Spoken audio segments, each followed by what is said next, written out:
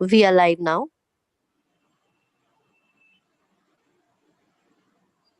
Ladies and gentlemen, a very good morning.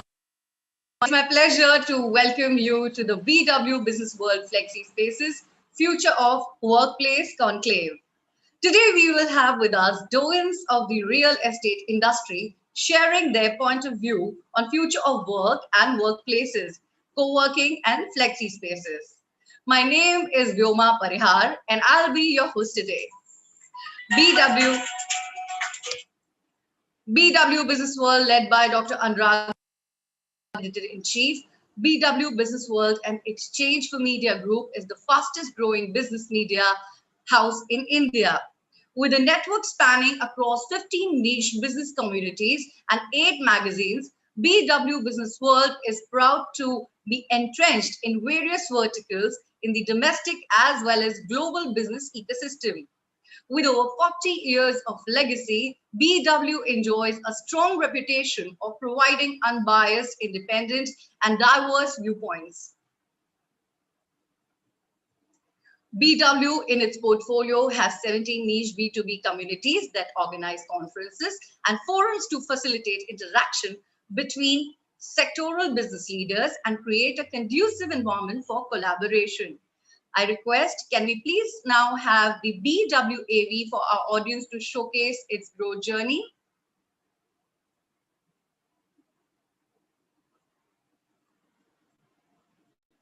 BW Business World presents a rich legacy of curated events that enable conversations on policy issues in India. Because of the state of our cities, we have no option but to build smart and resilient cities. Digital India is more for the poor, underprivileged and the deprived. Covering a range of topics, BW Business World events look to create a strong narrative around smart cities, digital India, healthcare, Swachh Bharat, human resource issues, education, banking and finance, among others. The world is fast changing. Best practices are available now on the net. Vikas development पूरी राजनीति में ये focus बन गया है. BW Business World events provide a speaking platform to the voices that matter. Smart से ताल्लुक यह है कि हम जो बेसिक एमिनिटीज हैं उसको हम चुस्त दुरुस्त करें. You don't have to be a technologist. You need to understand how technology influences the world. Mahatma Gandhi was a great man. He was the leader of the freedom struggle. We believe that e-governance and IoT will play a very, very important role. BW Business World is an excellent exhibition platform that helps you showcase your services to the right audience. To be a part of our legacy, write into us at partner@businessworld.in.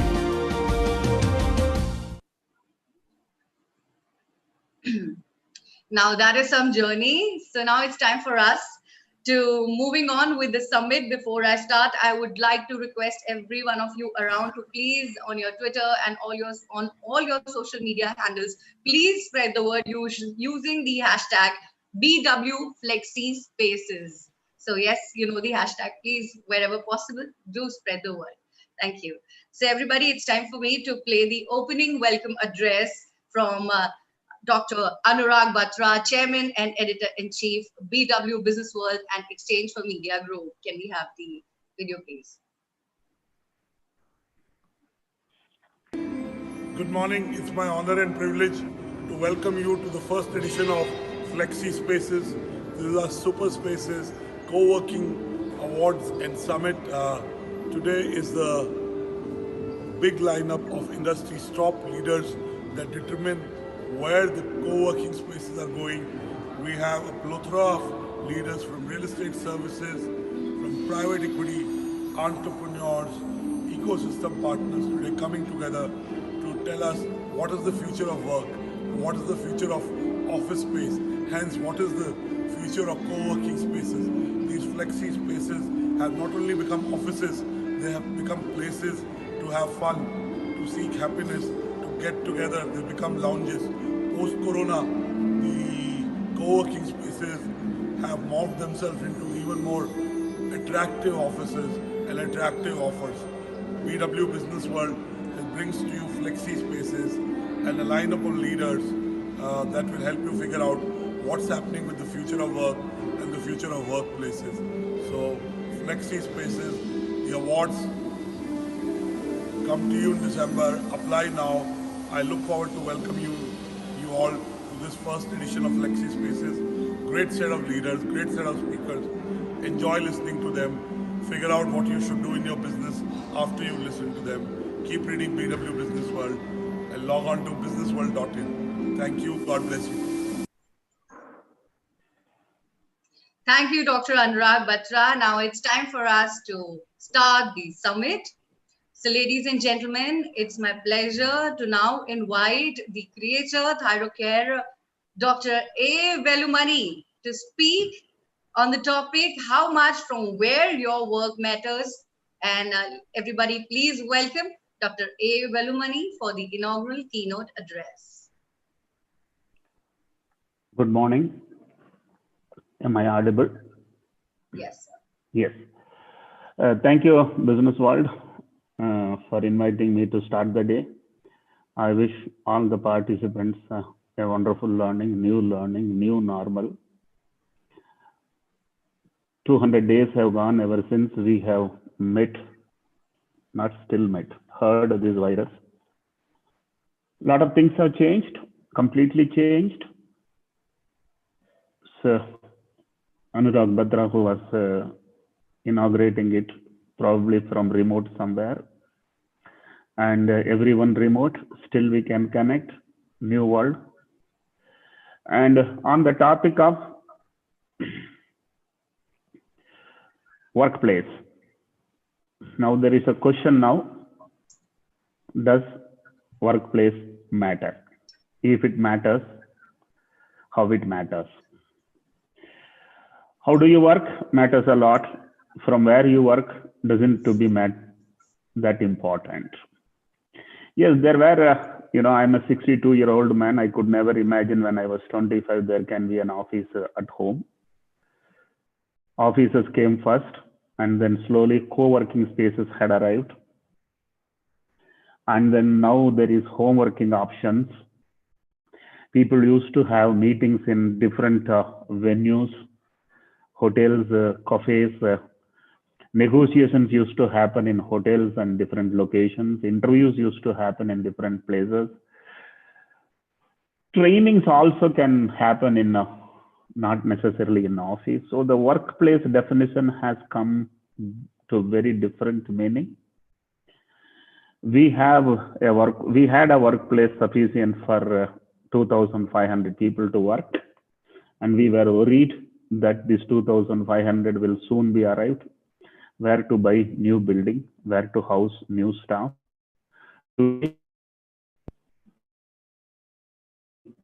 Home.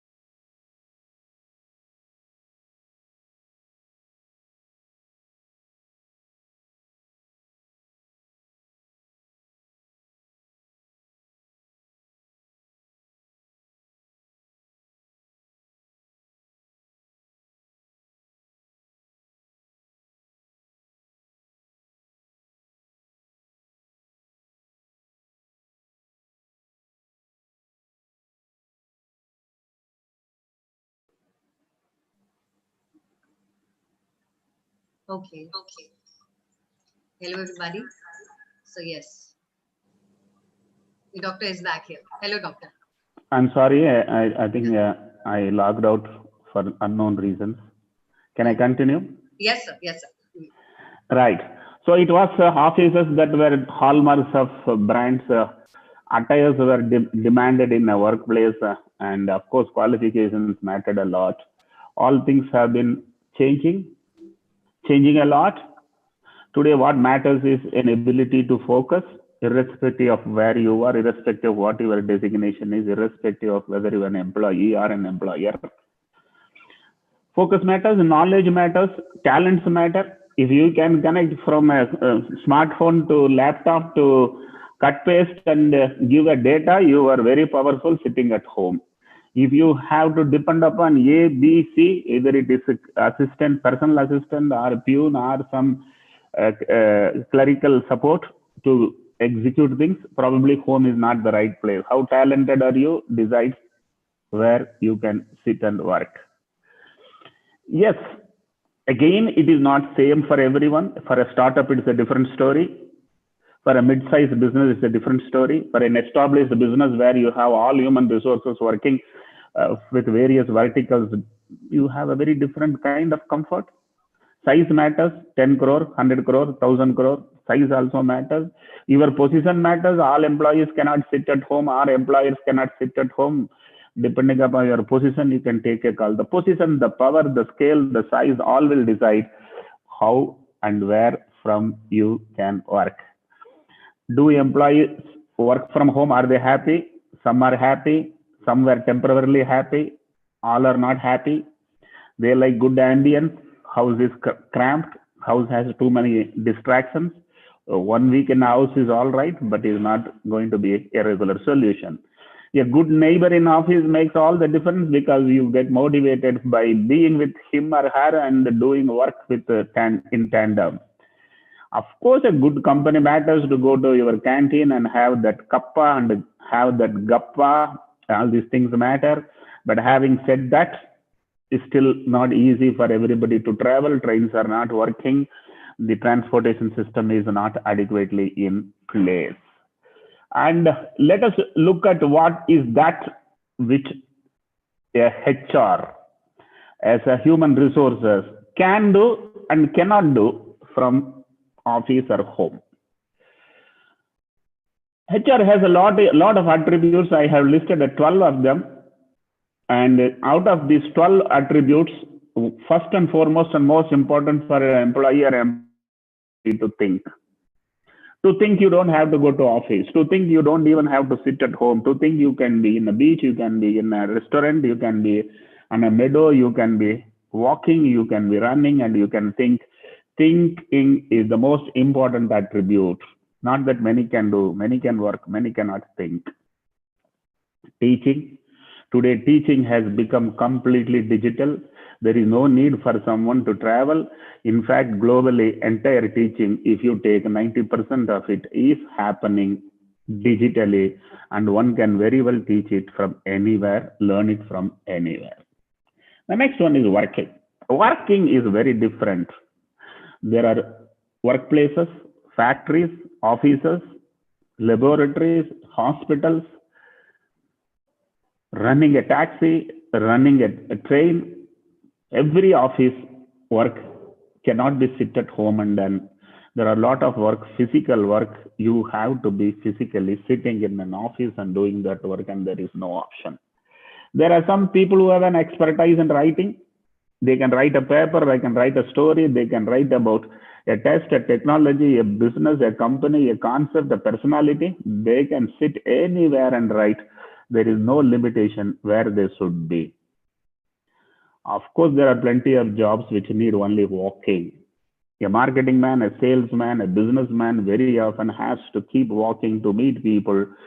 And that work doesn't need an office. And that is something which can be done on the road by people when they want it. There are some people whose only job is analyzing. Analyze a situation, analyze a mail, analyze a file, analyze a data, to explain the blocks in it, bottlenecks in it, the needs, and find out what is success and what is failure. Analysis is a very, very important job in any business process. Compile. There are some people who are very good at compiling. Give them a job, a 40 pages, 50 pages documentation they can finish in 10, 12 working hours sitting at home or sitting at office. But that is a unique capability. Compiling relevant, crisp data for studying about success and failure of projects or purchases or compliance. There are some people whose only job is watching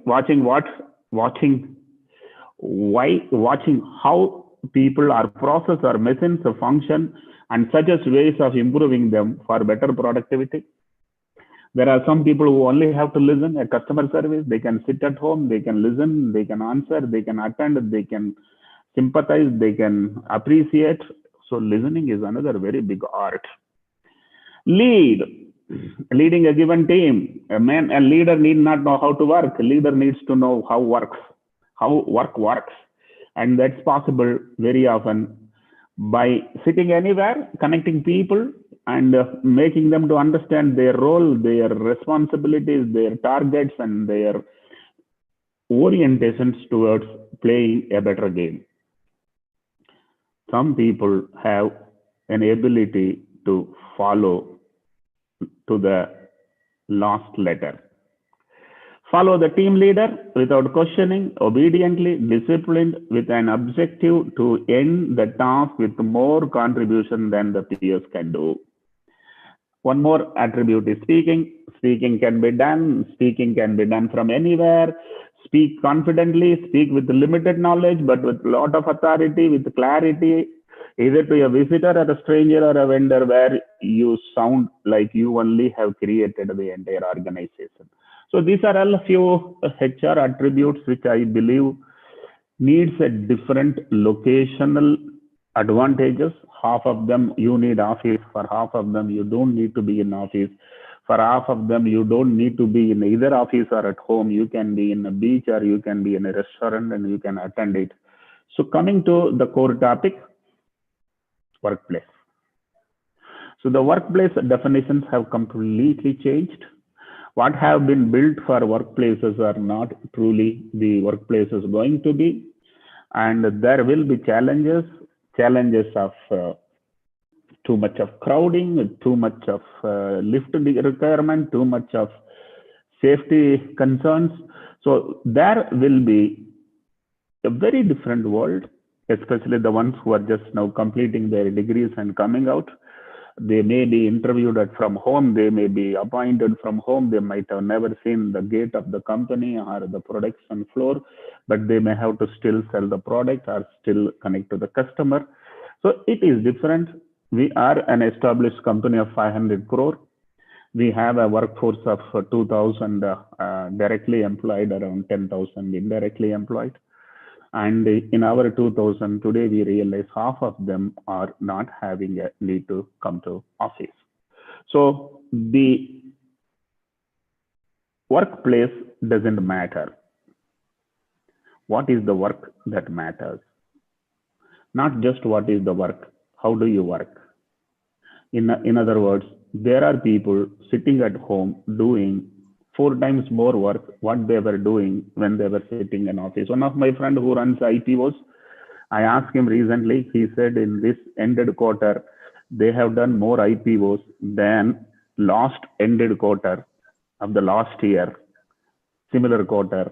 And he explained, only reason we are not traveling, we are saving a lot of time. Because we save a lot of time, we can process multiple IPOs. So if a roadshow for a IPO can be conducted without even moving out, stepping out, getting into traveling, plenty of things will completely change. Of course, it varies from industry to industry. Some could be 80% managed without going to office. Some can only be managed 10% without going to office. I'll be very happy to listen here from various industry leaders, various stakeholders of businesses. How do they see what way we are going to handle workplaces, full-time, owned, leased per hour, least for a month, to how do they handle how businesses can be housed, how workforces can be housed, how mutually everyone can coordinate and still do a better business, a greater business, a business with a better efficiency, better with a business with a better profitability. I wish to thank once again Anurag Batra and Business World for giving me an opportunity to be the keynote speaker in the beginning of the day. And I wish the day's deliberation goes exceedingly well and everybody enjoys learning from it. Back to the MC. Thank you very much, sir. Dr. A. Velumani said it really correct that yes, what you work really matters more than where you work. Thank you very much, sir, once again. Thank you. All right, everybody, it's time for me to invite on stage Regional CEO Asia Pacific G4S, Mr. Sanjay Verma, for the keynote address. Everybody, please welcome Mr. Sanjay Verma. Thank you, Vilma. Good morning, everyone. It's become almost customary nowadays to start everything with COVID and perhaps talk about COVID all the while and end it at COVID. So I welcome to that. We can't separate it from our lives nowadays, but I just want to start with human civilization. And bear with me, it's not a history sort of topic, but I do want to talk about it. If you look at the human civilization, the one thing that has been the endeavor is growth, whether it's intellectual growth, whether it's growth in creating, making a difference to Earth. If you look at an organization level, creating growth in profitability, etc. So growth is a key element of human civilization. And growth is directly linked to change. If change doesn't happen, growth doesn't happen. So over the course of so many million years, as we have grown, change has happened at its own pace, sometimes faster, sometimes slower.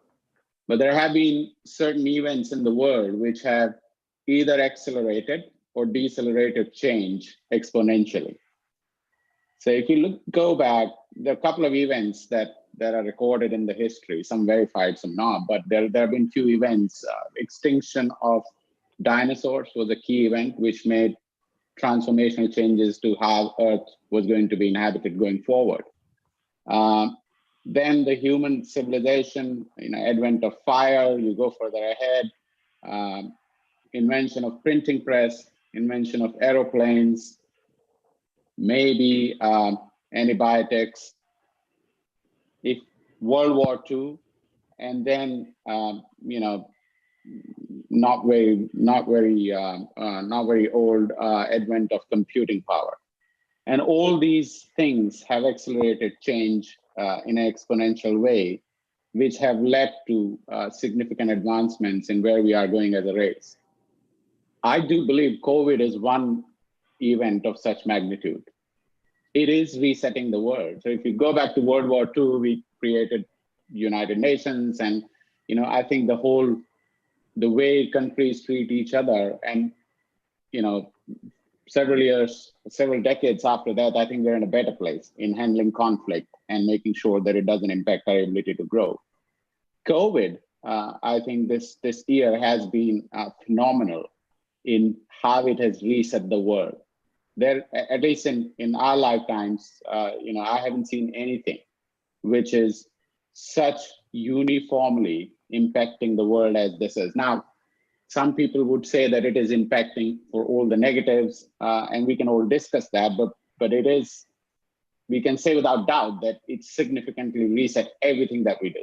How we work, how we eat, how we communicate, relationships, finances, everything has been impacted. And the way I look at it in a positive way, it perhaps will accelerate the change that was anyway happening. And that is a good thing. Sometimes crisis forces you to change, and change is a difficult sort of a subject. You do it on your own. I think more evolved and conscious people do it better than some of the others. But when crisis happens, it forces you to change because it becomes a fight for survival. So I think that's my first point. This crisis is forcing us to change. And the one area, and coming back to this summit and the subject, the one area where it has been a completely transformational change is how we work, or where we work from, or the workplace. It has forced people because of health and safety risk, because of lack of transportation, because of concern, because of infections, to not be able to go to the traditional space that we call a workplace. There has been, an effort over the last 10 to 20 years to redefine workplace, but it has been incremental because the inertia won't make us make a bold move. Well, this crisis has forced us to make a completely transformational move. And we are now forced to work from places which was considered inconceivable, ever we discussed about the workplace. Now, what does it mean? And what happens sometimes when we are analyzing change, we just look at what we can see, and sometimes we oversimplify the symptoms as the root cause. So today, you'll hear this most often. People would say, oh, the office as we know it in the conventional sense is dead. Everybody will work from home. And that is just oversimplification of a symptom. That we're working from home is a direct consequence of certain restrictions today. Are we doing it out of choice? We don't know. Perhaps we can analyze and say, yeah, we're doing it out of choice because it works better. Let's just hold that thought for a moment. We also think, oh, because it's given us more time with our families, we are perhaps more productive. Are we measuring it? Perhaps no. We're just saying it because it's happening.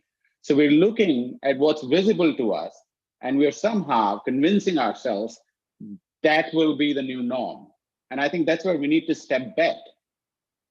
And before we start redefining what the future workplace will look like, which, by the way, we don't have a choice now. We have been forced to think that way because a crisis may happen.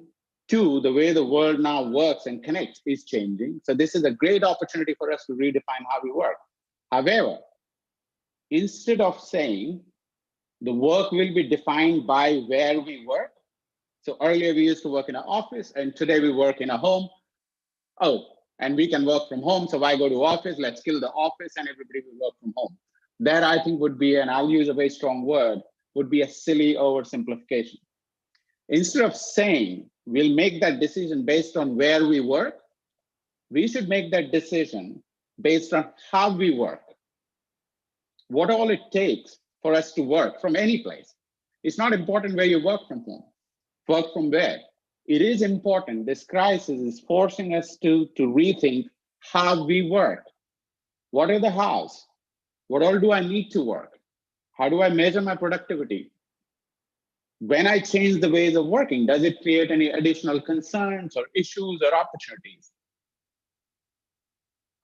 If we further distill it down, so the answer is not where are we working? That's a silly oversimplification. Let's just come down to we're working from homes.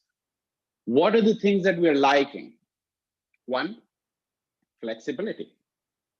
I think it has broken the shackles from how we used to work earlier. Get up at 8, go to office, park your car, go upstairs, sit in your cubicle, which looks the same, everybody feels the same. You meet those few people every day, you have lunch with them, come back home. So there was so much rigidity and form, standard form around what we did, which is completely broken. We like it or not, when we work from home, there is flexibility. We can decide who to talk to when. We can take a break when we want. We can engage with people in a way that is convenient to us. So it has brought in flex. So I think flexibility is a key feature of how we want to work. So let's just keep flexibility. Are there any negatives in how we are working? Now we're saying one would imagine that if someone is working from home and with the family, it should somehow link to better mental well-being. Well, the data suggests that there are more cases of people reporting stress. and mental issues in the current context than they were at office.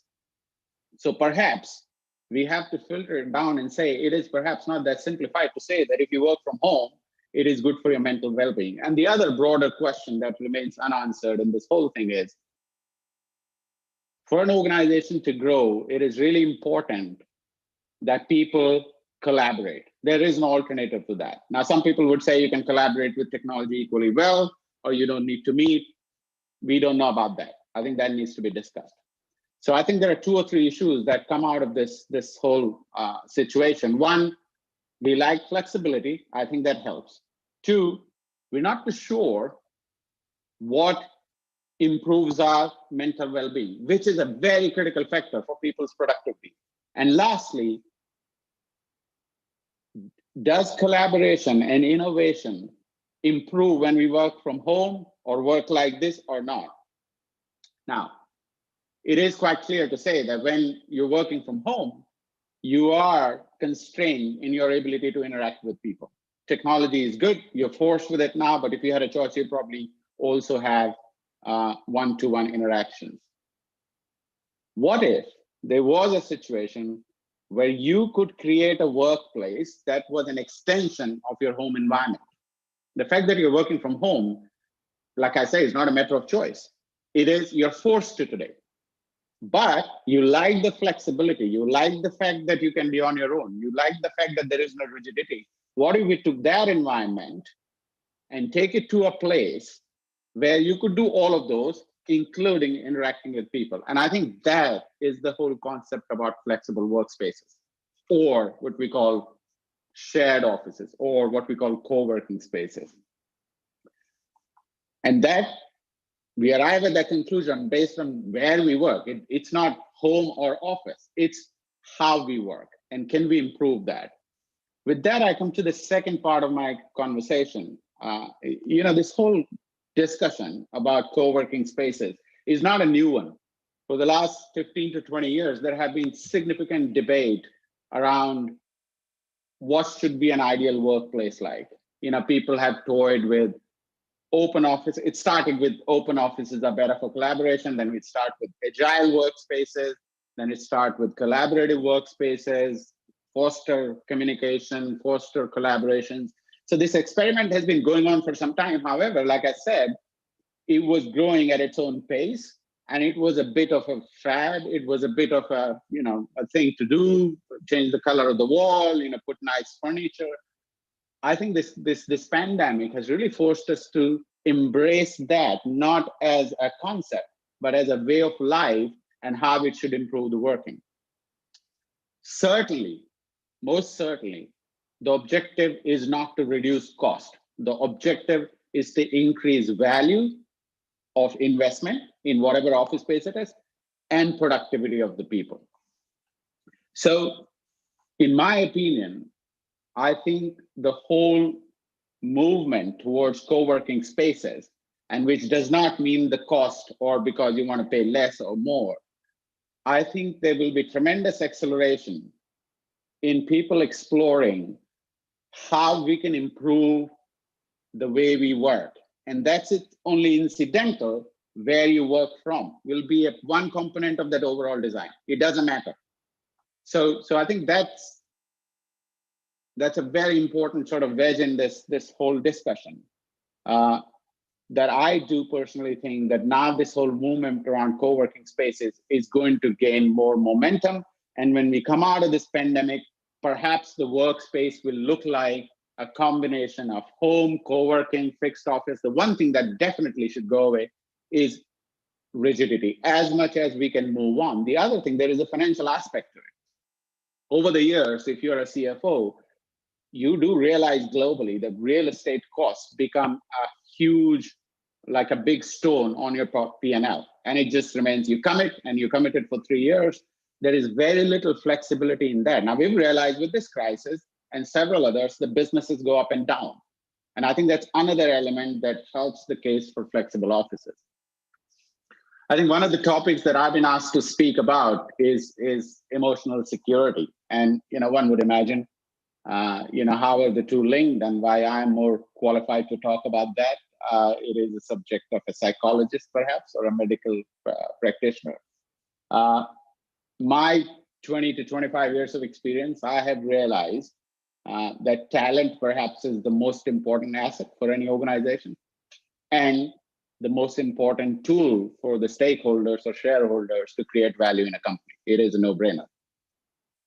Talent you have to attract the best talent, and then you have to create an environment where they are at their most productive and innovative best. If you can achieve that, you can then achieve the goals of the organization. Now, here is something that I've learned dealing with a number of specialized people dealing with talent. With all of the things that we talk about, compensation, training, development, it is now a proven research. Several papers at Harvard Business Schools, several leading psychologists of the world, human behaviorists, is that if people feel safe, and that safety includes a plethora of things, physically as well as emotionally, if they feel safe, they are at their productive best. It is a proven research.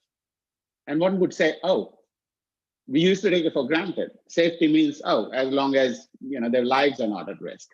It is now a proven research that if people feel emotionally safe, they don't carry stress, and all of those energies then go in the more productive and the positive aspects. Also, I think there was a paper in the Time magazine about the efficiency of the workplace and key responsibilities of the business leaders. And one of the conclusions was that leaders of a business have the core responsibility to create a safe place for employees.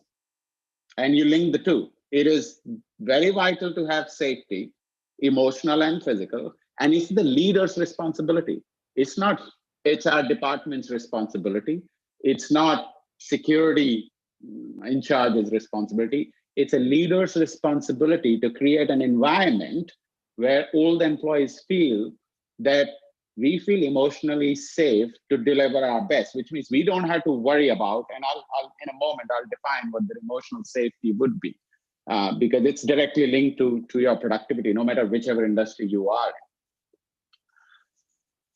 And with that context, I think this new element is being thrown into the entire workplace design. And if you talk to leading, and there are a few speakers later today, if you talk to people who design workplaces, for long people have been saying that your workplace has a direct impact on your ability to attract talent and your ability to retain talent.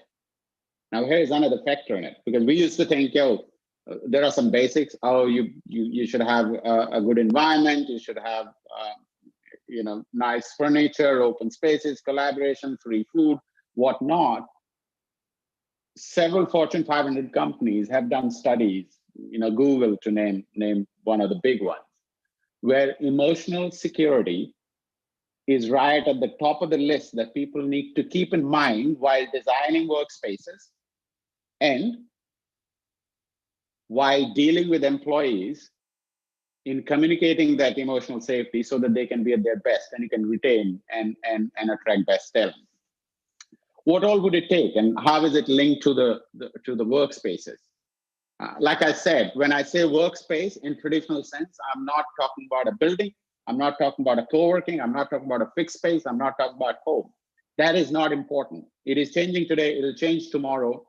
But perhaps a workspace which is designed with flexibility, which means if the world is changing, it has the bandwidth and the latitudes to continue to change, will be more successful. It's not possible at home. Your home is, by the way, as fixed as your office. So when you say, I work from home, not from office, you've just changed the GPS code. You're at a different place, which is now fixed. So only thing is you're with your family, and on a lighter vein, it may be a good thing or a bad thing in the long run. But you just change one fixed location with the other. The core is flexibility. So if there is a solution to the office space, which at the center of its design principle has flexibility will succeed. And that's why I'm a huge believer in the growth of the co-working space, which means these are office spaces or these are working spaces which are not dependent on shape, size, form. If there is a new trend tomorrow, they can quickly adopt to it. If there is a new technology tomorrow, they can add it, they can bolt on things stuff. And that's why these things are key, because the people, the ecosystem around them is all dynamic. When you go to an office building, there is a lease, 3-year lease, there are 200 workstations, and that's it. It's locked in for 3 years. You'll do some renovation, you can change the server. But a co-working space, apart from the real estate, everything else is dynamic. More importantly, it's occupants, they're dynamic. And let me bring to the last part of my discussion today is coming back to the subject of emotional security. What are the 4 or 5 or 6 different things that are key for us to achieve that? First and foremost is transparency. You've got to let your people believe and demonstrate that your workspace is transparent. And transparent, I don't mean glass. Transparent in terms of communication. There are no hidden agendas. Everybody knows what's going on. It is very difficult to create a transparent organization in a rigid office setting, whether it's home or office. And I think when you bring in a certain degree of openness or dynamism in the workspace, it will force you to be transparent because things are changing. People are in different sort of physical forms and shapes. So transparency is core. Transparency anyway leads to collaboration and creativity, dialogue and learning. And what's more important, when you communicate all of these policies for emotional security, the most important thing is intent versus impact. Most often, we design processes with an intent, and we don't bother to check the impact. If the employees don't see what is the impact or what's your intent, it's not going to be successful, or it might be creating some other desire. And lastly, the fact that you want to create emotional security around a workspace will lead to better productivity and innovation. However, you've just got to make sure that it's culture rooted and not policy rooted. What's the difference? I'll just take a couple of minutes before I end. Culture rooted is based on openness, based on visibility, based on leading by action, based on walking the talk, based on a shared vision amongst all levels of an organization. That's culture rooted. A policy rooted is a policy booklet, is a poster, is an email from the CEO, is a rule book, is someone to sign a form and saying, I've done all of these things. Emotional security or any kind of transformational in an organization cannot happen merely by, you need policy because you need some governance around any change, otherwise it'll get out of control. But largely it's got to be culture driven and not policy driven. And last but not the least, I think the future of the workplace and its success will depend on how much focus is there to increase trust. Now, trust is the most important aspect in an organization's growth. We forget that if everybody is remote, it's the most difficult thing to build trust. I mean, how often can you be on camera and you can't read the body language, et cetera, et cetera? So the workplaces will have to play a vital role in helping an organization create an environment of trust. And that's where emotional security comes right at the center of it. And at the end of the day, I think it's absolutely directly linked with the future of workspace, which I believe would be flexible workspaces, which would be an extension of your homes into an office and will be dynamic. They will not be a shape we agreed today and will be there for the next 20 years. So I think these are some of the things that I wanted to share. Thanks, Anurag and Team Business World for inviting me. Always a pleasure. And I do hope that some of the things I said, resonated with few of the people who are listening. Thank you. Thanks, Vyoma. Thank you for this insightful keynote address, Sanjay sir. Absolutely worth watching, because each and every point that you have just made. Actually, I don't know if many people know the importance of it, but I'm sure after this talk, everybody will definitely pay attention to this one factor, emotional security. Thanks again, sir. So I think we might have some audience question. So can we please check if we have some audience question and we can take it up? Sure. I think, yeah, we'll just check if we have some audience questions.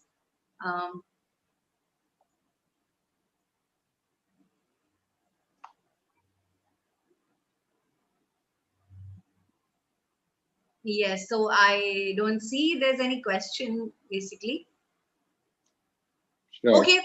Okay, I think we don't see any questions as such, because I was hoping that there will be questions, because I literally loved whatever you talked just now. And also another important point was trust is indeed everything. Thank you once again, Sanjay sir. Thank you for this insightful keynote address. Thank you. And good luck for the day. Thank you, sir. Thank you so much. Okay, so now it's time for us to play our AV for you, Anurag sir's AV. Can we have the AV, please? BW Business World presents a rich legacy of curated events that enable conversations on policy issues in India. Because of the state of our cities, we have no option but to build smart and resilient cities. Digital India is more for the poor, underprivileged and the deprived. Covering a range of topics, BW Business World events look to create a strong narrative around smart cities, digital India, healthcare, Swachh Bharat, human resource issues, education, banking and finance, among others. The world is fast changing. Best practices are available now on the net. Vikas development पूरी राजनीति में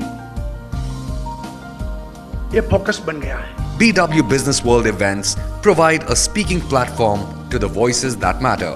smart से ताल्लुक यह है कि हम जो बेसिक एमिनिटीज़ हैं उसको हम चुस्त दुरुस्त करें. You don't have to be a technologist. You need to understand how technology influences the world. Mahatma Gandhi was a great man. He was the leader of the freedom struggle. We believe that e-governance and IoT will play a very, very important role. BW Business World is an excellent exhibition platform that helps you showcase your services to the right audience. To be a part of our legacy, write into us at partner@businessworld.in.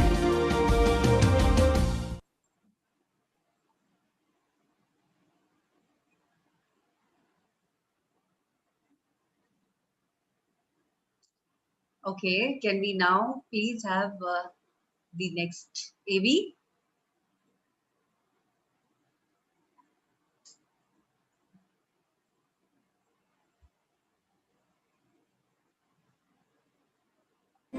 Good morning. It's my honor and privilege to welcome you to the first edition of Flexi Spaces. These are super spaces, co-working awards and summit. Today is the big lineup of industry's top leaders that determine where the co-working spaces are going. We have a plethora of leaders from real estate services, from private equity, entrepreneurs, ecosystem partners today coming together to tell us what is the future of work, what is the future of office space, hence what is the future of co-working spaces. These flexi spaces have not only become offices, they have become places to have fun, to seek happiness, to get together. They become lounges. Post-corona, the co-working spaces have morphed themselves into even more attractive offices and attractive offers. BW Business World brings to you flexi spaces and a lineup of leaders that will help you figure out what's happening with the future of work and the future of workplaces. So flexi spaces, the awards come to you in December. Apply now. I look forward to welcome you all to this first edition of Flexi Spaces. Great set of leaders, great set of speakers. Enjoy listening to them. Figure out what you should do in your business after you listen to them. Keep reading BW Business World and log on to businessworld.in. Thank you. God bless you. Can we please have the second BWAV now?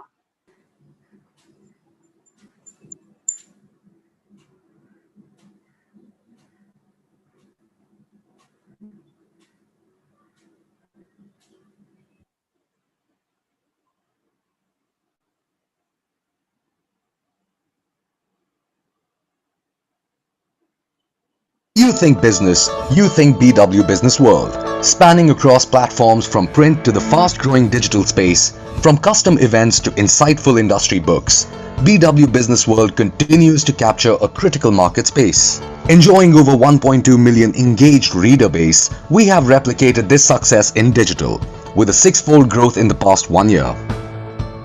So who is the BW audience? Our magazine readers are the cream of the crop business professionals spread across industries and niche communities.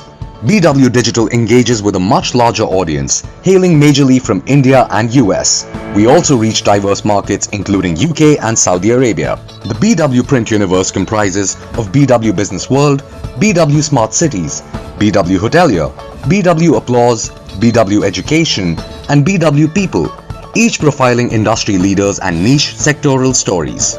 BW Digital communities target niche segments like startups, CIOs, smart cities, defense, amongst a range of other fields with a following of millions of unique digital users. BW Business World is an industry leader in curating a plethora of IPRs. With multiple industry stakeholders under one roof, BW IPR events generate superlative content.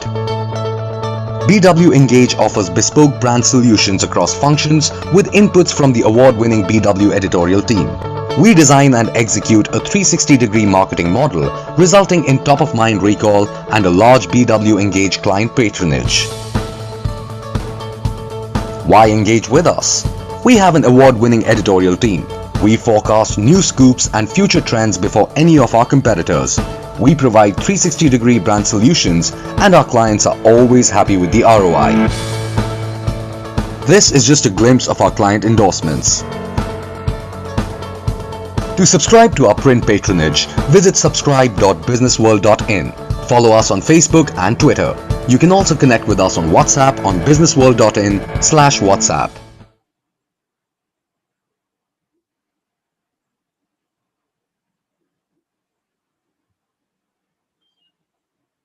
Okay, everybody. So as now in after few minutes, we'll be having our next keynote speaker. But before that, I would like to tell you that I hope you all are watching the Future of Workplace Conclave, and you're taking down all important points. And as we just have had few inaugural addresses, so you definitely now understand that what is flexi workspaces. So now as I can see, like in the corporate world and anywhere you see, people are moving towards flexi spaces. As our speakers just talked about, okay, what you work, that matters, instead where you work. But still, we definitely need an environment, a very comfortable environment where we all can just sit and comfortably do our work instead of having that strict work environment. If we have a lounge-like facility and a cool environment, so I think the productivity increases, right?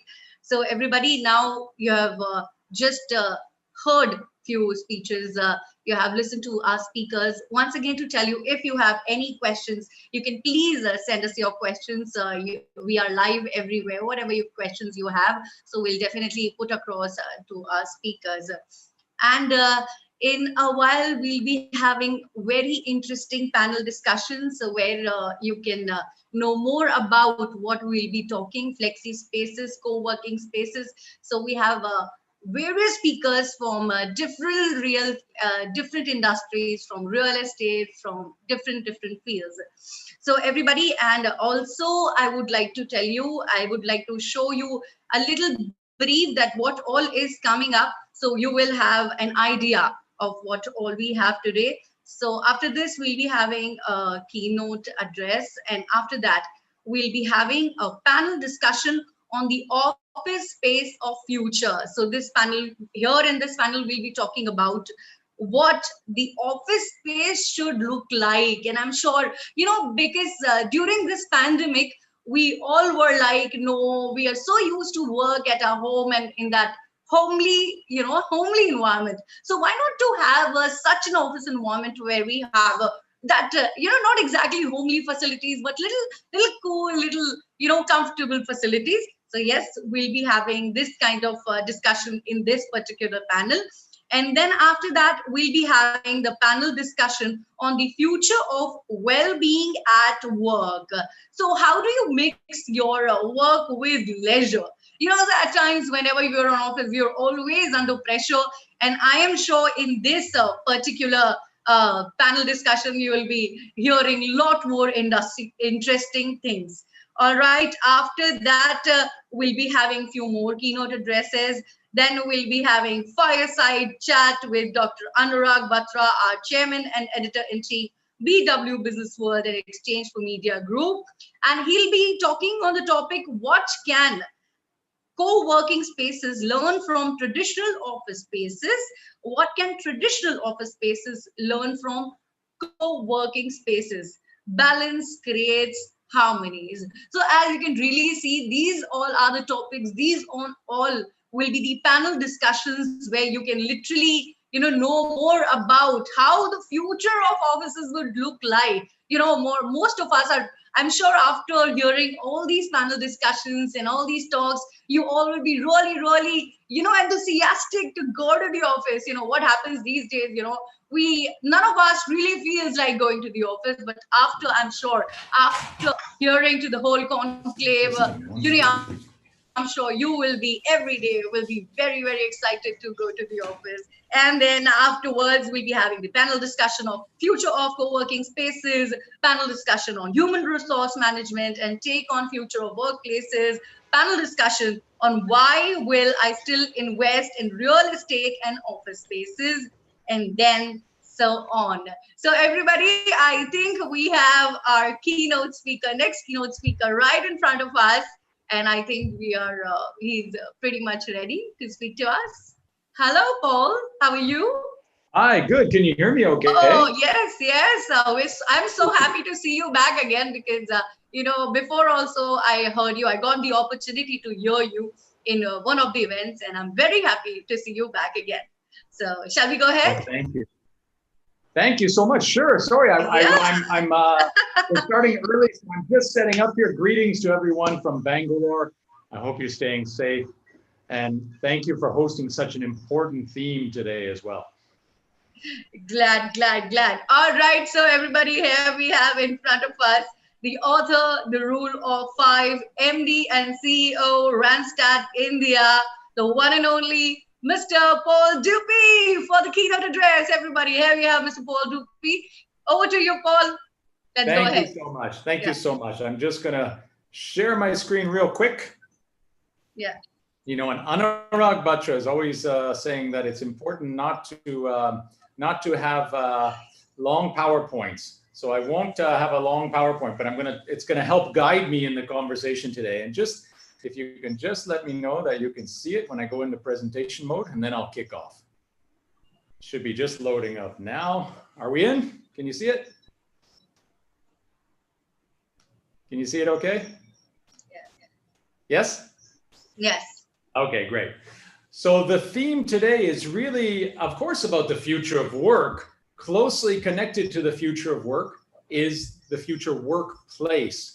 And, 2020 has really caused all of us to rethink the purpose of the office. And we're going to talk a little bit about that today. It so happens that I'm leading a global initiative inside Randstad. As many of you would know, we are a global company. We're #1 in the staffing and recruiting space in the world. We're in 38 countries. So by default, we cover about 92% of the global GDP. And when you think about that, the size of our company, and we are very service centric. So we're local for local. We have thousands of offices around the world. And I'm leading the global initiative for Randstad on rethinking the office, the purpose of the office. And we're calling it future-proofing the way we work. I'm also going to connect it with leadership, because I think it's very important now, all of us as leaders, we haven't really had to think about this seriously until 2020. completely rethinking how we work, the purpose of the office. So I'm going to connect it with the Rule of Five, which is based on a book that I just wrote as well called The Rule of Five. So here we go. First, I think it's important that we look back and think about, well, way back when. This is a photo from March 1st, 2020, BC, before COVID. It was a long time ago in many ways. While it's only been several months, it seems like a completely different world. And I'm sure everyone watching today remembers these scenes of walking into an office. This is what an office looked like for us until just a few months ago. We all know now that things are changing and things will have to change. And whether we like it or not, the reality is confronting the brutal facts that even if the numbers eventually do settle down with COVID, as they appear to be doing, some positive signs even here in India right now, the reality is that this kind of close quarter arrangement in the offices will be gone. And I already see a lot of companies across industries in India and beyond globally that are starting to completely reconfigure the office. But there's a bigger issue. It's not only the physical layout of the office. It comes back to the purpose of the office. So this is March 1st, BC 2020, before COVID. It's time for us now to look forward. That's really what today's conversation is all about. It's about the future. It's about what's next. And when we think about what's next, it's about reimagining the workplace, the purpose of the workplace. Clearly, digital would be a key word. We've already discovered that. I mean, I interact with CXOs every single day in India and at the global level, across industries, from service to commodities to FMCG to manufacturing. One thing is clear. Everyone has been forced to embrace a digital way of working, a digital way of connecting and collaborating and so on. So the word remote has come to the forefront. I can tell you as a company like Randstad that provides a service that helps people get to work. We create gainful employment. We help companies grow. We have 60,000 people that we put to work every day across the four corners of India. In many ways, we were quite a touch-centric operation. A lot of analog, a lot of paper. Part of it is mandated by the government, the nature of our business. But we did our best to identify where we could shift to a digital interaction. We call it tech for touch. So onboarding, for example, a contingent worker and putting them to work was a very paper-heavy process in the past, and it required us to meet people face-to-face. We've since adapted, developed tools that are allowing us to handle this process in a digital way. Certainly the way we collaborate with our colleagues as well, and I'm sure many of you who are watching today are thinking about your collaboration over the past 7 months or so, how it's happening in a digital environment. We've all discovered new tools on how to do that. And it seems almost every day there's something new. I remember the first conference that I attended online a few months back and how it felt like attending a conference in person, walking into a hotel in Mumbai and then heading to the auditorium and having your name called and then stepping up on stage and so on. That is being simulated now by some pretty amazing technology. So just one example, but we're all starting to learn and embrace that as well. It's an interesting report from McKinsey that just came out. It's actually the Digital India report. And it says that the two countries in the world that are the fastest growing in terms of a digital economy, and I'm talking about bringing digital into our daily lives, whether it's in the workplace or beyond. The two fastest growing countries are Indonesia and India when it comes to a digital economy. And clearly that's an opportunity for India as well. We talk about hybrid work. Well, clearly this is a term that's being used more and more to refer to the way we work. Again, you saw the last photo that I showed, which was really about, that was the way we worked. We reported to an office and there was this concept of absenteeism and presenteeism. So we actually measured effectiveness and performance of people partly on whether they showed up in the office and reported to their desks. I believe those days are quickly going to disappear. We're moving to a hybrid way of working. What hybrid really means is freedom to decide how you work. The key is more now focused on the process and the outcomes, and it's less about reporting to a desk. So presenteeism is quickly disappearing. The future workplace also provides lots of opportunities. So we've seen it in Randstad, and many of the CXOs I speak to are talking about the remarkable increase in productivity. And there are different studies as to why this is the case. The obvious ones are there, possibilities. For example, we eliminated the commute. It's 30 seconds to commute to your den, your living room, your bedroom, to have that call.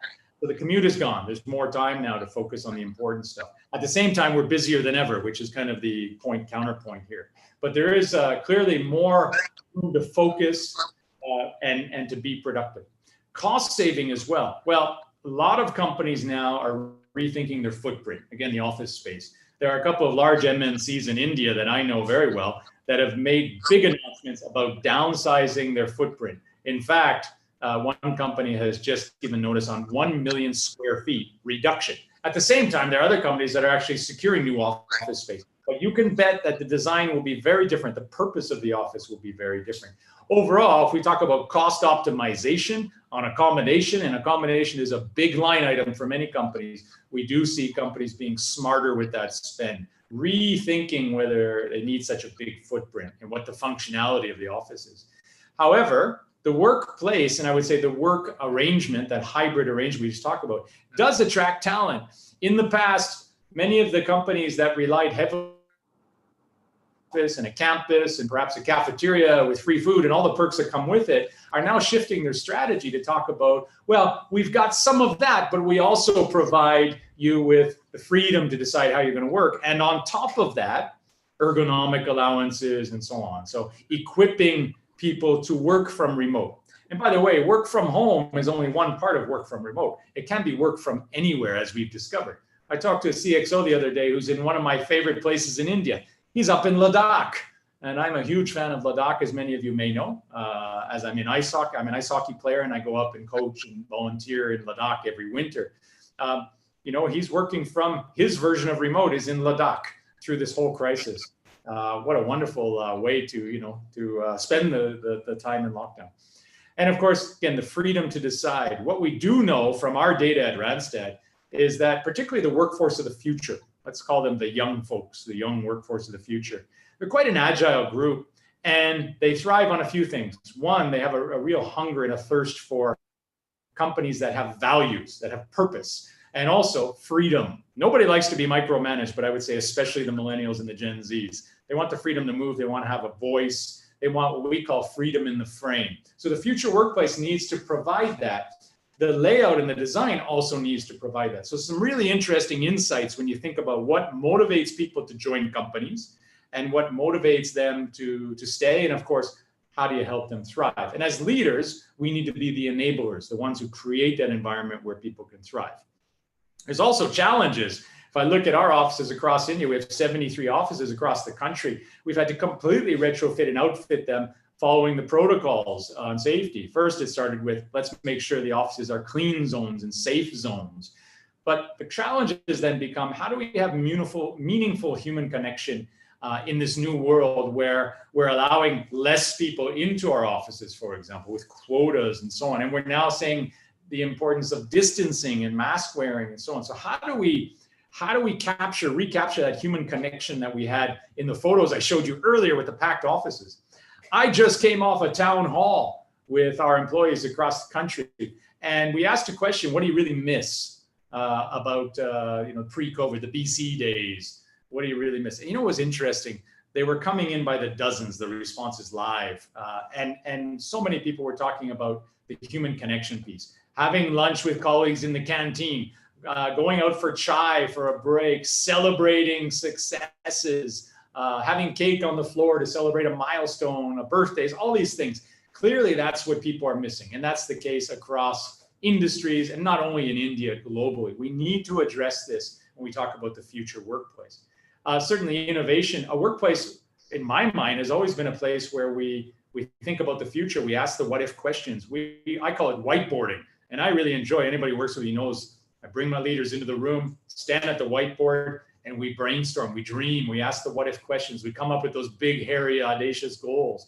We need to find a way to do that, to capture that in this new workplace, this hybrid workplace. Collaboration as well, of course, we collaborate better when we're face-to-face, and studies have proven that. It's true. That's why we have things like offsite meetings where we plan strategies and so on, and we do activities together. Collaboration is kind of a human quality, and we need to be together at one point. The future workplace needs to allow for that. Of course, culture, and this is one thing that a lot of leaders are struggling with, is how do you create this sense of belonging in this virtual environment? And that's one that's really tough. And I don't have the answer to that yet. What I am seeing, though, is some companies doing some very innovative things, and they're investing in the onboarding and induction program to make it as close to the face-to-face experience they would have given in the past. And of course, security. Well, I would actually say safety as well. Keeping our offices as safe zones. What we can control is the office itself. We can make sure it's a safe zone and a clean zone. What we can't control is what happens between point A and point B, from the home to the office. And we need to find a way, this future workplace needs to factor that in. And if people are working from remote, not from home, but working from remote somewhere, we need to make sure that they're also safe where they're at and that data is also safe and so on. So leading into the day after tomorrow, and I call it the day after tomorrow because the world is moving so fast now. 1 year ago, I was sitting with my leadership team, as many leaders on this call would connect with. We were planning our strategy for 2020. And we've all been doing this for many years. Every fall, you start to look ahead to the new year and you plan your strategies with your teams. We call it day after tomorrow planning. And I can tell you, as a leader who's been leading for many years across borders and so on, nowhere in my strategy was to prepare for a global pandemic. There's not a slide anywhere in my deck that we presented to our leaders last fall about a global pandemic. But what we did talk a lot about was agility, the importance to be agile in this new world, the importance to be prepared for anything. And that's one skill, I would even call it a muscle, that many of us as leaders have put on through this crisis. We've been forced to be agile, to be creative, to think on our feet. So leading into the day after tomorrow absolutely is going to require agility, the ability to pivot. So I want to talk a little bit about the rule of 5, the leadership model that I talk about in my book and how it connects with this. First of all, when you talk about leading in the new world, leading in a fast-moving, fast-changing world, especially in the current situation, it begins with a compelling vision of what that world's going to look like. Now, none of us have a crystal ball. I just told you 1 year ago in the fall when I was preparing my 2020 plan and so on, there was nothing about a pandemic. Nobody has a crystal ball. But what we do know as seasoned leaders, and as you get more and more experience as a leader, you start to be able to peek around the corner, because the future is actually directly connected to the past. We can see the trends and we can predict what's coming next. So it starts with the first E, which is envision. Envision is envisioning the future, envisioning the needs of our employees as we look ahead to the workplace of the future. Now, there's lots of data out there, a lot of surveys that are fresh and analysis that are fresh about what motivates people, particularly in times of crisis and fear, but also moving forward. We do know that people long for that touch element, that collaboration piece, the celebration piece. Those are key words. We already know that. The vision for the future of the workplace needs to include collaboration and celebration. Once the vision is created, then it's about expressing it. So it's important for leaders to come up with a strategy on how to express this vision and what the future workplace is going to look like, what the future of work is going to look like. And then, of course, using an omni-channel approach, expressing that, taking advantage of all the ways that we can connect and communicate with people as they're working from remote.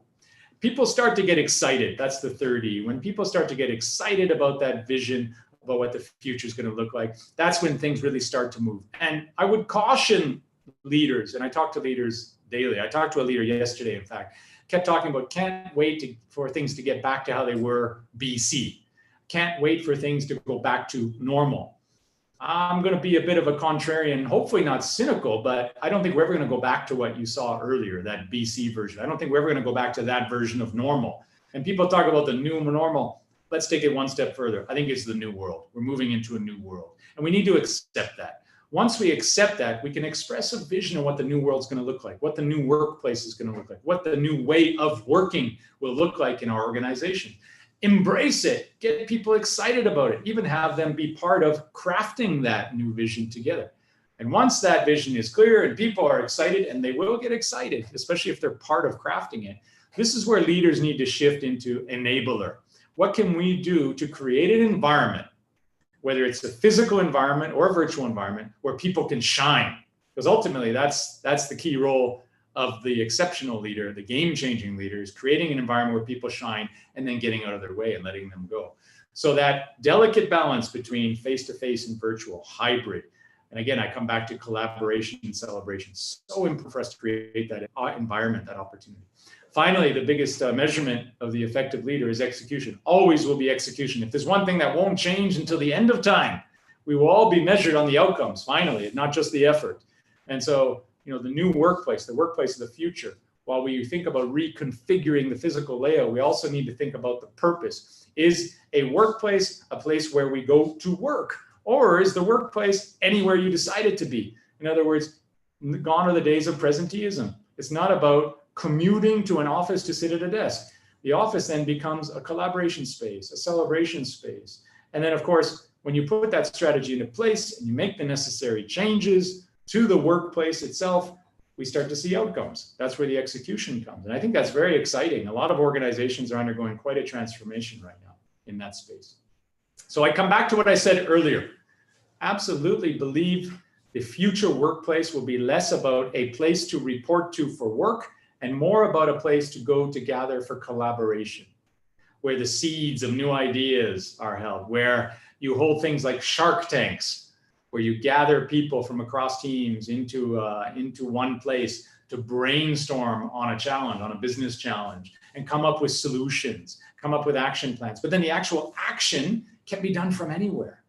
The collaboration, though, needs to happen in person. And of course, along with that, we can take safety protocols and we can follow all the safety protocols that are prescribed by the authorities in doing that to create an environment where people can collaborate safely. And again, it should be a hybrid way of doing that. And finally, of course, the celebrating piece. I mentioned it earlier and I'll say it again.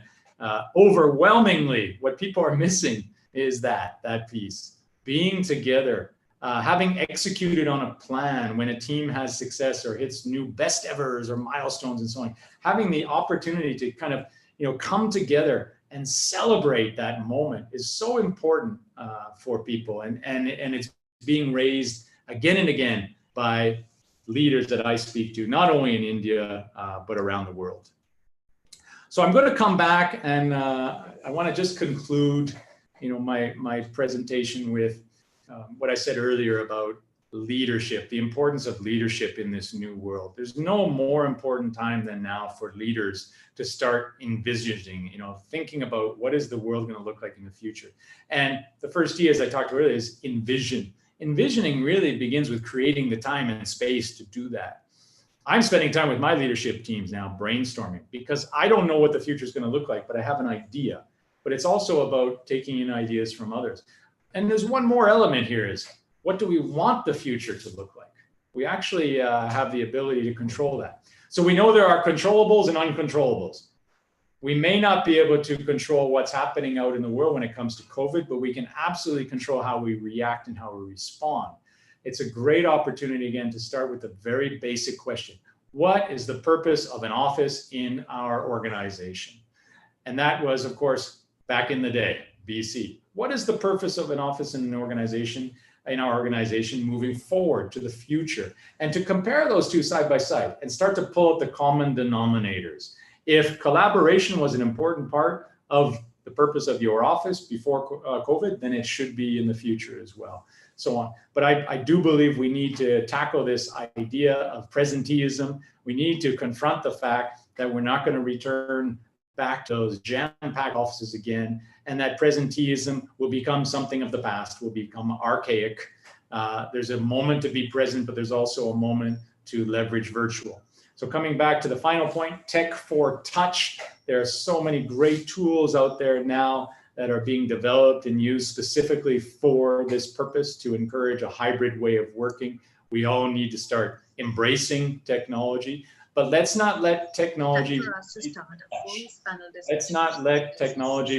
the touch. This is very important. Technology can handle the transactional interactions, but when it really comes to touch, the collaboration, the celebration, let's make sure that we prioritize having our people together, of course, in a safe environment. So I'll pause here. I'm not sure if you're taking questions at all, but I'll just pause here if there are any questions or if you'd like to take it forward. Go ahead.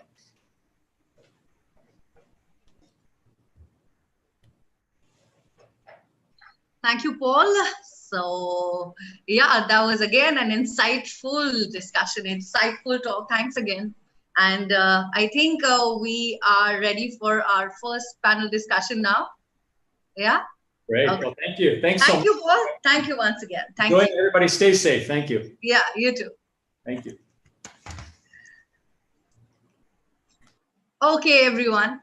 It's time for us to start our first panel discussion of Flexi Spaces Future of Workplaces Conclave. So now it's time for me to invite all our speakers. First of all, I would like to invite for our next panel discussion. The next panel discussion is on the office space of future. As you already know, what are we here discussing? So the panel discussion is on the office space of future. And now I would like to invite founder and chairman, Winers Worldwide, Ravi Deshpande. Chairman and joint managing partner, Credberg Pawan Swami. Principal architect, Premnath and Associates Premnath. Author, speaker, urban sociologist, Dr. Binti Singh. And our session chair for this panel discussion is COO and Joint Managing Director, Analog Retail, Session Chair, Pankaj Ranjan.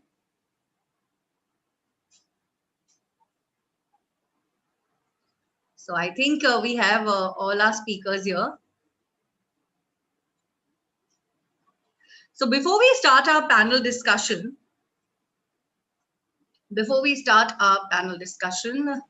and as I say, the panel discussion will start at 12. Before that, we would like to present you our legacy audiovisual. Can we have our legacy audiovisual, please?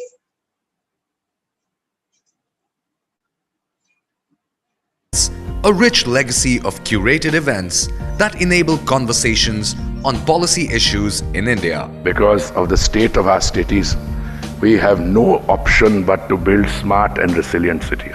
Digital India is more for the poor, underprivileged and the deprived. Covering a range of topics, BW Business World events look to create a strong narrative around smart cities, digital India, healthcare, Swachh Bharat, human resource issues, education, banking and finance, among others. The world is fast changing. Best practices are available now on the net. Vikas development पूरी राजनीति में ये focus बन गया है. BW Business World events provide a speaking platform to the voices that matter. Smart से ताल्लुक यह है कि हम जो बेसिक एमिनिटीज हैं उसको हम चुस्त दुरुस्त करें. You don't have to be a technologist. You need to understand how technology influences the world. Mahatma Gandhi was a great man. He was the leader of the freedom struggle. We believe that e-governance and IoT will play a very, very important role. BW Business World is an excellent exhibition platform that helps you showcase your services to the right audience. To be a part of our legacy, write into us at partner@businessworld.in.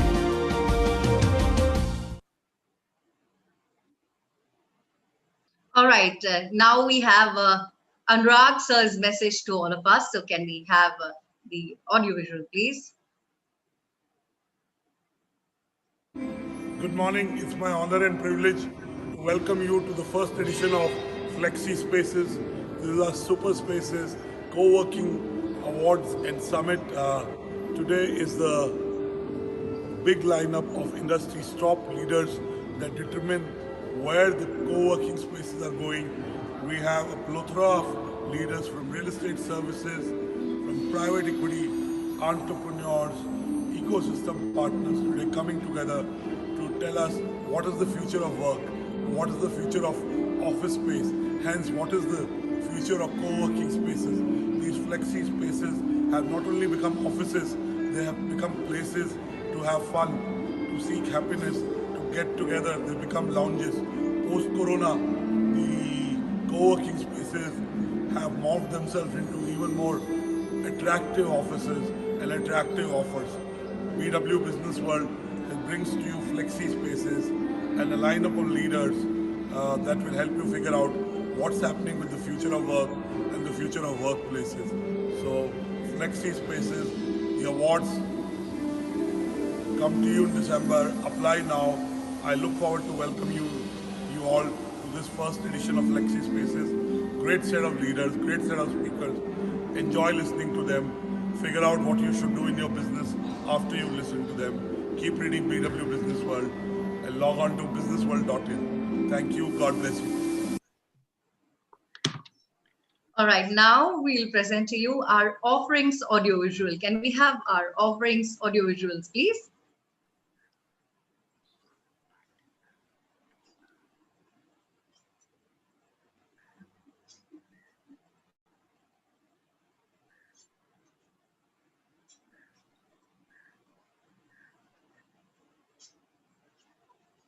You think business, you think BW Business World. Spanning across platforms from print to the fast-growing digital space, from custom events to insightful industry books, BW Business World continues to capture a critical market space. Enjoying over 1.2 million engaged reader base, we have replicated this success in digital, with a six-fold growth in the past 1 year.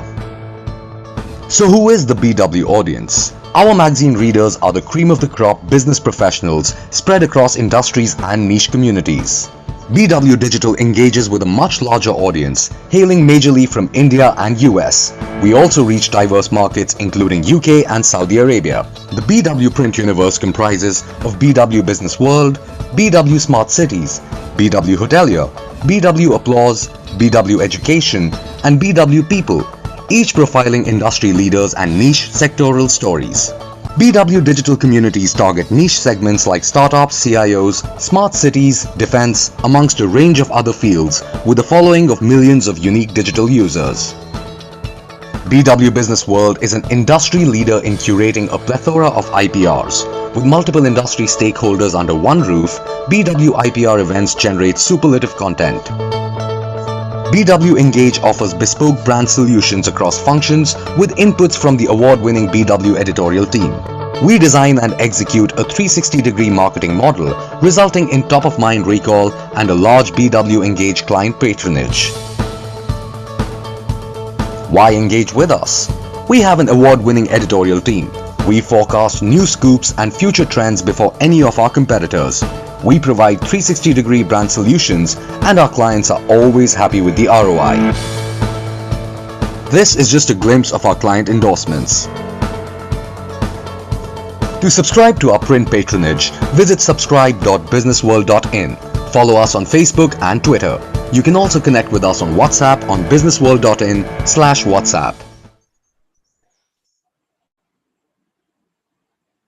All right, so this was our offerings video. So everybody, as I said earlier, please do share this information. We are live on all across social media, Twitter, Facebook, Instagram, on our BW pages. So please tell your audience to join us there also.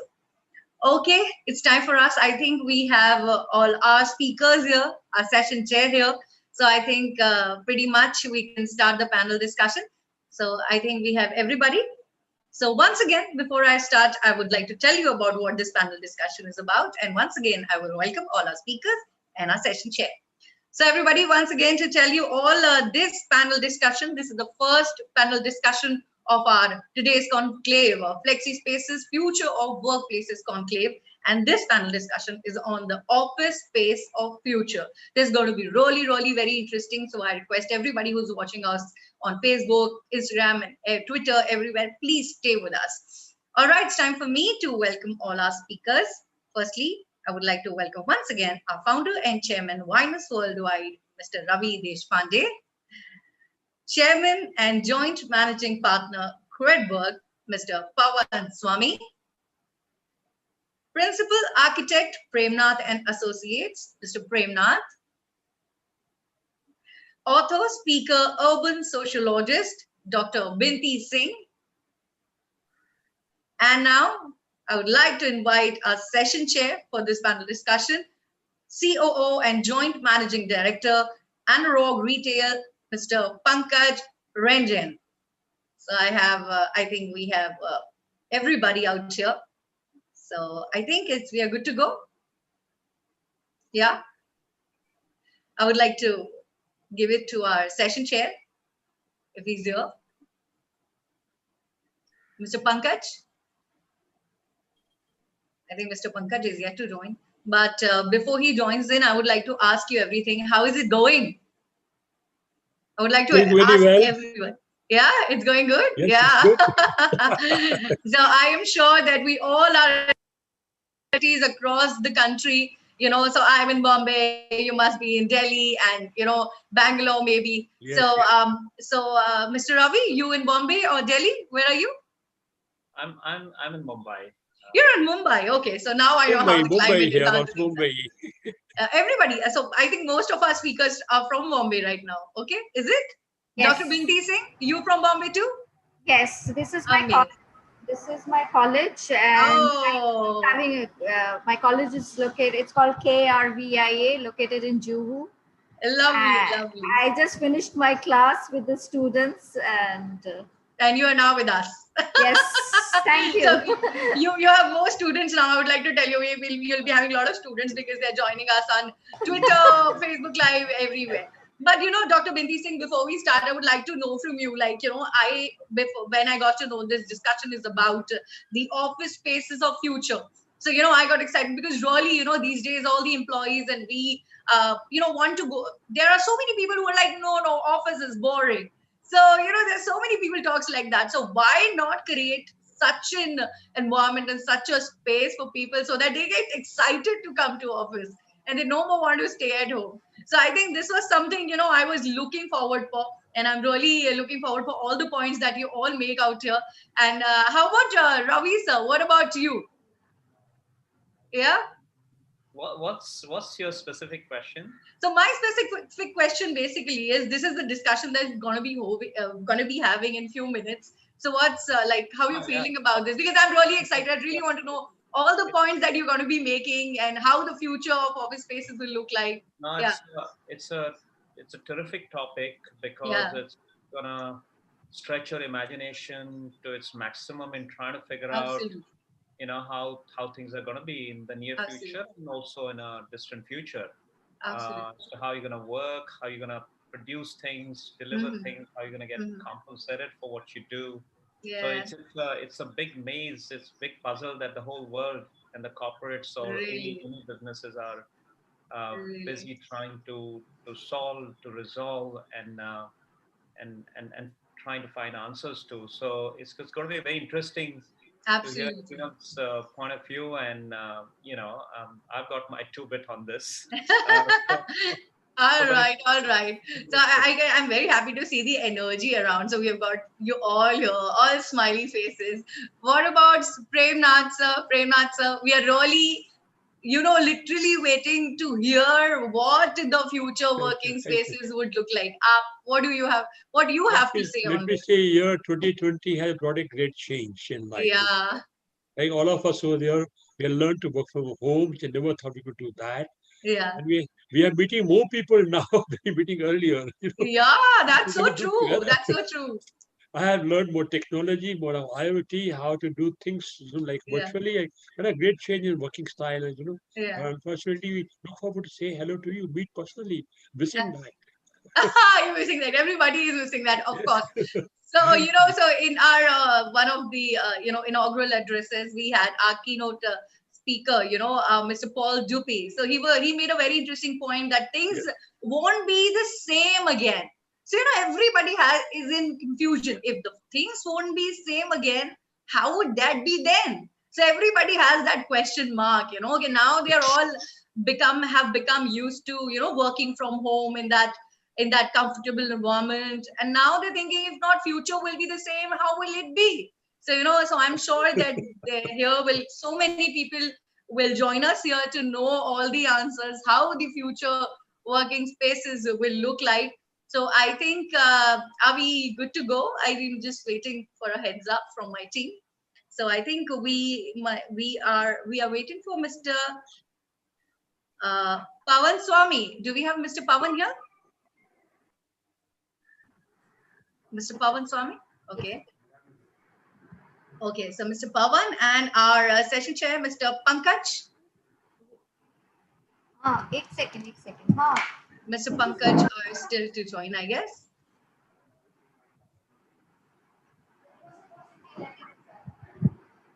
Mr. Pankaj is our. Sorry. Okay.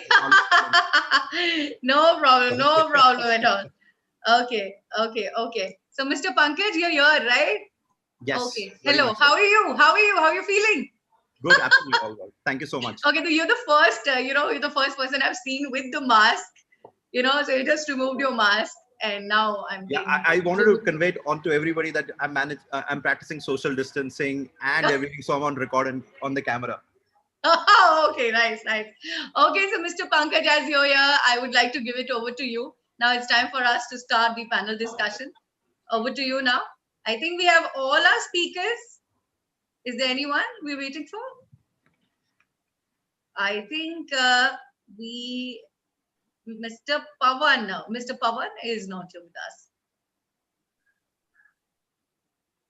Mr. Pawan. So what do you say, Pankaj? Can we go ahead? You're not audible. Please unmute yourself. Sorry, I'm saying we're supposed to start at 12. Would you want to wait for a minute or two? Yeah, so it's just 2 minutes to 12. So, okay, we can wait, not a problem. Yeah. So, yeah, Mr. Pankaj, so would you like to say something about what's going on around these days? Everybody is locked in their houses or in their offices. Very, very, very worried whenever we step out. We're always worried, what if this happens? What if that happens? So, do you have to say anything about that? A general thing, basically. I mean, I just met a client and he was telling me he started traveling 2 weeks back. And I was asking him, I have a mental block. How do I overcome that block to start traveling? Because we started doing a lot of the things going out of the offices. And I really want to understand from everybody on the panelists as well, because we all now been sandwiched our homes, waiting to get out. But how do we overcome the mental block of getting out? Where do we break that in and saying, listen, can we go out and travel, meet more people, talk to what's happening as well? So, it's, I think, a lot of mental block right now. At least I have, and little, saying, should I start traveling? Should I go in an airline? Should I stay in a hotel? Take a cab? And I think all of us have to overcome that challenge somewhere. How do we do that? I think in today's world, how do we overcome that challenge? Yeah. So how are you overcoming that challenge? Just one point from your side. And how do you, do that self-talk and convince yourselves and be less apprehensive? I think, as I said, I talked to this client and he gave me full confidence. So I think picking up from each other and looking at each other up and saying, okay, listen, he's started doing it. So if he's doing it, why can't I go and do it as well? Yeah, picking it gives you from that confidence each to go out. Yes. That's a nice one, picking it from each other. So yeah, you have people around telling you, "Hey, don't worry, just be safe, put on your mask, do the social distancing, and you're safe." But still, then after that, when we watch news, we all get scared again. So I think answer lies in stop watching news. Yeah, no, it's not about the news. I think, somebody put it very correctly in saying, listen, how long can you stay away from it? Yes, do you have an option? Absolutely. Do you have an option to not do that? So that's the thing. So he says eventually you have to. So you have to come over that mental barrier of start going back to work as a regular day. Practice whatever social distancing what you have to practice, and be as cautious as possible. But eventually you have to get out, because this is not ending soon. Eventually we have to. And the good thing is that so economic indicators in saying that the world is coming back in a positive way. India's, if you look at the GST collections last in October, were all-time record high. So it gives a lot of confidence that the business is back. So if you want to be part of that wave of catching the business, then I think you'll have to get over this and move out. True. All right. So interesting points indeed. So I've taken note of all the important points. Okay, it's time for us to start the panel. And now I would like to give it over to you, Pankaj. So please take it ahead. Here we go. Okay, great. I think if we can just quickly start, Vyoma, is by all the panelists can introduce each other for the group as well as for the audience who's listening to us and watching us today. So should I start with the order if I can see on my screen? So yes. So it's first is Ravi. Hi, Ravi. Would be good to introduce yourself. Yeah, hi. I'm a founder and chairman of Winers Worldwide. We are sort of digital-centric advertising company. of course, we have wide enough and deep enough expertise in being able to do advertising across different mediums. We also have a very specific and special accent on branding and design. So that's what we do, and we are about 7-year-old company. Great. Mr. Premnath, we definitely know about what you do. You're a well-known architect, but it'll be good to tell the entire group as well. Hi, I'm an architect and an interior designer, and in the business for the last 55 years. I have done almost everything in the field of architecture, interior designer, anything possible. My forte currently is doing corporate offices, IT offices, and more of like public spaces and large townships, and particularly sustainable architecture. We are the winner for the gold rating for the township level and winner for the platinum rating for the campus architecture. So sustainable architecture is one of them over there. And of course, I'm really concerned about the future of architecture and future of life of everybody. And today we're going to speak about, of course, future of offices, part of the job over there. Look forward to catch up with you. Are you able to hear me? Pleasure, sir. Thank you so much. Right.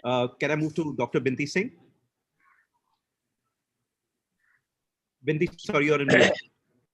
Yeah. Hi, everyone.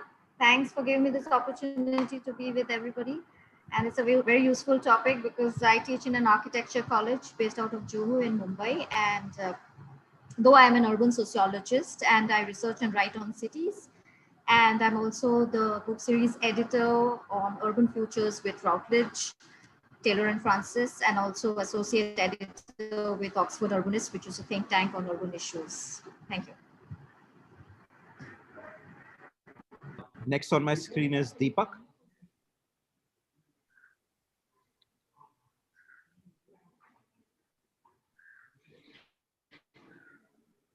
I think I have, we'll go with Paul. Paul, a quick introduction about yourself.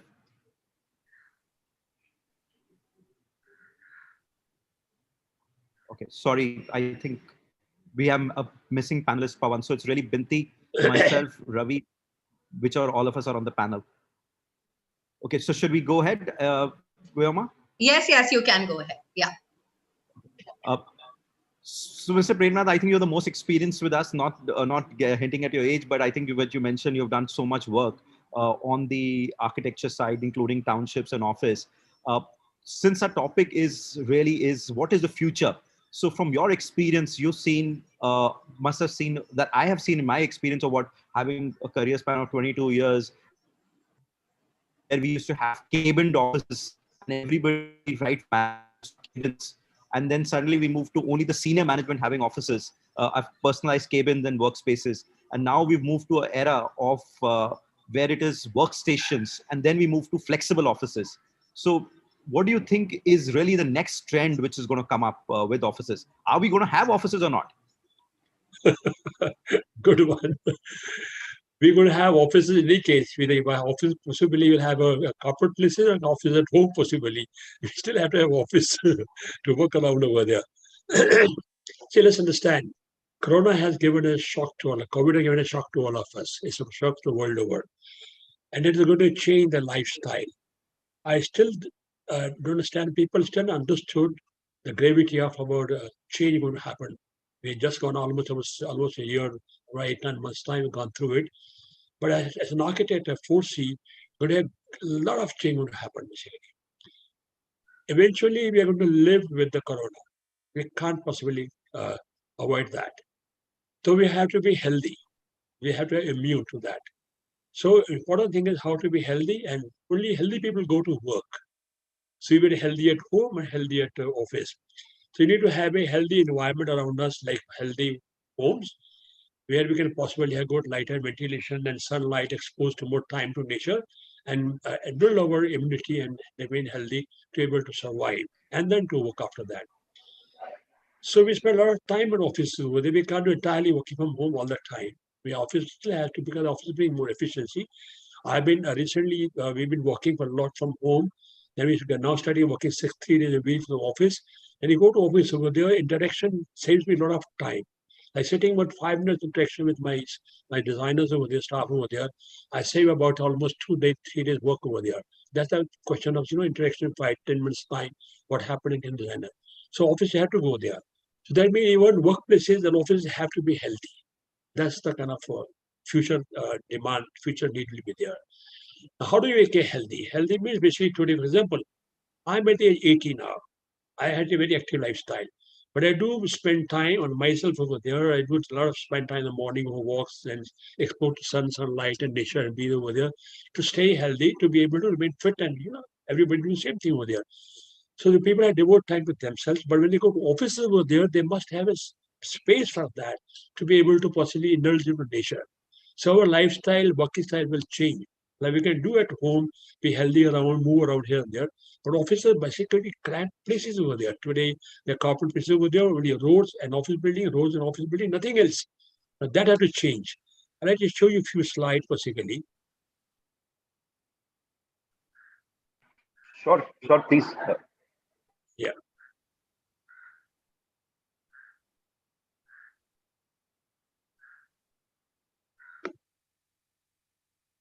See, when your office in future will have a spaces like this, like to have a office will have a kind of balcony, will have a veranda, or will have a cutouts or a space outside where people just look around the office. People can move around the office compound, and they enjoy the sunshine. Like people every couple of hours they can come out like that. So offices will have to be of something like this. Like you can see the offices coming over there, like green architecture, more sit-outs over there, more cutouts over there, more green spaces in the office around over there. And there's a small office over there, like every kind of floor has got something, all every 2, 3, 4 floor, after 4 floors, a small cutout, we call breakout area, normally what we have it. So normally we'll have to bring more sunlight into environment. Office will have to bring more nature into environment so that staff people working over there can every few 2-3 hours can go out and sit out and expose to nature, expose to sunlight, expose to fresh air, and come back to work over there. Now that is the way that we can need for the office people to remain healthy, part of nature. Nature is the biggest kind of dose, biggest kind of medicine. Also, like we have an old time security system. We didn't have security 20 years back. Now in the last 20 years, we have security system coming to offices. We'll have a similarly virus control, like security control have virus control. When you go to offices, our office have to be sterile, have to free of kind of viruses over there. They go through like a security tunnel. You get washed out, you get completely over there, and then move into your office, you go to reception. Your reception possibly have an inbuilt UV light. We call it UV light possibly. And in offices, when we're introducing now UV light, there's ultraviolet light, what we use in hospitals and pharmaceutical concept over there. This UV light basically works at 250 nanokilometer, basically very short wavelength over there. They're healthy, they're skin healthy, they're skin friendly. They don't damage your skin over there, and they eliminate all kind of virus, including coronavirus, basically. So that'll be the need for the office to do over there. Offices will have to have a kind of break area to see like green pocket in this view over there. You will have kind of inbuilt lighting as part of your additional lighting. I told you UV light possibly we can give you place corona free.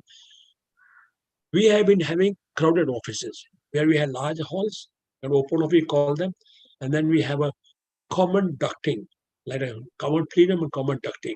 The entire hall becomes kind of one volume, which may have virus if we have somebody goes through entire office. And that's very deadly. We'll have to change. We'll have to convert them into compartments, small compartments, about 50 people, 20 people. We'll have independent AC air unit over there. Also have independent fresh air, treated fresh air coming in. More number of air changes required so that air is more healthier and clean environment and doesn't contaminate. So the contamination, when it happens, it remains within this small compartment, 10, 15, 20 people, not more than that. That will be the need for the future offices. We'll also have a social distance as part of our life over there. We have a kind of work module like this. It could be like visitor area, possibly small meeting area, sit outs over there, or workstation over there, where people can remain isolated. We'll have a variety of kind of possibly you'll have workstation or work modules over there, which can possibly give you privacy at the same time, work over there, and also give you virus-free environment which become healthy space over there. This is how I look at the future is going to be there. So with this kind of visual, I thought possibly I can let you know how my office spaces are going to be in future, because we're already starting working that way. I'm doing a kind of large corporate offices for SBI in Gift City. We're already starting implementing all these kind of features in the work areas. And fortunately, they don't have very large kind of workforce. They have possibly spaces have been contained, people have been cut down. We are using almost about 60%, 30, 40% staff has been cut down in their offices to maintain larger space over there. This is how I see the future of offices, and like possibly share with you more thoughts with you. Thank you very much, and look forward to some other kind of share with other people some ideas. Thank you, Mr. Premak. Thank you so much. Ravi, coming to you, Mr. Premak mentioned about office spaces becoming more spaced out, uh, more whereas there is, whether it's creating the health side where it is disinfecting tunnels, creating more open spaces for people to go, but keeping in mind the current environment, which is a lot more, and putting the UV light, which is the current environment of the virus. But I mean, all of us are hoping and are keeping our fingers crossed and talking about the fact is that this is a temporary phenomenon. And, hopefully, say by middle of next year or early next year, we should have found a solution for Corona. And, but when we plan our offices, it's not something which we plan only for the situation which is temporary today. We're obviously going to plan for a long term. Out of these new trends, what do you think will continue to remain for future? So is this saying that disinfectant tunnels will remain for life? Is this saying the spacing will remain, that people will get used to the idea of separately earlier, which was earlier people were living like, he showed us a very nice picture, which was like, I think, like a kind of could be a space station, or could be to a media company's office, or it could be any trading floor where people are packed next to each other and could come, wherein, in a, distance of just about a fist actually. And now we're talking about spaced out. But are there any trends which you think are here to stay forever? Even when we become a corona-free world in office spaces? Right. That's what the bunch of slides that Mr. Premnath showed were really interesting. I have a slightly different take on this, Pankaj. I do feel that this is clearly a temporary phenomenon. Just looking into the past, where China went through the SARS episode some years ago, they came out of it. There was a setback for a while, and they started to get their act together, and things just became absolutely normal. So much so that people even forgot what SARS was, at least for a time being.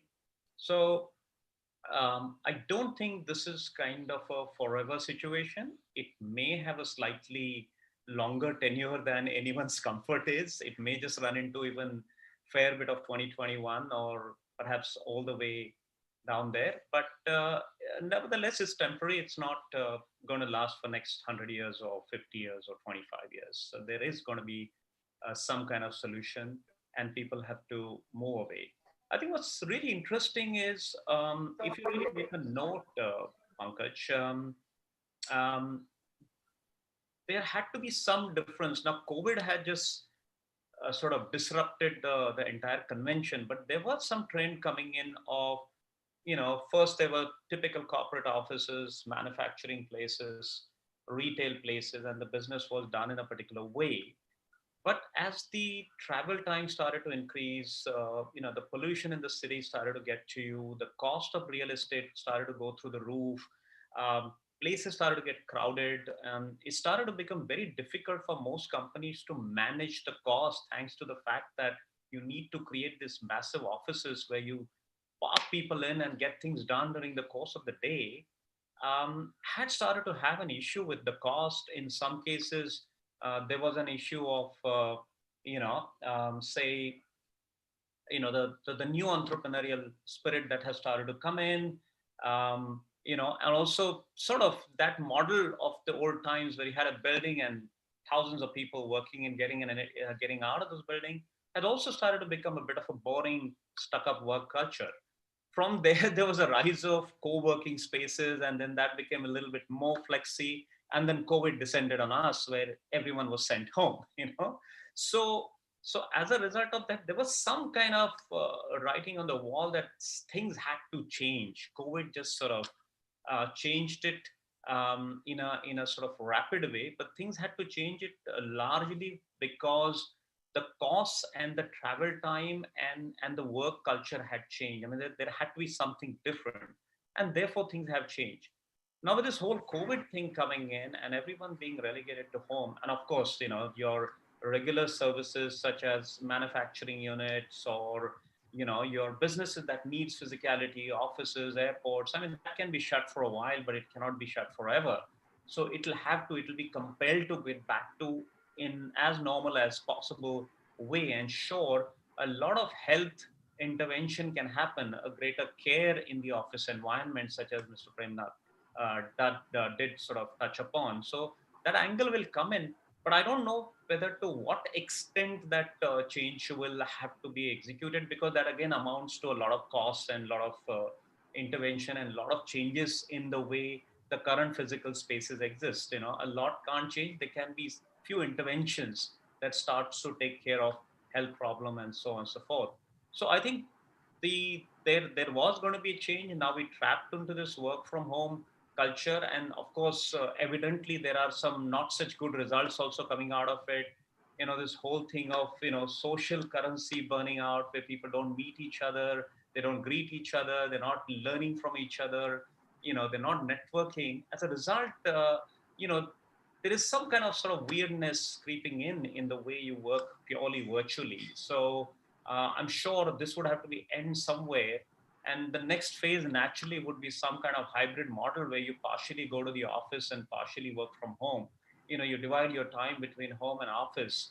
Of course, this again never can apply to businesses that needs physicality, where you really have to go to a point B to be able to execute your work. But most businesses that can function reasonably well through virtual medium will resort to part sort of being physically in the office and part virtually, at least in the next phase. But looking at the problem that there would have to be some kind of human connection for for people to stay motivated, for people to learn new things, for people to not be only about staring at screens and getting things executed. And there would have to be some kind of social angle to it in order to feel great about the idea of work in first place. So to that extent, I think this whole hybrid will first and foremost come into place as soon as some signals of either vaccine or some kind of evaporation of this virus starts to happen. People will have to sort of aggressively move towards, sure, the new normal, but a fair bit of intensity in the work and rebuilding all the broken sort of economy, broken businesses, and people will have to get aggressively back to building things in the way that once again starts looking prosperous. And in this whole also this new spirit of entrepreneurship and younger, newer businesses, startups, etc. And they need it in smaller offices, smaller spaces. So sure, they can shelter beautifully well within the co-working space environment. Of course, with some more interventions done within the co-working environment, such as Mr. Premnath said, bringing in the health angle, bringing in the sort of being careful so that you don't struck with any kind of unfortunate sort of incidents in terms of spread of virus or something. But yes, I don't think this is a permanent fixture. Sure, there has been some tremendous, wonderful learning out of this the situation, which will get implemented in due course. I hope that sort of throws some light. No, great, Ravi. Thank you so much. And I just both you and Mr. Premnath both mentioned and talked about healthy workspaces and the others. And that before I come to Binati, and I want to leave this and I'll tell you where, so I don't know where all of you are based, but I'm based, I used to live in Bangalore and I just moved to Gurgaon just about a month back. And I've just been monitoring the air quality and I live with my family and I got young kids. So today's air quality on the weather barometer of Apple, on the Apple phone, which there's a weather app, it says the AQI index is at severe, and there's nothing beyond severe. So it's already reached the end. So we're talking about healthy lifestyles in terms of getting healthy offices. Binati, my question is to you, and since you were an author and a teacher as well, is the future of offices to decongest and make our lifestyles healthy? We can create great office spaces which are healthy inside, but what do we do about the outside? Can we decongest our cities? Is COVID telling us a trend in saying you really don't need to come into a Delhi or a Mumbai or a Bangalore to work, particularly a city like Delhi, which is dealing with such high, severe pollution? That can we get people to work in the smaller cities or outside, really outside the cities, and improve the overall health being of the? And is there a new trend which could come up? So could we see big office spaces come up, or offices coming up in a Kanpur or a Lucknow as well as a market, or IT companies setting up smaller offices there, than rather being building huge IT parks in a Bangalore or Hyderabad or a Delhi or a Bombay? Do you think there's a new trend which could come up? Vinity, I will leave that to you.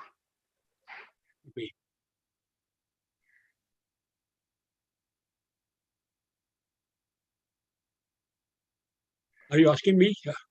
No, I'm asking Dr. Vinti. Okay. I think she's got disconnected. Yeah. Dr. Vinti, could you hear me? Yeah, I lost you in between. There's this internet connection is a little unstable. Yeah, but I understood your question. I got the crux of it. So yes, I will borrow, as I always do, I borrow from the classics. So I'll borrow from Michel Foucault's idea of heterotopia. Heterotopia, and we can actually use it in the design paradigm to rethink our cities.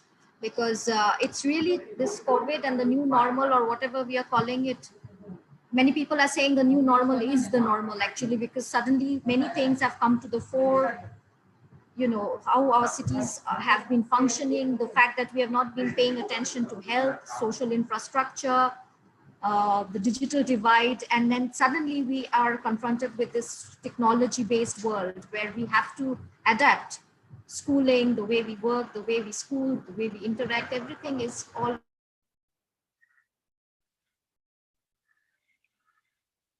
I can't hear Binti. I mean, I think she's got a she doesn't have a stable internet connection at her end. I think. And yeah, I think Dr. Binti, it'll be better to put off your video. It'll be. I think we lost her. The internet is very unstable. I'm sorry about that. Ma'am, I would suggest you put off your video. Actually, It'll be better only we are audio. consuming so much of internet and so much of broadband that the other I would day, suggest you switch Mumbai off your saw video. a complete blackout, you know, and I think we don't have the supporting infrastructure even in a city like.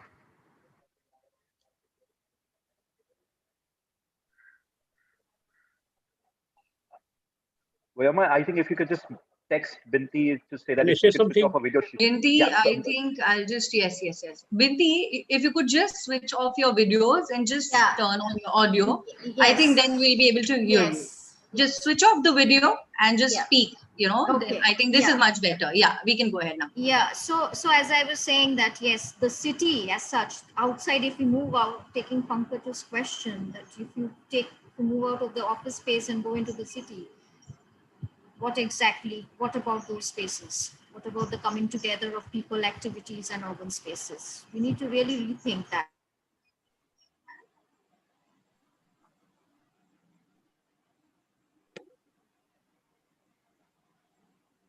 I think there's some. She's got a there's connection some. issue.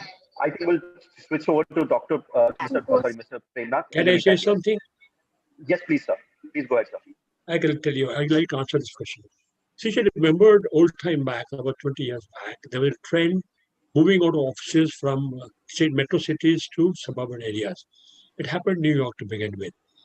Because of New York, basically, that you had New Jersey got developed, and a lot of offices moved to suburban areas because they had advanced technology. Who's that girl? She was wanting. In our country also, about many years back, people thought of putting offices outside the metro cities over there because it was cheaper and economical, and even a lot of staff comes from outside over here, but they didn't have adequate kind of quality of the internet services available. Today we have it. Today we have network available almost entire country, and we are getting for now 4G and 5G also. So it is possible that you can see a lot of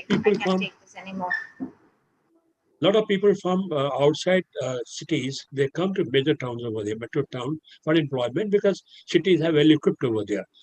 Now they have bad climate, pollution, like Delhi has a bad, Bangalore has a very bad pollution over there, and the atmosphere is not good enough. So we'll have to move out of the Bangalore, slightly outside the Bangalore, further up.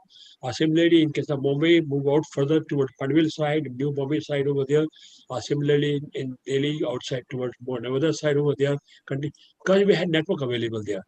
And also the accommodation is cheaper, the rentals are cheaper, and the staff is also available. Quality staff is available because most of the staff come from the outside.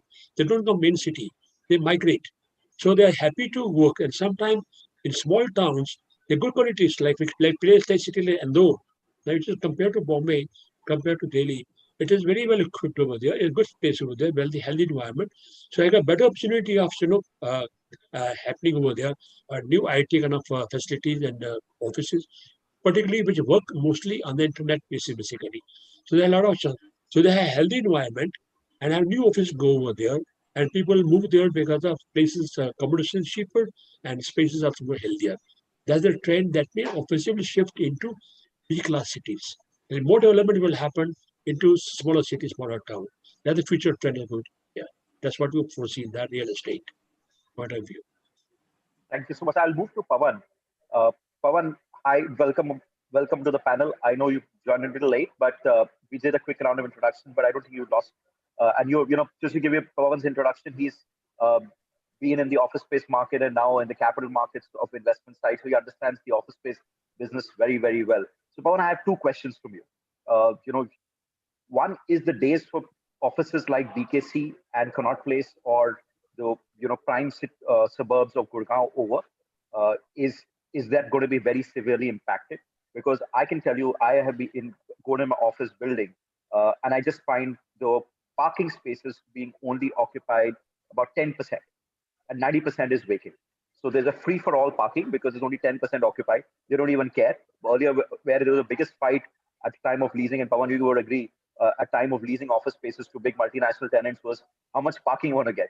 Today, nobody's cribbing about parking because it's freely available. So is the office space market going to get disrupted with this? I will add to an anecdote, and I met a client yesterday who's one of the largest F&B companies in India.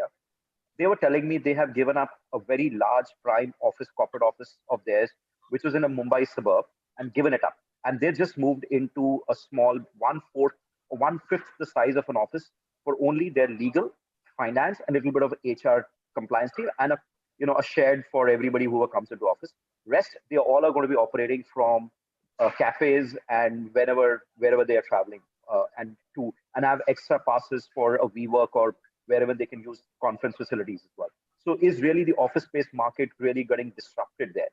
One question. Second is there a demand going to come up in tier 2, tier 3 cities because this office market is going to disrupt it with smaller office requirements coming in these tier 2 and tier 3 cities with the new trend of COVID, where companies have learned and saying they don't need employees coming there every day, and they can actually so a Delhi team could actually be living out of their own hometown, and come to work once in 10 days or once in 2 days.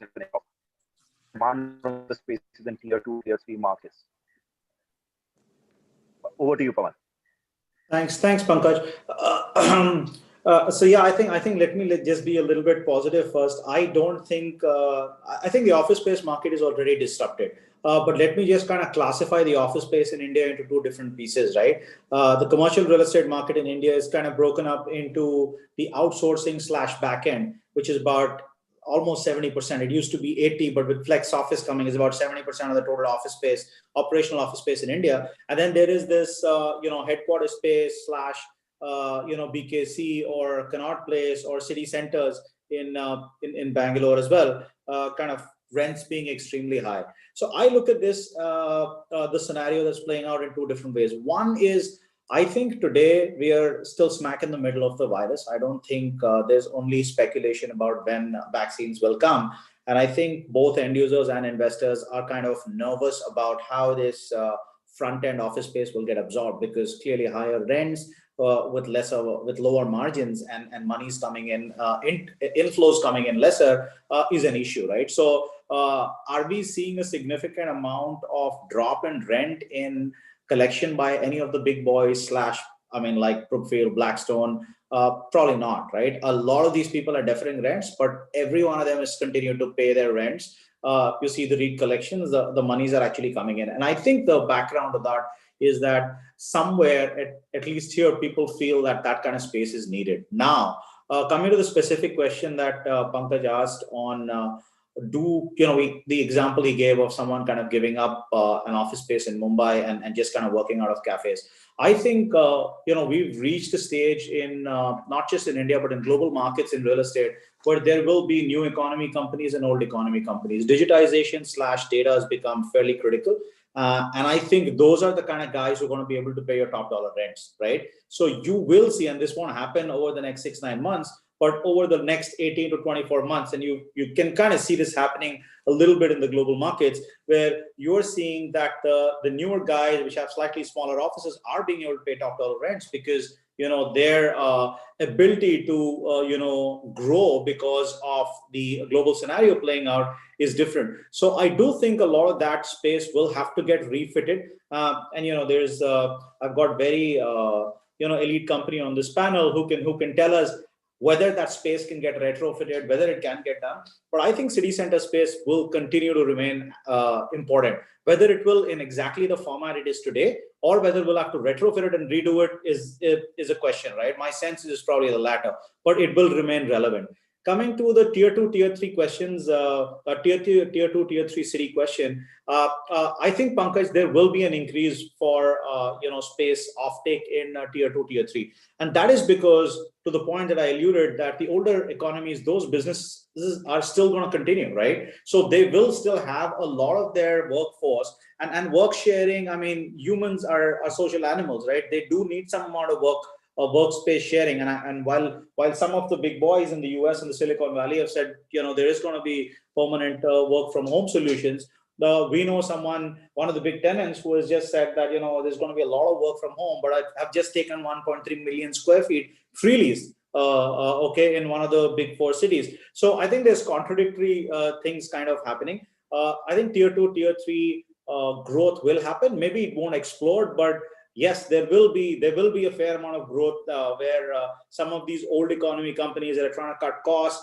and play the game to remain relevant will continue to kind of take up new spaces, and there'll be this breakup of front office and back office, and the front office space will be only used by core financial institutions, core data companies, core technology firms, and not necessarily a mix of a whole bunch of other companies that are currently there in a front end office. So the point I'm trying to make is your whole breakup of corporate front office space is going to be between 2, 3, 4 different kind of companies, and not necessarily 10 or 15, which is what is happening currently. Great, Pawan. So sorry, can I? If Dr. Binti Singh, you got a better connection, we can come back to you and for you to continue. You're telling us about how do we improve this overall well-being of our employees and our health. Can we decongest the office space?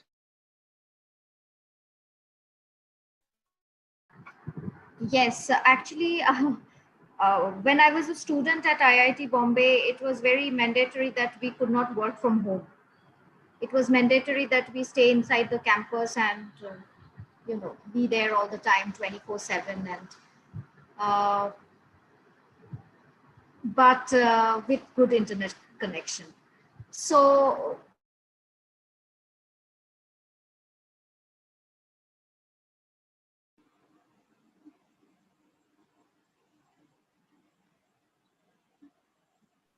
I think her connection is still very unstable. Yeah, her connection is very weak. It's very unstable, because I understand. Not a problem, Dr. Not a problem, Binti. So what we could do is you could just switch off your video and just speak on the audio. I think that will be better. Switch off your video or just speak through the mic. Yes. So I don't know. I think we are consuming so much of broadband that I don't think we have the supporting infrastructure. The other day, there was a complete blackout in Mumbai. I think we need to build a robust infrastructure to really help the digital world, the digital world that we have entered, to really stand strongly. That is one thing that that is point number one. Point number two is that, and the cities, the tier 2 cities and the three,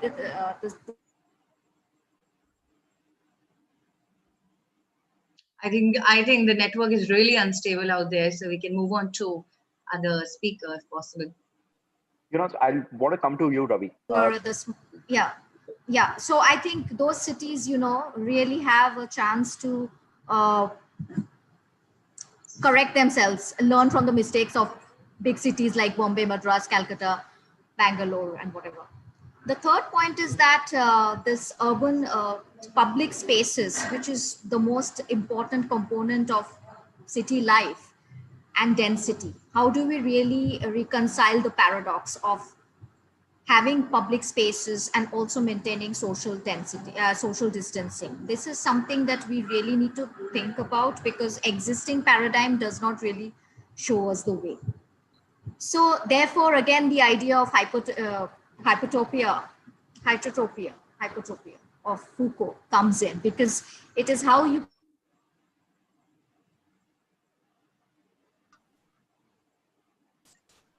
I think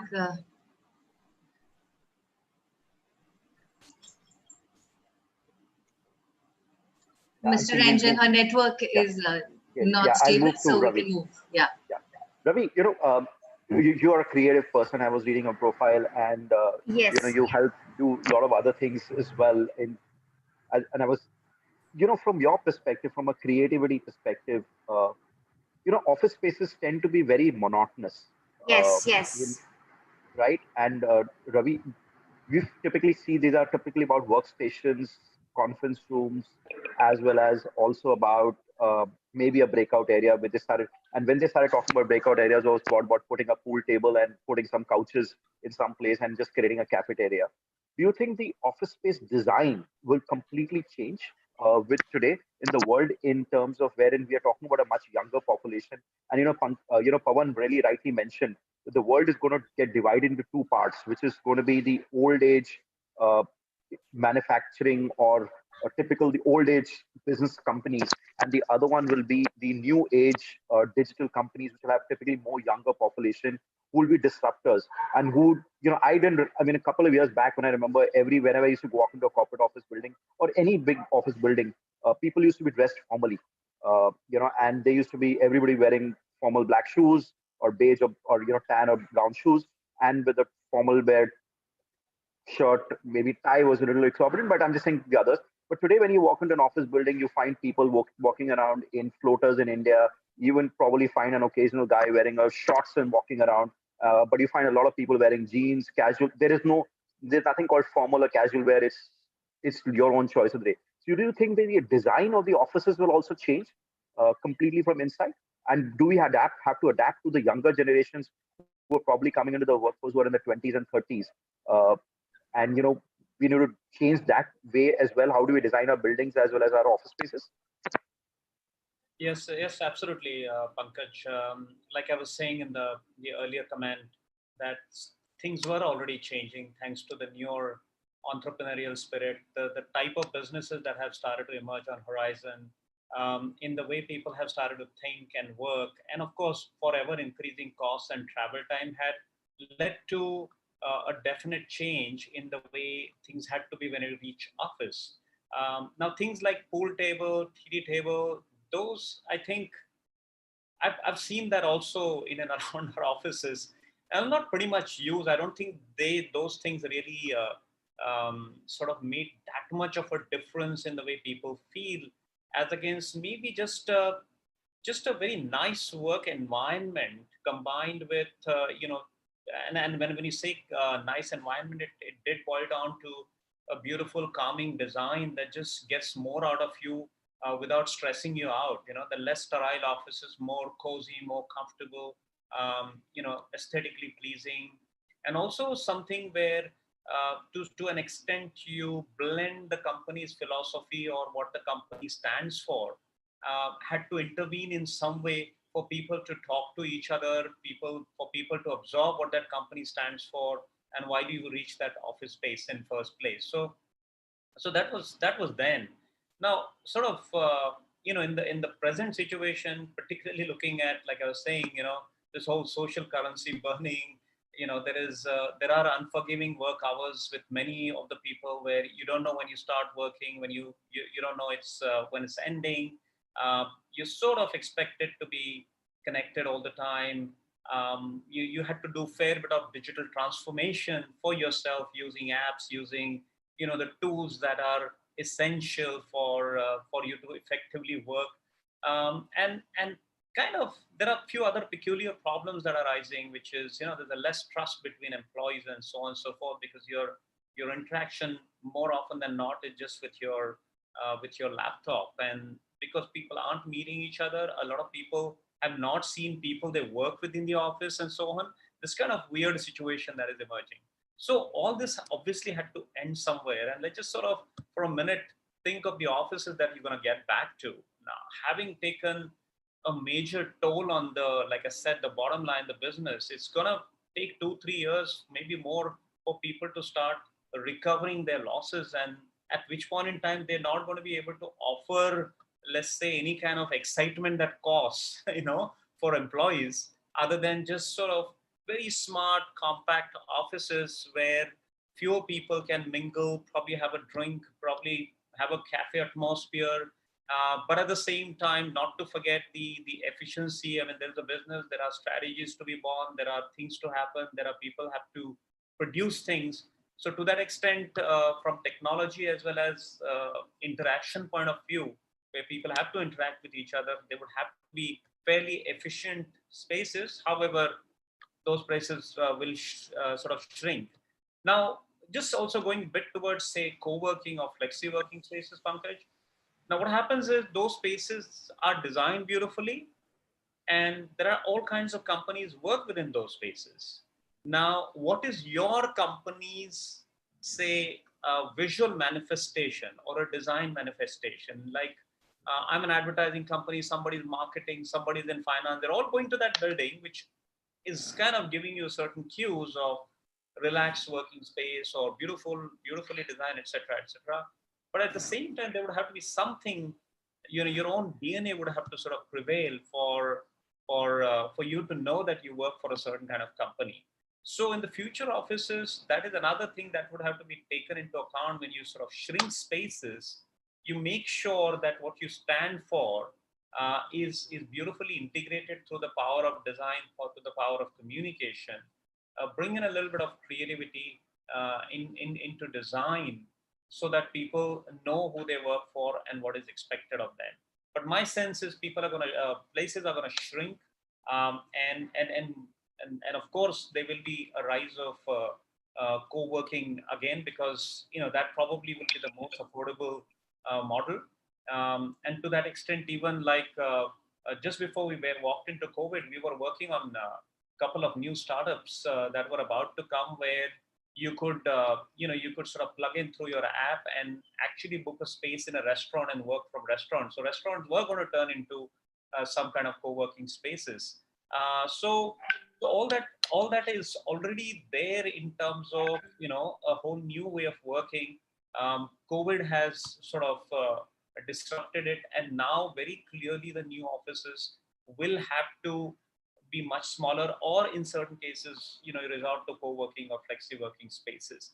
In that process, there will have to be some kind of creativity and design which would have to intervene for people to know that you work for a certain kind of business, and this is what your company stands for. This is what it expects of you, or this is the value system, or this is the visual manifestation of what your company is in terms of colors, in terms of messages, in terms of the environment, even within that little space you create.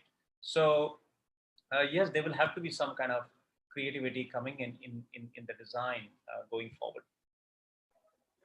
Thank you, Ravi. Pawan, coming to you specifically, there was suddenly a big euphoria 2-3 years back when the office market started getting a bit disrupted with these co-working companies, and obviously WeWork was the front runner for it. And then after about a year back, people started challenging and saying, is this that sustainable business model or not? Do you think COVID will change that again and give the co-working companies a big opportunity? That do you think co-working is the future? And what are you getting the sense after talking to these big occupiers? Because I remember one of the fastest moving occupiers in the office space market, particularly in the prime office space cities, was really the co-working companies leasing huge amount of space. Sorry, huge amount of spaces. So you think, is that really going to be the future now? So I think we can't wish away co-working spaces. I completely agree with Ravi. I think it is becoming more and more important for companies to create environments where people connect with who they work for. And I think that is not. I mean, while you can do that in an independent office, just the ability to have flexibility in a changing world is become far more important. And I think COVID is kind of just proved that to us.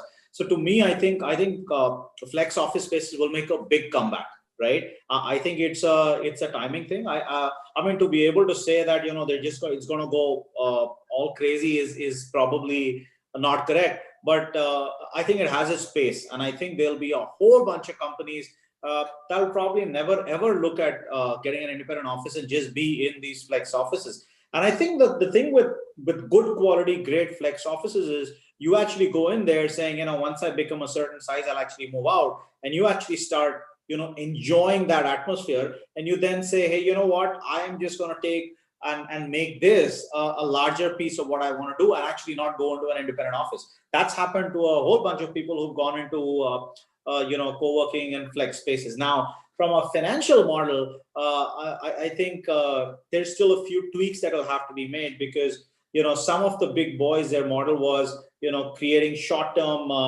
liabilities against long-term, cash flows. So I think that mismatch, we'll have to see it because effectively it's like, from a financial model perspective, you're just saying, I need my everyday numbers in, but I've kind of signed up to a longer lease. So if you have another COVID kind of situation, you've got to have some de-risking strategies because, your long-term lease cash flow, let's say you sign a 9-year lease, and then you got people coming in for like 30 days, 20 days, 10 days, 1 day. You've got to kind of find the right balance between, how long your, clients are going to stay in co-working spaces. I think overall the space will remain. I think there'll be some serious consolidation in the co-working / flex spaces, but some of the players, the big players, will have a very key role in the future of workplaces around the world. Great, Pawan. So to come to you, Mr. Prema, since you're talking about a lot of these co-working companies coming and taking spaces, which needs these flexible spaces, so they can ramp up and ramp down as the demand comes up. Do you think we can create our buildings in such a way that there can be alternative uses of those spaces tomorrow? If an office space is not being utilized, can we convert it and use it for another space? For example, I remember in the 70s in India and 80s, when all these, particularly up north in Chandigarh and cities like Delhi, there used to be a concept called a SEO, which used to mean that the ground floor of the space was always a retail, which is the shop, and the upper floor was an office. And there was another one, which is a shop come SCF, which was the ground floor of the shop, and the first floor was really a residential. So really it was meant that the shopkeeper will run his shop below, and the first floor he can use it typically as his own house. So do you think that the future of these office buildings can be made in such a way that tomorrow, if the office demand is not there, some of these spaces can be recreated and utilized? As I see, in time to come over there, for me, I suppose, yeah. As I see in time to come, the real estate business will change the picture because of circumstances. We'll be having more of integrated developments, like mixed-use developments. We'll be also seeing, like in entire 2 cities particularly, or maybe around the city, like our gated developments, where we'll have a kind of a walk-to-work culture. That's what I'm going to see. The people will be able to live, and within the compound complex over here, you'll be able to only walk over there. Maybe you'll have a workspace, partly with 2 floors, the upper floor you have a residences. I mean, one block is office block and a mixed-use block, and the other one is having residences over there that people walk through. You can have a commerce, you can have health, you have hygiene, you have shopping, you have entertainment, recreation, all put together. that is done in happens in places like Hong Kong and Singapore and other places also. It happened already, be happening. And that kind of thing, mixed use will happen over here. That means space become flexible, floor become flexible, and only thing they want to is to take care of health and hygiene. This is quite possible. Definitely, this is a future what I see over there. Particularly, let me say, health and hygiene will be always the priority for next 10 years. I can tell you that. Corona is going very quickly. Will have a lot of impact, possibly maybe impact later on. Maybe some, I don't know whether we are not afraid there could be some kind of virus war, something else may be coming, having cold war over there. So this decade is going to be more dicey. Health and hygiene is very important always. So we'll have to find healthy spaces, possibly out of the towns and near the towns, which means infrastructure, transport, metros, connectivity. Those things possibly decide as to how that thing will move around over there. But mixed use is the future I can see over there, and then happen over there. It happened in big cities, happened in small cities, and happened in other places over there. People start living differently. People start working also home. This is the time that people learn new, and people find it working from home more comfortable, more efficiently. That way, your workforce for the office will reduce. A lot of people do work from home also. That also will happen for us. It will have a lot of impact on our future office and future working system. So our offices, our home will have called study room, what we call that office chamber, will be equipped like your set up your television, set up your screen, set up your internet, set up your everything over there, library, all that over there. Well equipped office, maybe one or two system possibly also, or maybe only you and husband and wife can possibly pull together. Now, that is the kind of culture going to happen in time to come. So which will change the amount of force required to be working in the offices. That will reduce the pressure on that. That I can see over there. But yes, I can say again, mixed use development is the future in time to come. Right, I Great. suppose? Yeah, perfect. Absolutely. And I think we've already seen the trend on mixed use developments, and we've seen a rise of mixed use developments across the country anyways. But I think it's really good. Since we are now running short of time and we need to close, I'm just going to sum up quickly and then take the last comment from Ravi and Pawan before we close. What I understand from the entire group is saying that the office market is here to stay. It's not that it's going away anywhere. Yes, there is a temporary blip. The global investors are fully invested, as Pawan is saying, they are definitely invested in this market. And the only thing, the world will get divided into two groups of companies. One group is the old age industries, and one is the new age industries. Both will have a different set of requirements and a different set of opportunity to cater to. As Ravi rightly mentioned, it is about how you create that flexibility in your design, in the culture, in the organization, and depending on whether if you're an advertising company, how do you create that aura about your business and create it in your own space? That's going to be the key. So Ravi, I will leave it to you and Pawan as the fast closing comment if you have any. Ravi, over to you. Any final comment before we close?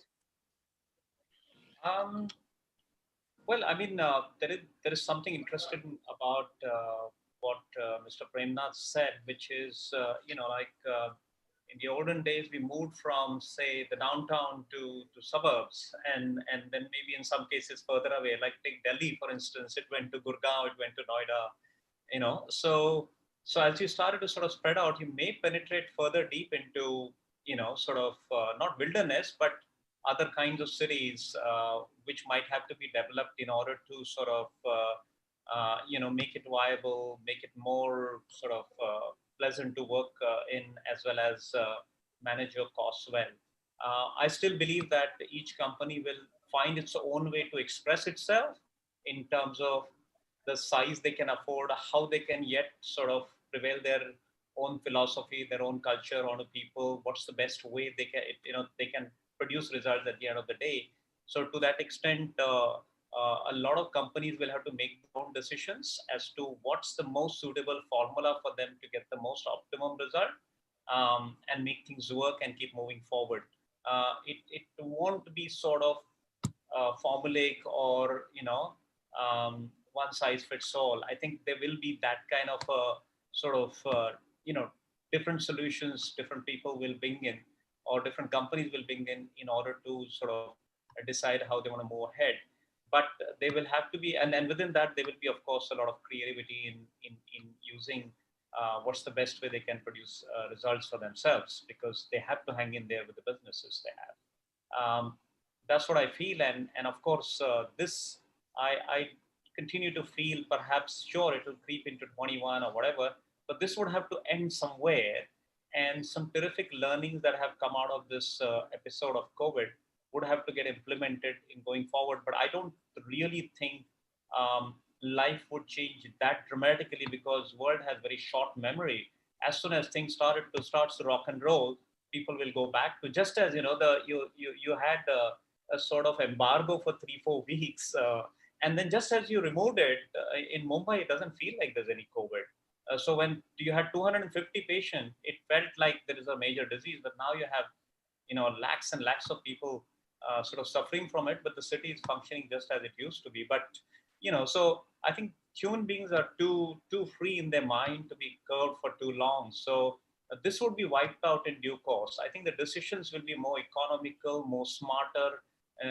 Things. What is the best way I can get result for my company through the design of my office, through the design of my workspace and work culture that I create in order to produce the best result for myself. That's the way I think world will move forward in business. Thank you, Ravi. Thank you so much. Pawan, any closing remarks from your side? Yeah, actually, Ravi took away my closing comment, right? I think humans sorry, have a very short memory. I was just going to say that humans have a very short memory. While this is a blip, you'll be shocked at when the vaccine comes, how the world behaves, right? And I mean this. I mean this absolutely. I mean, people are just going to forget. Big investors are still looking at today as a massive opportunity because they think nothing has actually changed, right? It's crazy. You guys, there are people doing $1 billion, $2 billion deals of office in this country even today as we speak. So yeah, I think that's one point that Ravi made. The only other I think I'll probably say is that it will not come back at the same pace that a lot of people think that it will. And I think just like we used to be used to airports, not having the kind of security checks that used to be there, flying before a 9/11 and flying after a 9/11. I do think that, this has had such a harsh impact that while people will forget, there will definitely be change in the way buildings are kind of planned / all the facilities. So, architects like, Mr. Premnath and, all of these minds will have to get together and kind of create a sustainable model. But that means the office is going to come back. It will stay. Occupiers may change, they may churn, but the office market is not going away anywhere. That's my view. That's it from my end. Perfect. Dr. Binti, would you want to give us a short closing remark? I don't have much to say. I think I've heard from the doyens of the real estate industry. I have only to learn from them. Thank you very much for inviting me. Thank you, Dr. Binti. So, Verma, I think we can close now. Yes. I think. Thank you so much to all the panelists for a great session. Over to you, Verma. Yes, so once again, thank you to all the panelists for speaking so profoundly on the topic, and thank you to our session chair, Mr. Ranjan, for doing this incredibly amazing panel discussion. Thank you so much once again. Thank you so much. Thanks. All right. Thanks, time for us to move on to our next much awaited panel discussion. And our next panel discussion is on the topic, the future of well-being at work, need for mixing work with leisure. And I can see all our speakers here already. So now I would like to give it over to our session chair for this topic. Everybody, let's welcome our session chair for this topic, editor, Reality Plus, Sapna Srivastava. Ma'am, I would like to give it over to you now. Please. Thank you so much. It's great to have such eminent speakers for this topic that we have today. They are all experts in their own fields, and a very interesting topic that we have, future of well-being at work. I think well-being is something which is, in minds of everyone these days with the healthcare that we have got.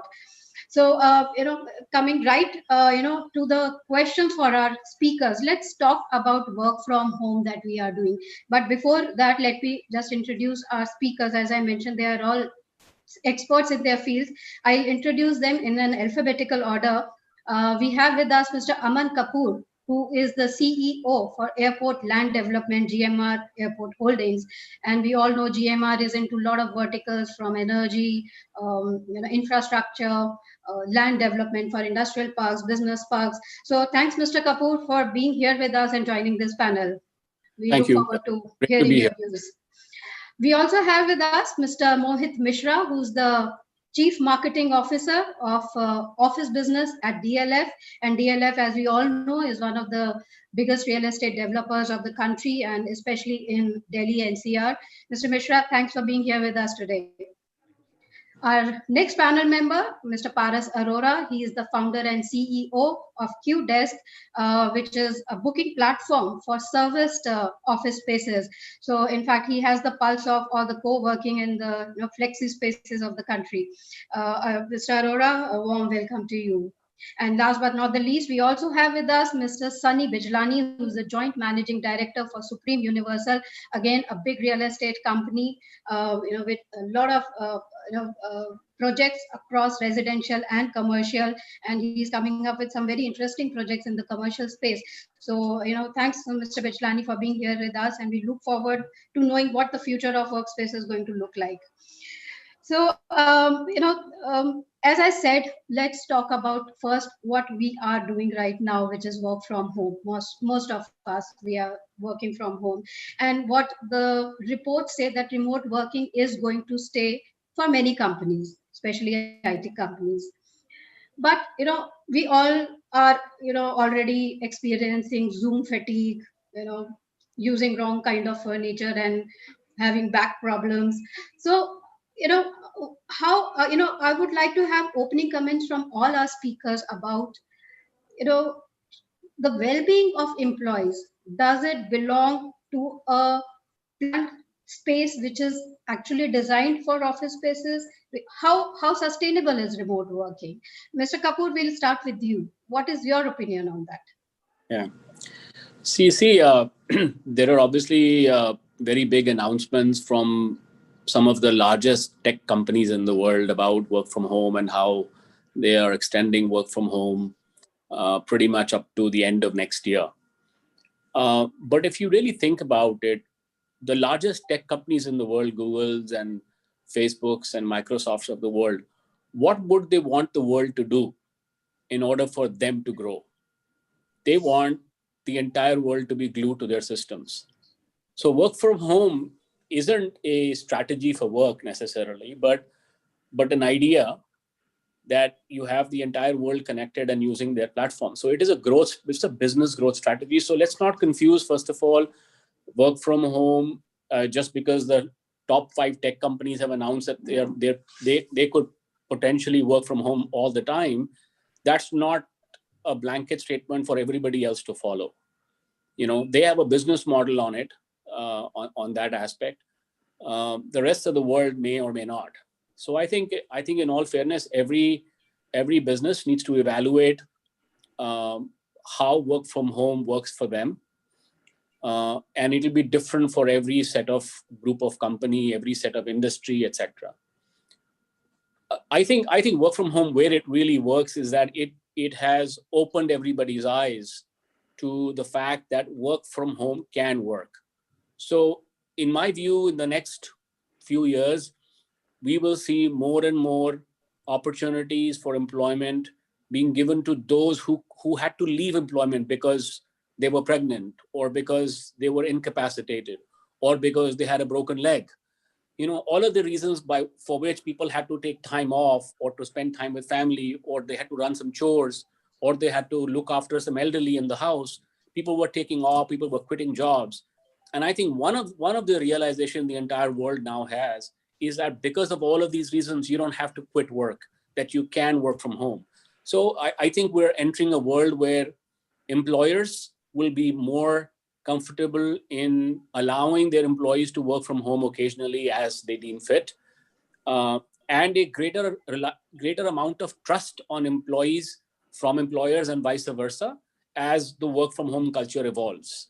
So, I think last 5-6 months has been a great illustration to the world that a sincere employee will provide sincere work irrespective of whether he's working from home or working from office. So how that do companies, is really powerful, I think. Sure, that's rightly said. But how do companies ensure employees' health when they are working from home? Do they need to do some initiatives so that they have the proper infrastructure in place for them to work? Yeah.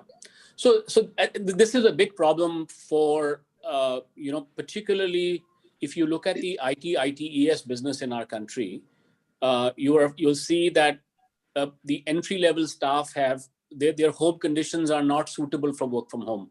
Sometimes they don't have connectivity. Sometimes they're living in shared accommodations. Sometimes they're living in accommodations which they can't be seen on a video.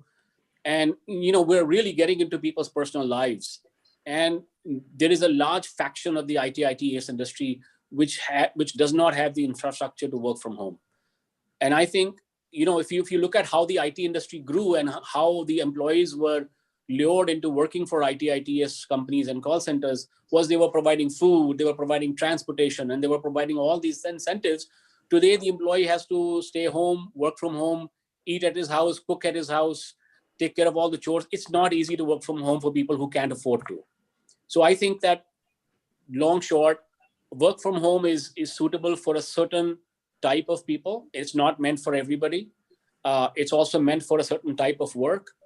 And I think that the world will find out as we move through this pandemic and come to some level of stability, that the world will find out what really works, both for the individual as well as for the company, and they will find a way. Now, when we get into this work from home, more frequently, clearly the employer will have to look at how do you provide for that infrastructure? How do you create the discipline of work from home not extending beyond a time? Because one of the challenges for work from home is work from home continues till midnight.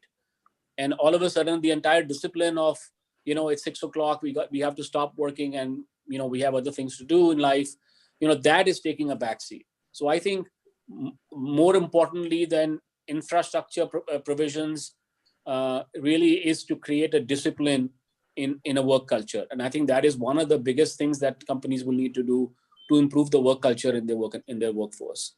That's right. So I think we are still figuring out how to work on this new concept of remote working. Mr. Mishra, what are your views on this? In fact, I was hearing Mr. Kapoor talking about work from home, and I, in fact, agree with almost everything that he said. To start with, the work from home is something which is not a new phenomenon. It's in India ever since the IT sector started working, and that's because they were never looking at office spaces in long horizon.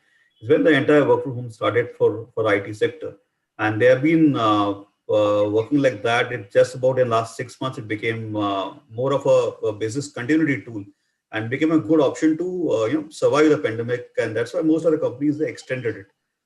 If you look at work from home as a phenomena for working, it's, the jury right now is out where it's enhancing productivity or it is detrimental to productivity. But I can say for the millennial crowd, it's something which is not what they are looking for. Look at a 25-year-old who has spent about 15 years of his life in school and about 5 years, through a college. He joins an organization to imbibe his work culture. He joins an organization to learn professionalism. He joins an organization to learn, to learn from peers, to spend time in a work culture. And that's something which most of if you ask the HR guys, they're struggling with onboarding. They're struggling with imbibing culture to people, especially to the millennial crowd, whom professionalism and work ethics are to be taught. So in a long term, if you look at it, work from home will coexist with working from office, but there's no replacement to working from office or what learnings you can get while working in office. A lot of mental well-being experts and psychological trainers, and if you ask them, a prolonged working from home without giving a proper boundary to where the work has to stop and the home life has to begin, a proper work-life balance. Without that, it's last 6 months has given so many of these psychological problems to people, even youngsters, even people in mid-age, and even seniors at home right now. Home was supposed to be a place where you come back after work, and if your work actually starts again while you are at home, where you're supposed to be with the family, doing all the chores on your own, is something which has got a really a detrimental effect on their mental well-being. And last 6 months, if you look at the number of cases of home counseling, number of cases of people approaching counselors to help them cope up with this entire new way of working, has been a huge blip and huge jump on that as well. So something with, I mean, it was people were not accustomed to doing that. People didn't plan for it. It happened, and therefore, after spending 4 or 5 months, 6 months into that kind of thing, people are really eager to come back. If you ask any of our tenants, more than we have more than 85-90% people who want to come back to offices. And it's just like the management cannot force it. They also governed with their corporate offices somewhere in North America and Europe, so people will not trust upon it. But if you ask the youngsters, the millennials, they are more than eager to come back to premises. That's where the learning curve really steeps up. That doesn't happen when they are pretty much at the home. People have spent that time, 25 years of life, in schools, in colleges. That's right.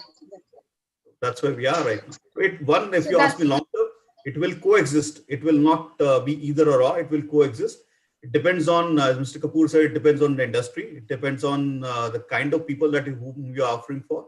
For people who stayed in shared accommodations and they share their rooms with 3 more people where they can't put it on a video camera. I mean, it's detrimental. You can't be operating from your living rooms and thinking about work.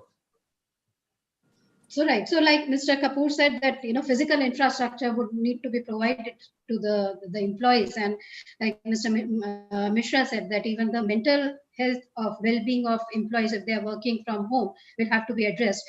Sunny, I'll come to you. What is your view on, is this a sustainable way of working, remote working, working from home? What's your opinion on that?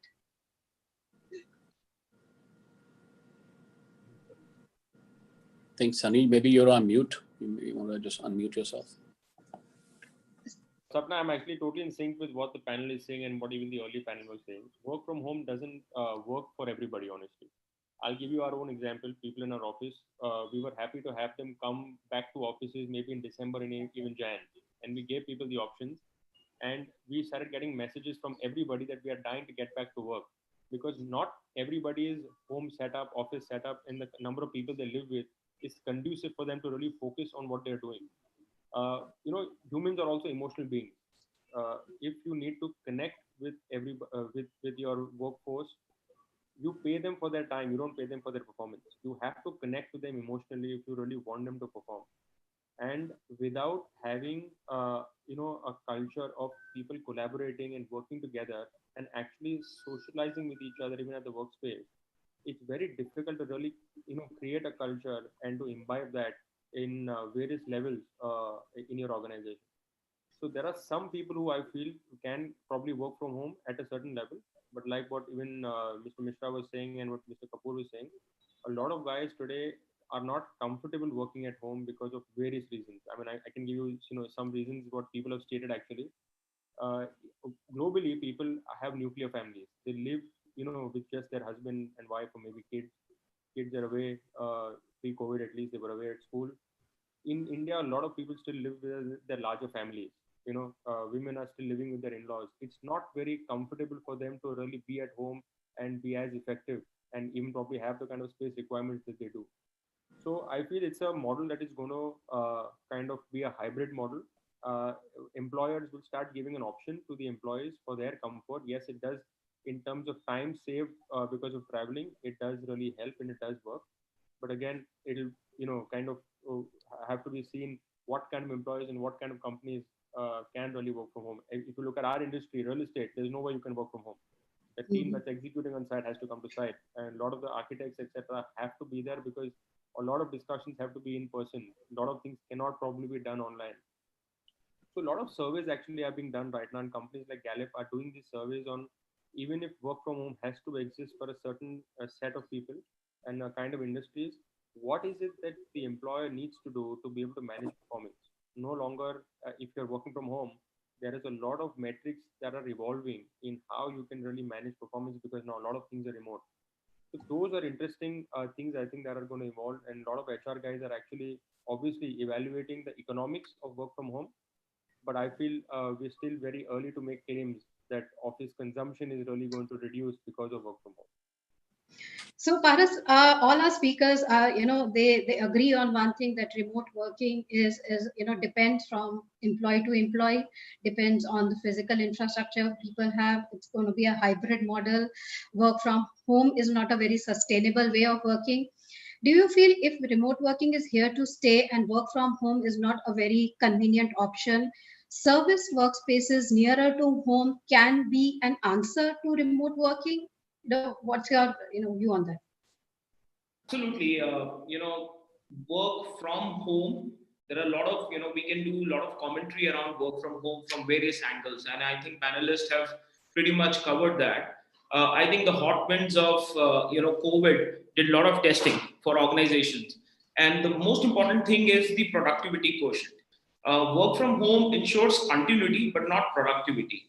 Right now, the narrative for a lot of organization is on the saving side. Because the business have been very, very affected. If you're not in a sector which got blessing of COVID, but in fact, effect, then you are on the recovery phase, and saving becomes the most important KRA for the organization. Work from home is inducing millions and dollars of saving, but the moment COVID becomes irrelevant, they need to get back to the growth narrative, and growth happens when productivity is there and the sense of oneness. So that sense of oneness is like when they are in a, with their colleagues, there is a mission, they get up, there is a routine. Work from home, like other panelists also mentioned, there is a blurred line between work-life balance. There is no routine. And also, people are not focusing the fact that physical distancing leads to mental distancing as well for the organization. Having said that, it works for some companies or sectors, but a very small portfolio, which would be like, between 3 to 7% of the portfolio, where you have absolutely tangible, measurable, teams like, hardcore tech coding and all that. But again, we are seeing being at the forefront of flex ecosystem. We are seeing even tech companies now asking for on-demand flexible solution, mapping the pin codes of their employees and giving them solution nearby. So they are starting slow and small. They are saying that, okay, let them come, 2 days in a week, then, make it more. Once they start working, they evaluate the performance, they evaluate the comparison, what they were and now what they are doing. And then, it's going more and more stronger. What this COVID has also, kind of made people, organization is introspect. And introspect in terms of what is the right strategy. So there is no one golden rule right now. Every company would be different. But yes, this might, end of the day, it would be a silver lining for flex ecosystem. The whole one office strategy is in for disruption, that everyone coming to that office. So that is in for disruption. That office could become the corporate office, strategic corporate office, where you have senior leadership team, data sensitive function.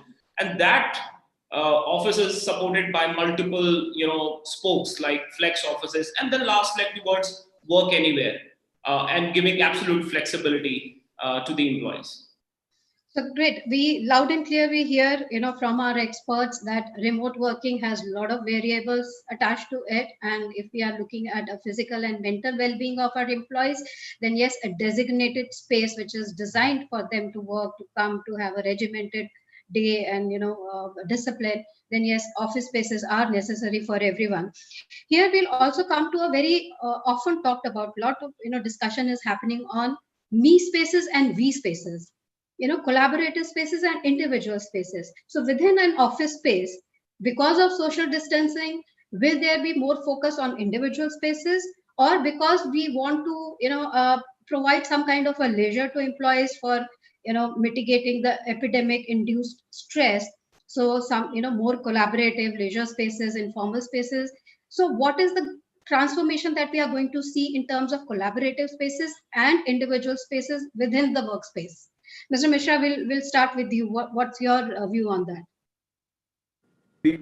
When people come to work, they also come to a place outside their home, and they're looking at wellness and safety, security wherever people go. So when you look at the own personal space, I think it will be a mix of both collaborative and personal space.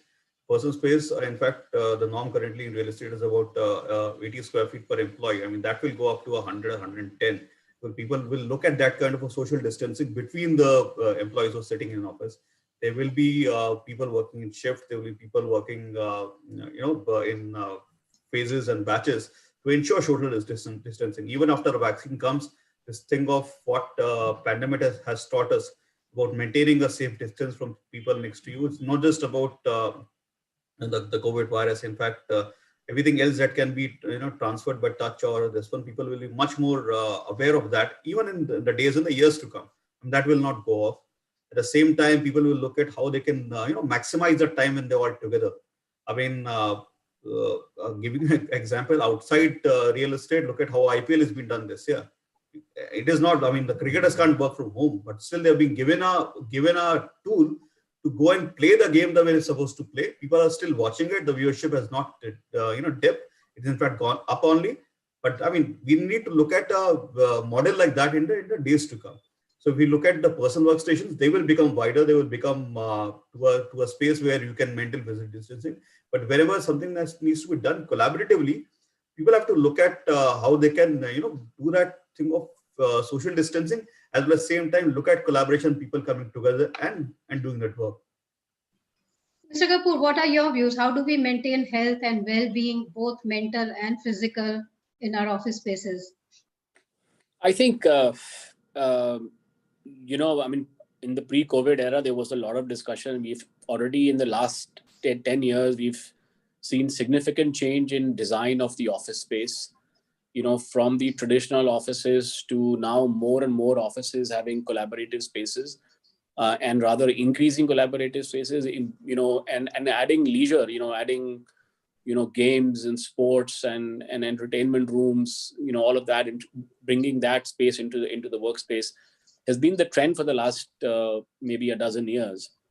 And I think some of that is going to take a little bit of a backseat for the immediate future. I was hearing the fag end of the previous conversation, and it is clear to us that once there's a vaccine and once the basic apprehension kind of goes away, that the world will come back to sort of normal. So human interaction will be there, and collaboration spaces therefore then will return back to the offices. But I think in the short run, there would be less need for collaborative spaces within offices. I think people will continue to work from personal spaces. So to that extent, I think employees will need to make those adjustments. I mean, for example, we've done a major change in our office already. We have created open conference rooms. So sort of like these are not enclosed conference rooms. These are large conference tables with properly spaced chairs, with all the IT equipment and connectivity, and that is very popular. So people can engage and have a conversation and yet not be very close to each other. So we've actually done that. Actually, I wish I could actually just walk my phone over and show you that space. It's quite interesting what we've done here. Definitely, we would have loved to see that here. Parag, Paras, for co-working, collaborative spaces was the USP for them. How co-working spaces are going to, like Mr. Kapoor said, how they have made changes in their office spaces. How co-working is going to make transformations in their office spaces. Sure. So there has been a lot of talk when this whole thing started, and there was a clear visibility that it's not going to go in 2-3 months. It's going to be there pretty much till the end of the year. So then a lot of discussions started happening about the design and de-densification and all that. But we always recommended our flex venue partners, all co-working, not to do any changes, because the idea is that as it is right now, office occupancy is gradually increasing. It's not that all have come back. I have a different viewpoint. Rather than making investments in changing the design, I think it's more of a personal, responsibility which organizations will do and focus more on, health and safety. And these starts with, the check-in into the office. I mean, if you go to any hotel now, I had recently an eye-opener this weekend for, almost after 10, 11 months, I happened to go for a weekend because there was a function. And I see no changes in a 5-star hotel as well. I mean, it is all about, the entry check-in where they have, the sanitizer in place, they check your temperature, they ensure that you have mask. So I think till the time we actually come back, there is no, doesn't make sense to put monies and investments and a lot of thoughts on changing the design. Uh, Whatever changes is to be done should be done for good. And those changes should be like, making your office space a bit more airy and roomy. Collaborative spaces need to be slightly redesigned, not in terms of, altogether reinventing the wheel. It's just that you need to make the congestions points a bit loose overall in the office space and more stringent check-ins and checkouts. So I think it's a personal behavior which will change the narrative. If you're not well, don't come to office. And even organization, from a one office strategy now getting more flex, scattered. They are doing their own bit, and I think what is also important is that emergence of from an on-demand to shared economy, which was co-working, now it is getting to a flex economy. So uh, businesses will plug in their office space with the business growth and make it very on-demand. So I think whatever changes one office will do would be for long. And I agree that it would be more airy and roomy. A lot of importance to not so important factors pre-COVID, which was like on the ventilation and stuff like that. So I think these are the important points rather than changing the furniture layout and the configuration. So, what our panelists are saying, it is a collective responsibility. While we are talking about office spaces, it is the individual responsibility and the organization responsibility, as well the behavior going forward if we are talking about well-being and wellness of employees. Sunny, in one of our sessions earlier, we had spoken about hub and spoke, and you had mentioned that how grade A offices will now start coming in the mixed residential townships. So, do you feel such offices which are not in CBD but in the townships where employees can walk to work, is this also going to be a factor if we are talking about wellness of employees, well-being of employees? It's going to be a favorable development. Sapna, what I'll tell you, I'll answer this in two ways. I think so. Leasing strategies are very long-term strategies. They don't change, in 6 months, 1 year. I think economics will really drive these decisions. But what I do feel is for people who are looking at the strata sale model, we are seeing a lot of demand within residential hubs.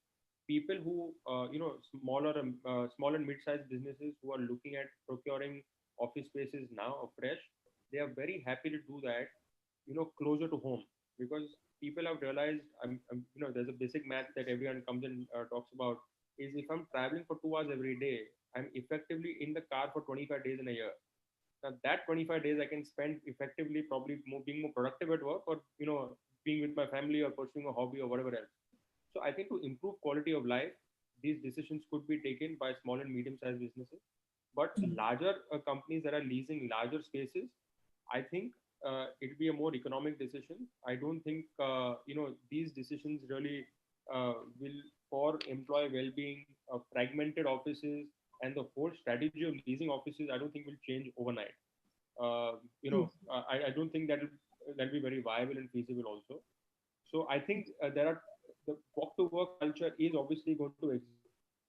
There is going to be an incentive for a lot of development within residential hubs and within townships. So there is going to be a different takeoff for that kind of space. But I think the strategy of, let's say, large IT companies like Infosys will change overnight. Okay, so what Sunny is saying that the quality of life does improve if it is a walk to work facility that one can get, but then again a lot of things depend on the business strategy of a particular organization. Mr. Kapoor, one is the location where the office building is situated, maybe a CBD or this business parks where a lot of amenities are available within the campus, like a mixed township, residential township. Is this something which now organizations are going to consider rather than CBD to have their facilities in a business park?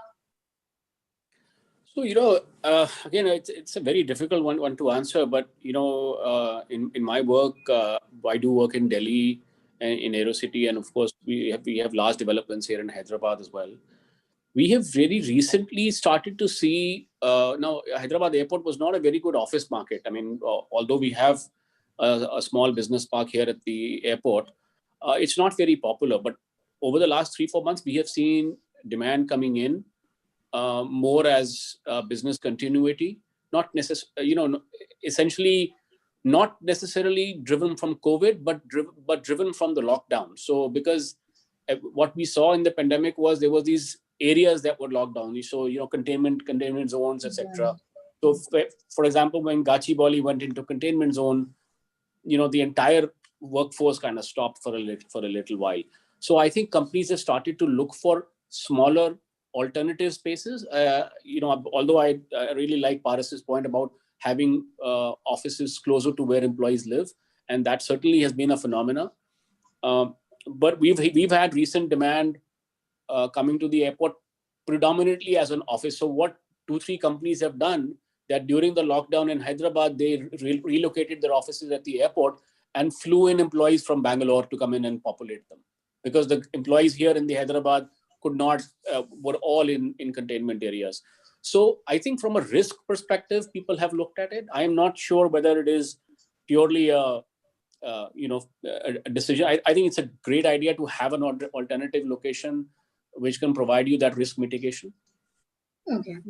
Mr. Mishra, your views on that, because you have been, as a chief marketing officer, what is the kind of changes in the demand of occupiers you are noticing now? Yeah, we really haven't seen a big change in what used to be in 19 or 18 in terms of that, because the demand is regular. In fact, we are now kind of people who are in the fray are guys who are actually serious buyers. I mean, the serious tenants. This so demand we're looking at is a more focused demand, because office space is not something which is a decision you take only for a week or 10 days or 6 months. What Mr. Kapoor talked about was, yes, again, more of a business continuity thing of people, working remotely from offices nearby airport. Yeah. But when you look at it in a long term, all those things like your infrastructure, are the metros coming to your office, whole people commute. I mean, people who join the workforces on a salary of about 3 lakhs, 4 lakhs, 5 lakhs, and they can't afford a car to start with. I mean, they will look at a public transport, they will look at jointly coming to offices with their roommates and with their flatmates and stuff. I mean, for them, an office location is a prime thing. I mean, that's how they look at it, and they also look at what they'll do post 6:30, 6:7. Is there a place for them to go and catch up with colleagues, catch up with friends, catch up with other people from their colleges and stuff? And that's what people will look for. So location will always be very, very important. It's just not the development location, but also development of amenities next to location, which the policymakers in India are also focusing at. In fact, we also saw that change when the metro was shut down there, and the moment metro started. In fact, we've seen a huge dip in the number of people who are working from offices. I mean, when people were working from home, one of the reasons was also that there was no connectivity to a Gurgaon from Ghaziabad to Noida, and people can't be paying $1,500 on a cab one way. But the moment the metro restarted, people started coming back to office, and we see a huge, positive dip on the numbers. So location will always be very, very important. It will never be devoid of that. Though, and I don't think it's also think so. There are many townships in India which have both residential and the workplaces within the same spaces. So for all our townships, location becomes very, very important, and that will always remain paramount in the years to come. That won't change drastically. So COVID or no COVID, location remains the primary driving factor for office space leasing. Yeah, because even the policymakers and governments also build their own infrastructure depending on the location of where the CBD is. It will never be devoid of that, because that's what people are coming in, and I don't think so in India there are many townships which are offices and residential all in one combined, barring the huge PSUs that have done in future. Okay. Paras, your views on that? Like Mr. Kapoor said that because of the hotspots, COVID hotspots, a lot of organizations looking at alternative arrangements for business continuity. Mr. Mishra said that the location still remains an important factor for leasing for most of the occupiers. What are you noticing in your field? So I think decentralization of office space as we speak is happening. Like I said, I agree with them. Both will coexist. So there would be a lot of it's case to case basis. It's no one golden rule everyone should follow. I agree there would be certain enterprises and organizations continue being at CBD. But what is happening is that recently we did a case study where a tech company based out of headquartered out of Navi Mumbai, 2,500 employees used to come there, and they are in a very important process. So they are not allowing work from home. They want these guys to work, but due to lockdown and COVID, they all went to hometown.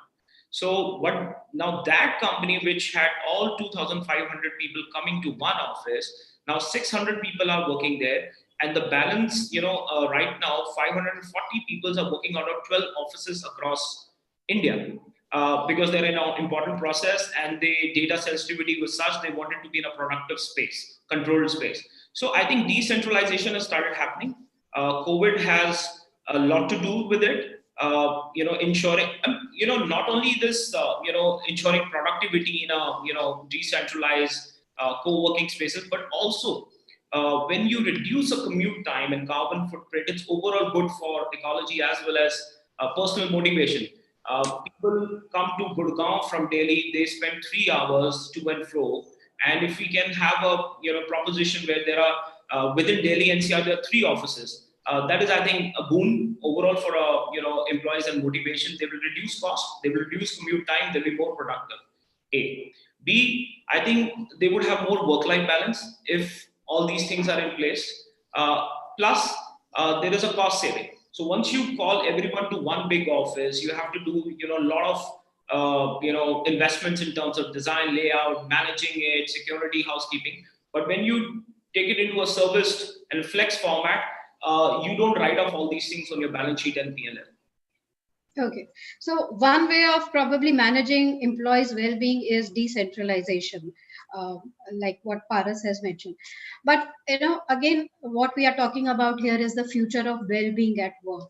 One way is to follow protocols at office spaces, to have locations assigned as per organizations, philosophy of work.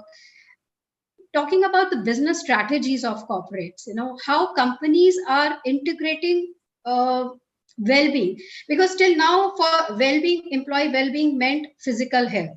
So offices had gyms in their office spaces, yoga rooms, probably sports activity. But now what COVID has taught us is that the mental health is also important, that we need to ensure. So, how businesses are now integrating the holistic health of employees in their business strategies. Sunny, I know you have been taking a lot of initiatives on that front. So, if you would like to, enlighten us on that, what's happening there? So Sapna, what all companies today are realizing that emotionally connecting with their employees is the only way you can really ensure that they perform to their peak potential. Money only equates their time that they give you. So right now, what most larger companies are focusing on is looking at how they can connect with them. Surveys are really being conducted extensively, where uh, companies are going a step further in even counseling patients, because in times like this, where salary cuts have happened, layoffs have happened, uh, there is a large toll that the employees have taken from a mental perspective.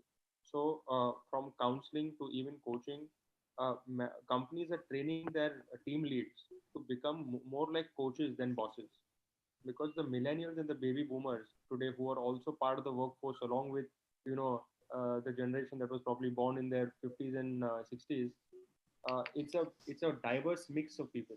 So the requirement of the workspace and the requirement of how people are leaders and managing their people has changed. So the companies and HRs of the organizations are actually training their managers to become more like coaches. The way they are managing their performance is changing. The millennials today they expect instant gratification. No longer can they wait for 1 year to probably get a feedback. In the world of Instagram and social media, where they are so used to getting responses instantly at a click of a button, they are mentally and emotionally are very tuned to get instant feedback. So the way I think this entire generation needs to be managed is very different, and employers are realizing that. Apart from this, employers are also going a step further in advising their employees and getting the right experts to advise them on financial planning. Most people, I guess, finances intimidates a lot of people. So that's, also I think very, very important, and employees are focusing on that. So it's a holistic, kind of an approach on how to manage their performance at the workplace, and using different strokes for different folks depending on the kind of diversity in the organization, and going a step further in even ensuring that a work-life balance is maintained. Many years back, we didn't hear this concept in India. The concept was, what's the best that you can get for the amount you're paying the employee. But now people are realizing that if they are not having a balanced personal and professional life, their performance is going to suffer. So from a business point of view, I think all these areas are, greatly being focused on. So good to hear that companies are now focusing on the work-life balance of employees. Mr. Kapoor, you would like to add something to it, how your organization is taking this aspect. So you see, I think one of the very important changes that we are experiencing around us, when I say around us, I mean within our larger GMR organization, it's a gradual cultural shift. From a mindset of dollars and cents and sales targets and profitability, the more, we hear different phrases now. We hear phrases on spirituality. We hear phrases on within the organization of teamwork and spirit and ethics. And these are the things that are forming and changing the culture of an organization for us, right? And I think that what we are seeing, and you probably see that across many companies who are slower to react than others. Of course, some of the big MNCs will probably adopt these policies and cultural changes a lot sooner. But a lot of the smaller to mid-sized organizations are probably looking at it now and understanding the importance of a cultural shift within their organizations. So in our organization, for example, we are seeing over the last 6 months a significant change in the manner in which the conversation is held. The conversation is no longer on profitability or sales targets or number of deals in a month or whatever. It's really about how do you manage the situation better? How do you create a better family environment for you to allow you to work efficiently? So these are the types of, I'm noticing these are the types of things that my HR is nowadays doing seminars and counseling sessions on things that we would have never heard of if COVID wasn't there. Mm-hmm. Mr. Mishra, what's your views on that? How do we, get the well-being integrated into our business strategies? See, there are two paths to that, Sapna. One is currently when people are working remotely, a lot of organizations needs to obviously get one step up on the entire thing of empathy, and as far as I know from my university colleagues and also my clients, a lot of organizations right now investing in them. I mean, when people are right now at home and still there's a PTM that they have to attend on a Zoom call, they give that 1 hour or they give that half an hour of break in the day for people to do that. I mean, we had the International Yoga Day within when the lockdown was enforced, and still I'll see a lot of companies actually, they connected back with their employees on participating in that kind of a thing, which is all about wellness. Also, when employees they suffer from COVID and they're coming back gradually to work, the organizations are empathetic enough to give them that space and give their own time to recover back from a infection, and then they come back to work. So all of this is something that companies are currently doing while the employees are working from home.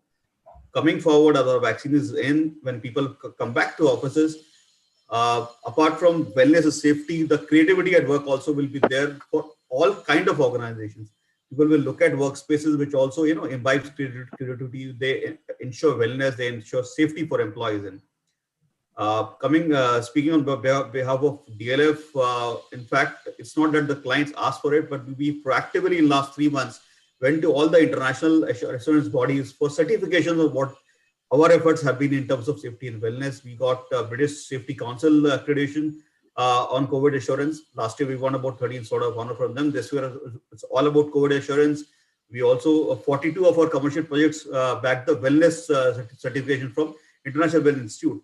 So one organization also looking at third-party auditors and stuff to ensure that whatever premises that we guys have are completely safe and well. So when we look at our tenants back in office, we give them a pre-assurance, give them a sense of security, give them a sense of well-being, even before they come in, to think that these places where the employees will be coming in are completely well, safe and secure. That's something that we as a developer have done proactively, not that any tenants ask for it. That's something that we have done as a developer and as a facility provider to them. And coming on to how organizations should look at their working, I mean, the sense of wellness will be a critical aspect of it. It will not just be about KPIs. It will not just be about performance. It will not just be about productivity, but creativity and wellness will become important KPIs for an organization for people to attract. Okay, so that's great. What Mr. Mishra is saying, that it will become part of the KPIs now, the wellness. Paras, how are you advising your clients? Because obviously the clientele that you have is different from the traditional offices or the developers that are developing office spaces. So in terms of your clientele, how wellness is becoming part of their strategies and how you are advising them on this? Sure. So on our platform, we get all kinds of enterprises, small, big, multinational. Till COVID, only the top-notch enterprises, they used to talk of EHS, employee health and safety, ensuring that that particular workspace has all the compliance. But I think post-COVID lockdown, coming back to office, this has actually become a very important point, even for Indian corporates and growth stage startups.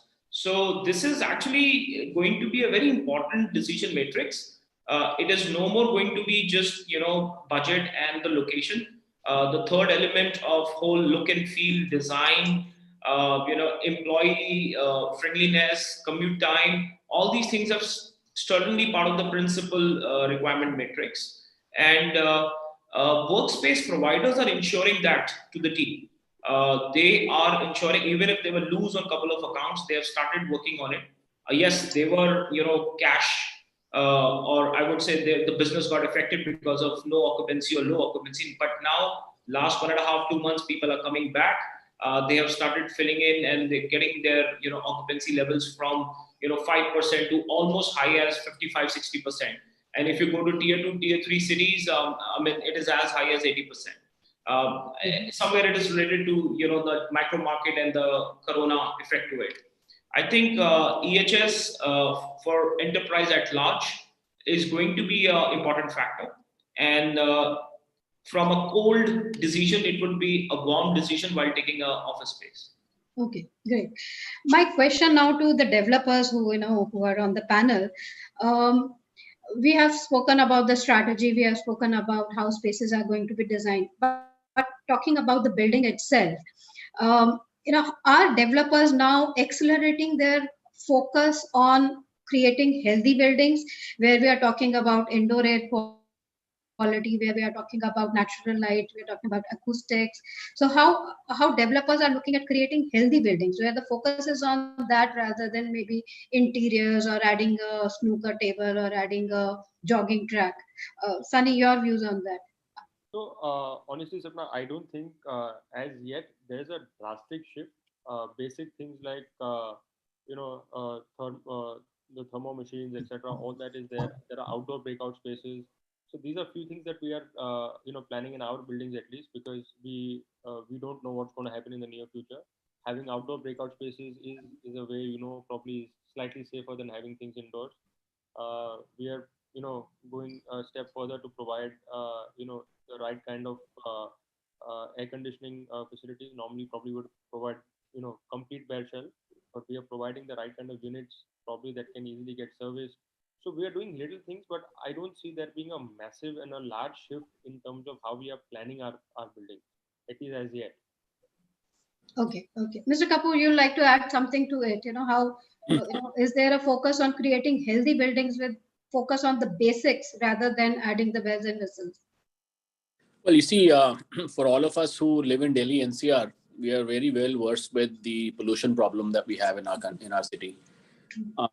So even before COVID, and I think COVID only sort of accelerates the thinking around this. I think many developers have been looking at adding air quality as one of the measurable performance for a building. So whether it is and I don't want to name buildings particularly here, but there are several buildings that have come up in the last 3-4 years that have the requisite engineering to improve the air quality within the building. And I think that particular change has already set across India. It's not just in Delhi. We are seeing that in Hyderabad, our business park in Hyderabad, we have engineered the buildings in a similar manner where we have air purification as a standard spec across the building to maintain a certain level of quality of air at all times. Also, I think the other spaces was the outdoor collaborative spaces. I think more and more people are finding that outdoor collaborative spaces are becoming higher in demand and are an important part of the overall wellness. So that's also being inculcated in design. So when we sit on a drawing board today to look at a new development, I think wellness possibly, I remember 10-15 years ago, it used to be ASHRAE compliant and air conditioning efficiency and sustainability. And of course, those are there.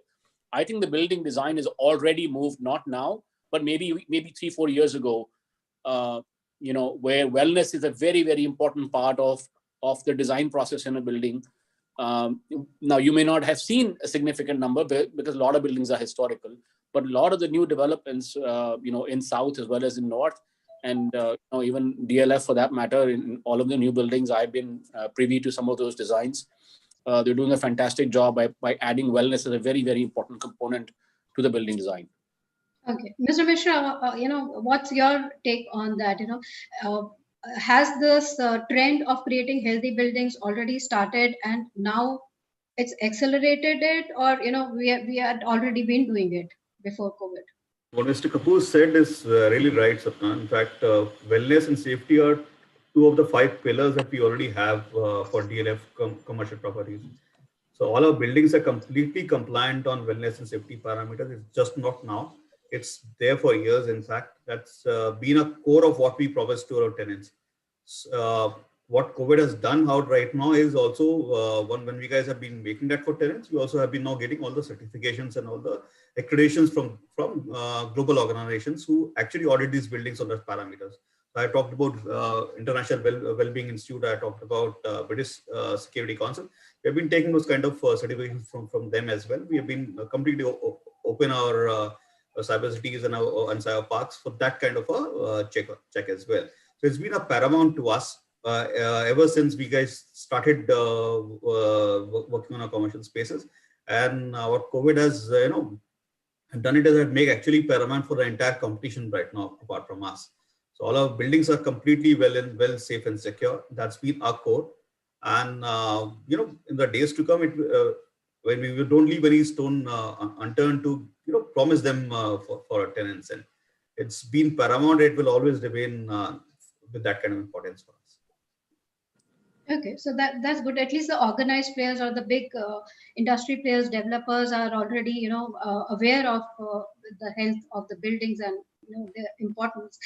Paras, in terms of the smaller players, and as you spoke about even the tier 2 cities where already you are seeing the occupancies are rising. How aware are those players about the health of the spaces that they are providing?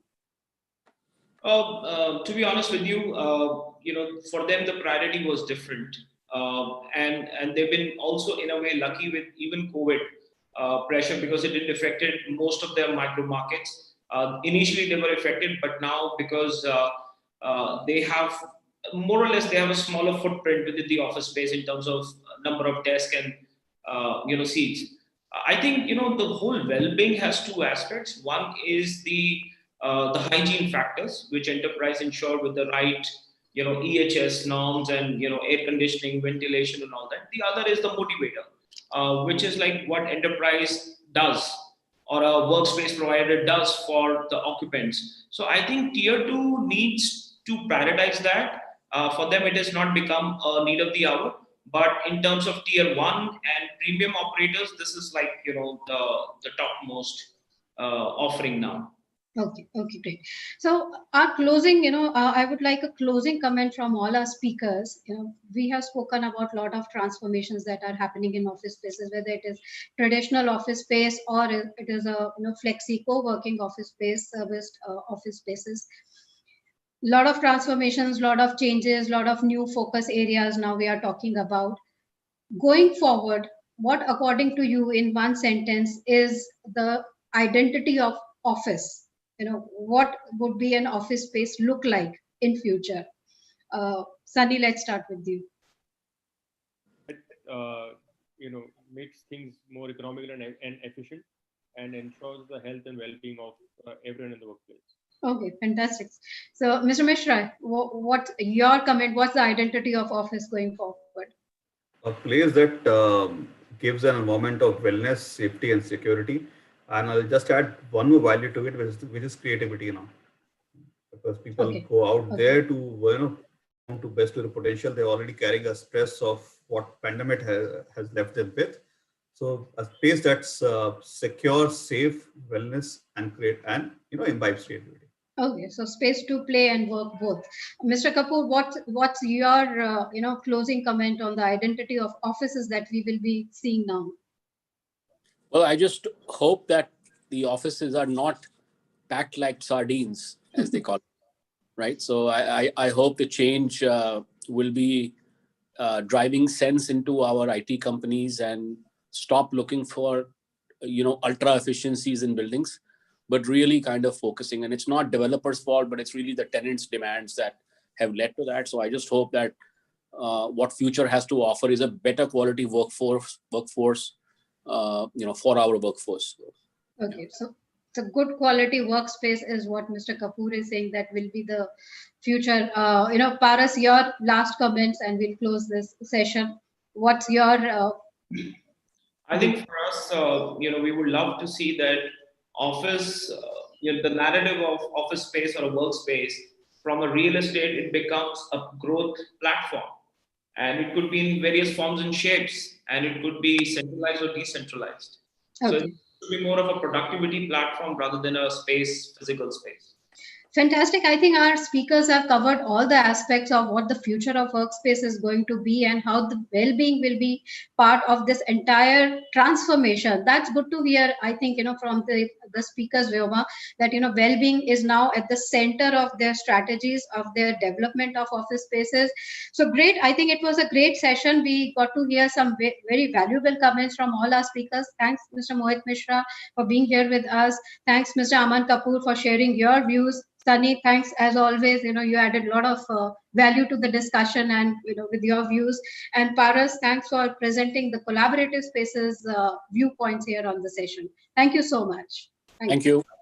Thank you, everyone. Thank you, everyone. Once again, I'm sure all the employees who are watching this panel discussion must have been really, really very happy, because I don't remember before this they haven't seen their MD, CEO talking so much about the employees' well-being, employees' mental health, their working spaces, their comfort, all about them. I'm sure they are looking forward for the new office and new spaces. Thank you, everybody, once again. Thank you so much. Thank you so much. Let's not forget to thank Sapna as well. Yes, Sapna. Yes. Thank you, Sapna. That was an amazing panel discussion. Thank you so much. Thank you. Take care. Bye-bye. Okay, everybody. So now here we have a legacy audiovisual to show you. Let's have a look.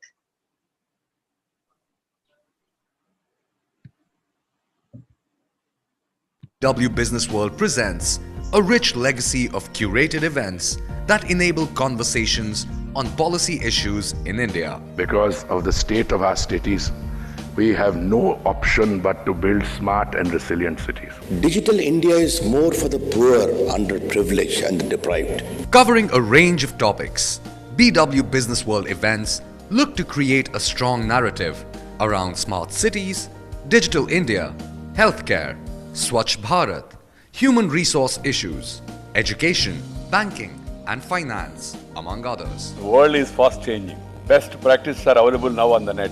Vikas development पूरी राजनीति में ये focus बन गया है. BW Business World events provide a speaking platform to the voices that matter. Smart से ताल्लुक यह है कि हम जो बेसिक एमिनिटीज हैं उसको हम चुस्त दुरुस्त करें. You don't have to be a technologist. You need to understand how technology influences the world. Mahatma Gandhi was a great man. He was the leader of the freedom struggle. We believe that e-governance and IoT will play a very, very important role. BW Business World is an excellent exhibition platform that helps you showcase your services to the right audience. To be a part of our legacy, write into us at partner@businessworld.in. Now we have to present to you a very important message by Dr. Anurag Batra for all of us. Can we have that, please? Good morning. It's my honor and privilege to welcome you to the first edition of Flexi Spaces. These are super spaces, co-working awards and summit. Today is the big lineup of industry's top leaders that determine where the co-working spaces are going. We have a plethora of leaders from real estate services, from private equity, entrepreneurs, ecosystem partners today coming together to tell us what is the future of work, what is the future of office space, hence what is the future of co-working spaces. These flexi spaces have not only become offices, they have become places to have fun, to seek happiness, to get together. They become lounges. Post-corona, the co-working spaces have morphed themselves into even more attractive offices and attractive offers. BW Business World brings to you flexi spaces and a lineup of leaders that will help you figure out what's happening with the future of work and the future of workplaces. So, flexi spaces, the awards come to you in December. Apply now. I look forward to welcome you all to this first edition of Flexi Spaces. Great set of leaders, great set of speakers. Enjoy listening to them. Figure out what you should do in your business after you listen to them. Keep reading BW Business World and log on to businessworld.in. Thank you. God bless you. All right. So, as Dr. Anurag Batra has said, that enjoy listening to speakers and leaders, definitely as being a host and really having a good time hearing all the important points related to all our topics. Flexi Spaces, Future of Workplaces Conclave.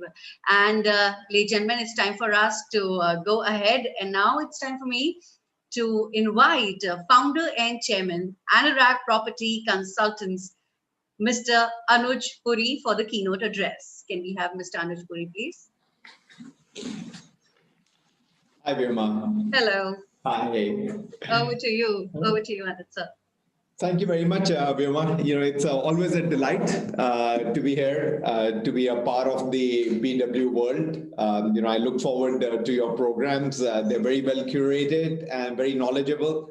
And you get a great lineup of speakers. I enjoyed your previous session, which was hosted by Sapna.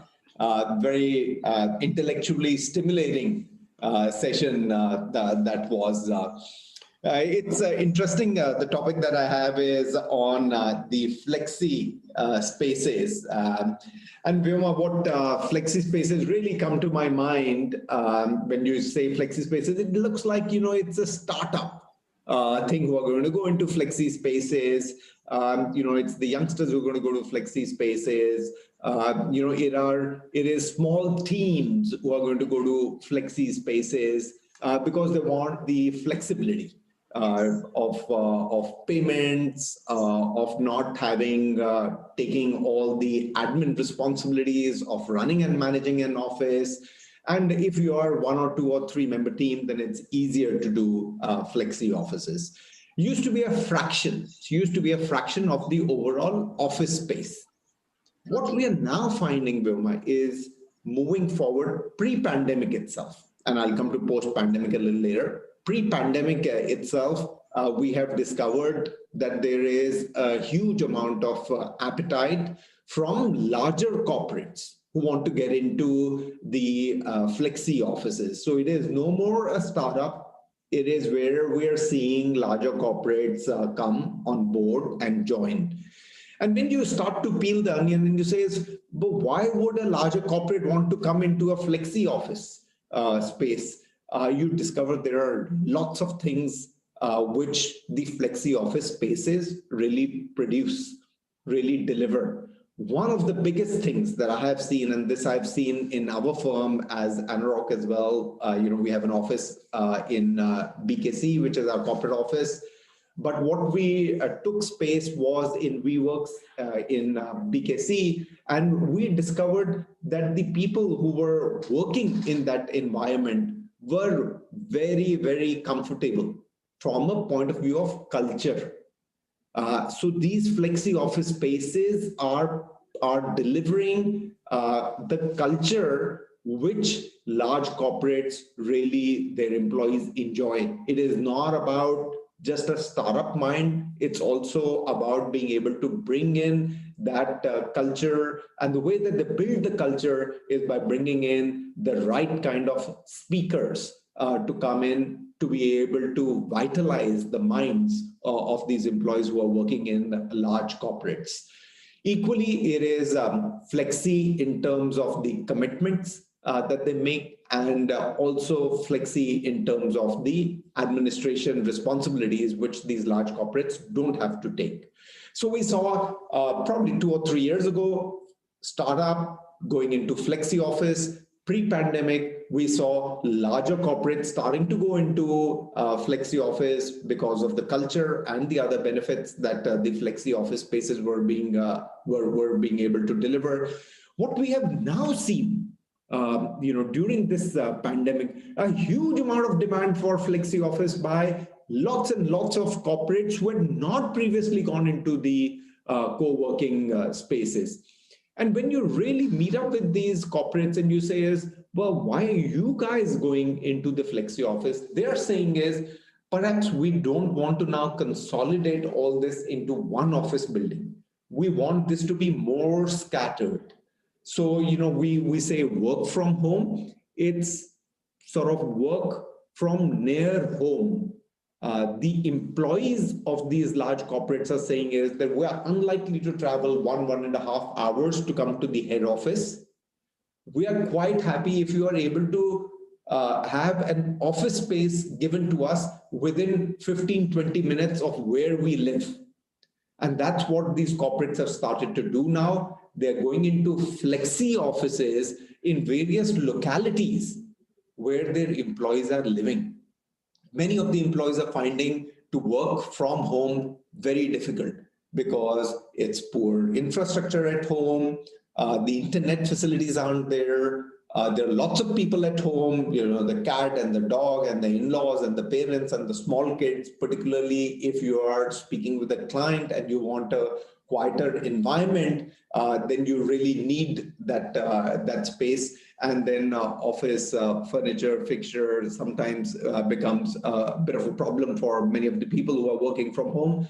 So they have said to the corporates, guys, we need space, office space closer to our home. And these corporates have now gone into flexi offices, to these co-working platforms to say guys, can we actually take 500 seats, 800 seats, 1,000 seats with you within the close proximity of their employee residential base.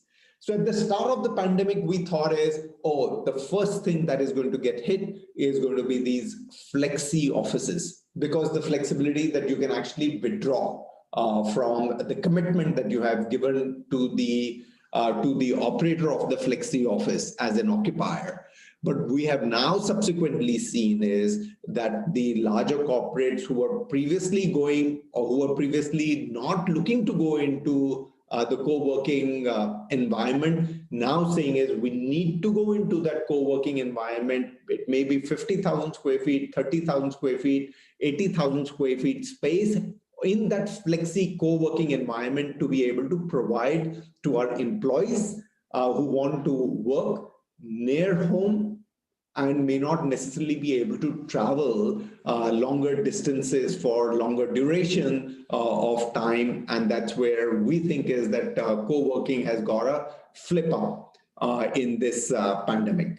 The second point that I want to cover is the interest that we are seeing from private equity in this space.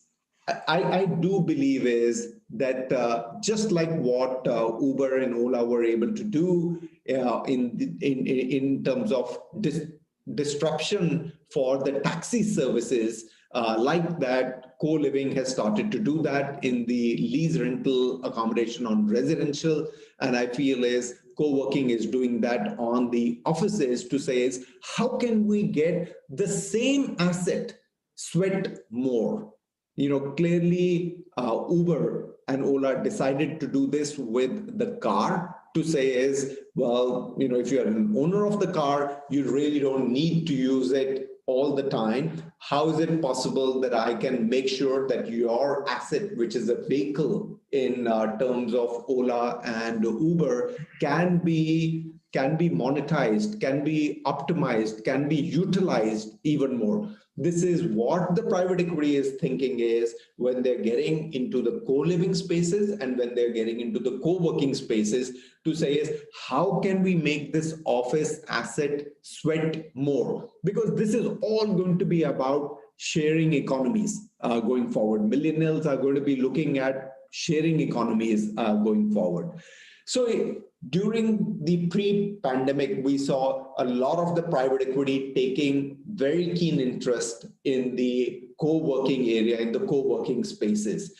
During the pandemic, we were pleasantly surprised when Brookfield, which is globally amongst the largest private equity players, bought 100% of CoWorks, which is a co-working platform from RMZ.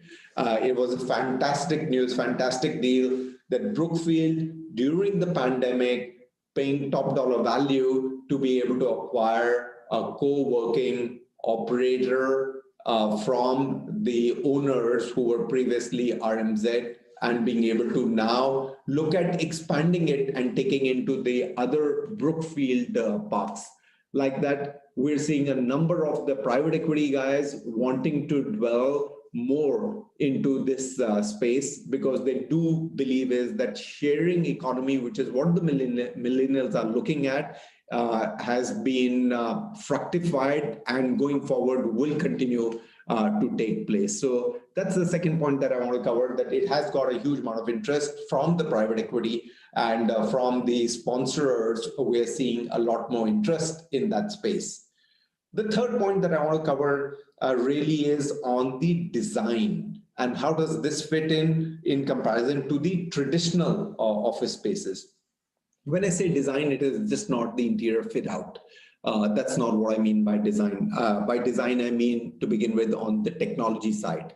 There is a lot more that is being done on the co-working with respect to technology when you compare it with traditional offices.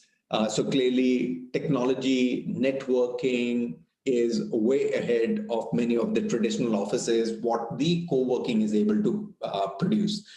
The second is the way that they have now restructured. And if you go and see these co-working spaces, the way that they have brought in the design element, it has become a lot more safer, secure, a lot more space that they've now been able to give to their occupiers. Clearly, we see that as a big benefit because they had the flexibility to very quickly reposition those offices by providing the requisite spaces. And in the previous panel, Aman Kapoor mentioned that we don't want offices to be packed up like sardines. And this is what the co-working is doing, moving away and saying is that we need to give space to the people, particularly in this pandemic. And we're seeing this across the board. The flexibility of payment continues to remain very attractive. The flexibility of occupation remains very, very attractive. But lastly, I would say is that this is a concept here to stay. many people think is that, that it is here and perhaps will go away. I can tell you is that co-working at a global level as well continues to remain very much as a theme across the board, and will continue to remain as a big portion of the asset class within India amongst the alternate asset classes spaces.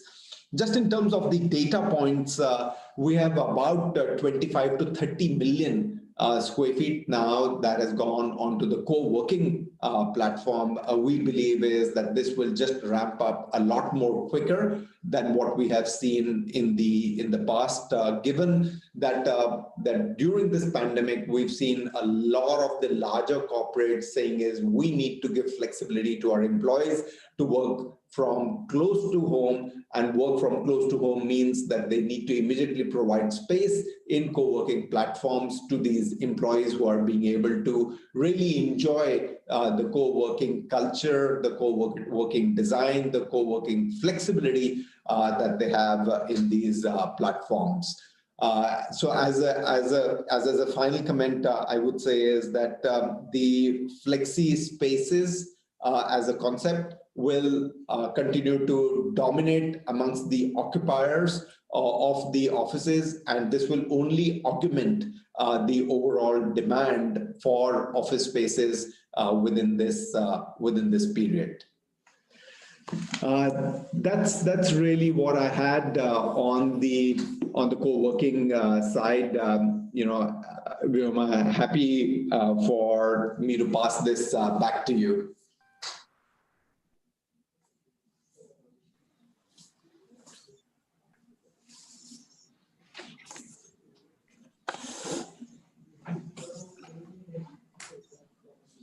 Hi, Vyoma. Yes, I'm right here. I was so engrossed in hearing all your points that, I took few seconds to come back, So this is how we do, when any eminent speaker or a leader speaks, you just keep quiet and just hear it all. All right, it was wonderful listening to you, sir. Really, thank you. Thank you very much for this address. So thank you very much. I appreciate you bringing me on board. Thank you. Thank you, sir. Thank you so very much. Okay, everyone. It's time for us to move ahead, and now it's time for us to do a fireside chat. So, fireside chat is about what can co-working spaces learn from traditional office spaces. What can traditional office spaces learn from co-working spaces? So basically, balance creates harmony. And for this fireside chat, we have with us President of BW Business World and Exchange for Media Group, Mr. Sunil Kumar. And here we have Anuj Puri, founder and chairman, Anurag Property Consultants. So yes, it's time for us to start the fireside chat. Let's do it. Thank you very much. Hi, Anuj. Good to see you after a long time. And of course, I'm standing in for Anurag Batra. He really had to rush. He's had a long trip to Bombay, and then he comes back into some crisis. And he said, He started to travel, Sunil? He started. No, not me. He has. Not yes. Wow. He has. Yeah. Little bit. Only when it's like critical. Yeah, I know of many people who are doing that. So I don't know. I was to travel overseas. I didn't go to the US, and I saw like everywhere it's going up. I think it's avoidable. So I think, Anuj, what I'll do is I still have questions from your address. So if I can do some follow-up thing for people who are logged in, and they may have questions, because we have diverse set of people in terms of who do this business, and they cater to different audiences, if I can call them that. So my first question would be, do you see the consumption to be changing industry-wise, in the sense, IT industry will have different set of requirements? Can banks do it? I'm talking about the bulk users of this space. Small businesses we can understand, and they make a difference to the ecosystem. But do you see any industry-wise trend, because they talk to you, they come to you for advice? Say a large IT firm who had, said, okay, we'll do it from there. Why IT, even technology companies, without mentioning who they are, because it would look like as if I'm asking on their behalf, I'm not. In fact, we could even go to function-wise that, what's your observation that certain industries would take to flexi spaces and encourage more of work from home? And do you see certain functions like, say, business development would behave differently from, say, the logistics team to, supply chain to whatever. So just share your insights about that. So Sunil, there are three questions that you've asked. One is really which business functions may continue to work from home and which will perhaps come back to the office. Second is what segments of the office occupiers, what category of the office occupiers are we seeing moving into the sort of flexi office spaces? Would banks want to move? Would technology companies want to move? Sunil, you and I know that startup loves to go in there. So there is no doubt in our mind that startup will continue to go in. But would some of the traditional larger corporate occupiers want to move into this space, and how does this really play out? So I would say is first, some of the functions even post the pandemic, Sunil, may continue to work from home. May continue to work from home 3 days a week, 2 days a week. They don't need to come in. And I can tell you within our firm as well, Sunil, marketing, HR, finance, legal, research, many of these have been very efficient. And they're perhaps only come in 2 or 3 days a week. Many of them have come 1 or 2 days a week. Many of them haven't come in. I mean, there are people in the office, who are quite okay not to come in. So I would say is even post the pandemic, post the vaccine comes in, we have seen is that there are functions that can very efficiently continue to work from home. Is it the full organization that can continue to work from home? I don't think so, Sunil. No, of course. From a culture perspective, from new employees joining, how do you really get an emotional connect with them? I'm saying, Sunil, more than that, gossip. You want gossip. Other side chat, Yeah. The walks, the bitching, whatever, yes. We lost you. Yeah. In those businesses. So to answer one part of that question, how does this really stack up? I think there will be functions that will continue to work from home, maybe permanently, maybe 2 or 3 days in a week. But I think larger organizations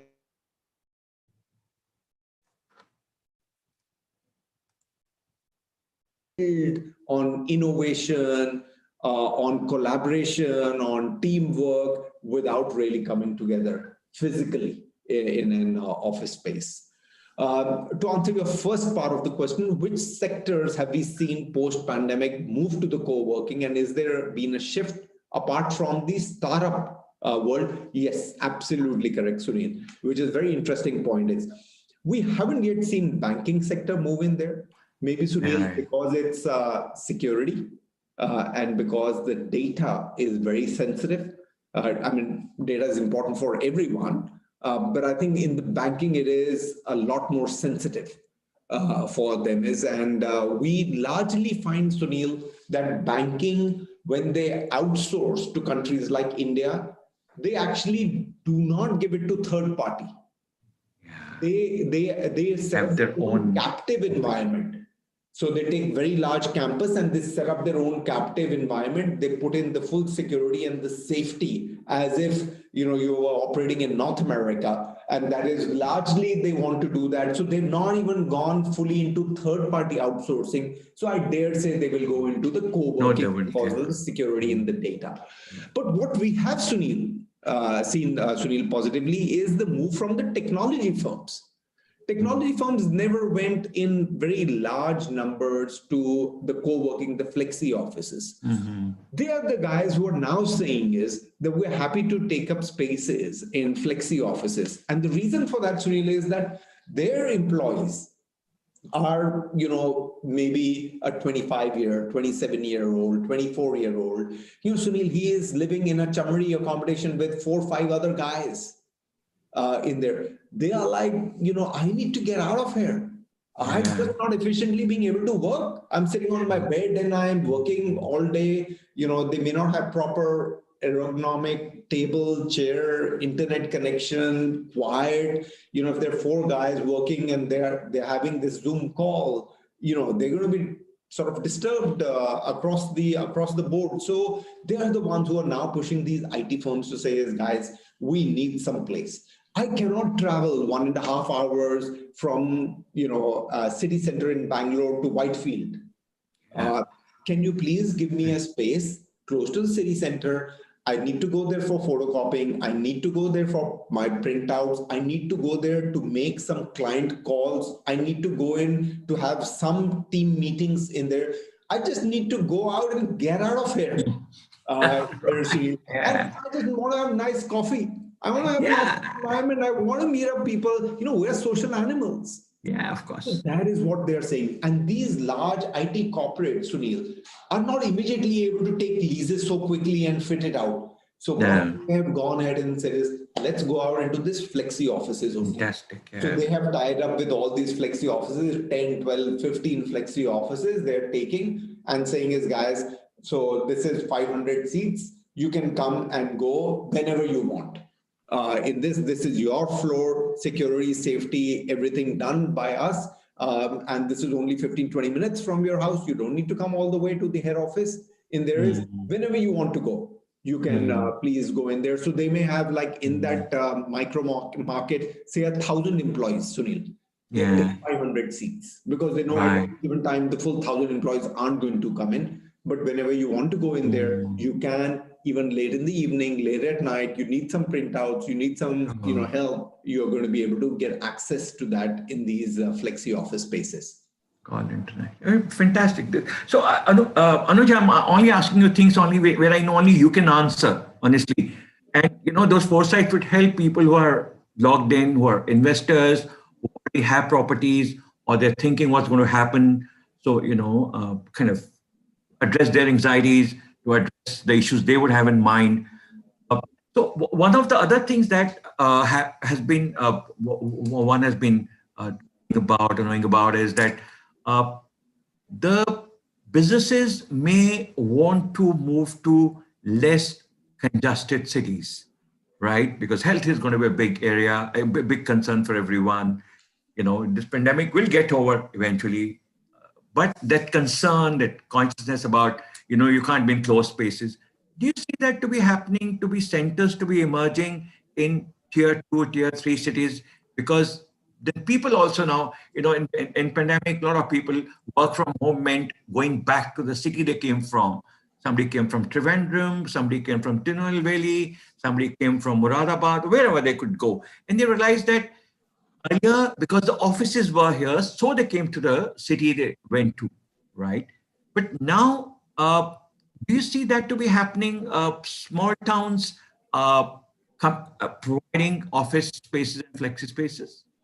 So, Sunil, very interesting question. And to large corporations. I'm talking about to large corporations, absolutely. You understand better than anything else, yeah. Absolutely. So Sunil, very good point. Have we seen people from these large corporations go back to their hometown? I think their parents were scared, their families were scared. The corporates made announcements that we are going to be shut.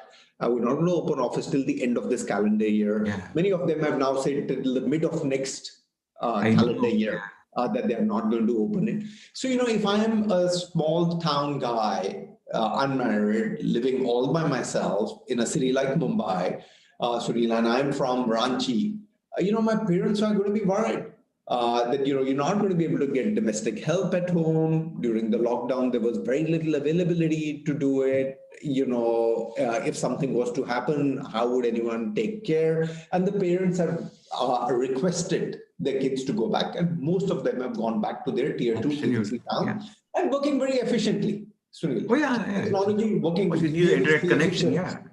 And the good thing is, Sunil, and we're sort of blessed as a country that this pandemic really did not go into tier 2, tier 3 rural. Had it gone, we didn't have healthcare facilities in those. So fortunately, those cities have remained very sane. We have seen retail do better in tier 2, tier 3 towns than in tier 1. These guys have also now gone back and pretty well settled. Your question is now Anuj, that they are settled there and they're working and that environment is there. Is it possible that the corporate may just set up an office in that city because there were 500 guys and they may just say is that 500 guys, 50,000 square feet, let's take an office in Ranchi or in Coimbatore or in Cochin or in Ahmedabad, and these guys can continue to work from there. So Sri, now I will take you back to 2008, 2007. In 2007, I used to run Jones Lang LaSalle. We were one of our largest clients in Jones Lang LaSalle at that time. Said is, guys, this is pre-global financial crisis. I want to get into tier 2, tier 3 towns because majority of my talent is coming in from there. I want to be close to my talent. There is war on talent going on. I'm getting a lot of attrition in Bangalore and Pune and Hyderabad. I want to go to an Indore, to a Nagpur, to a Trivandrum, Cochin, to a Bhubaneswar, and set up my campuses in there. So we said, that's fine. We set up our offices ahead of the corporate going in there. They set up a couple of offices. One of them was in Chandigarh, that the office got set up, Sunil. And then we discovered the guys who were from Punjab, who would come all the way to Bombay or Gurgaon or to Bangalore, did not go to that campus in Chandigarh. We're like, why are you not going to that campus? So Sunil, they said that, look, guys, one, in a bigger city, I get opportunity to jump jobs. And every time I jump a job, my salary goes up. Right. Second is, for my kid, there's better education, which is correct. In a tier 1 city, better education. For my family, there is better healthcare facilities.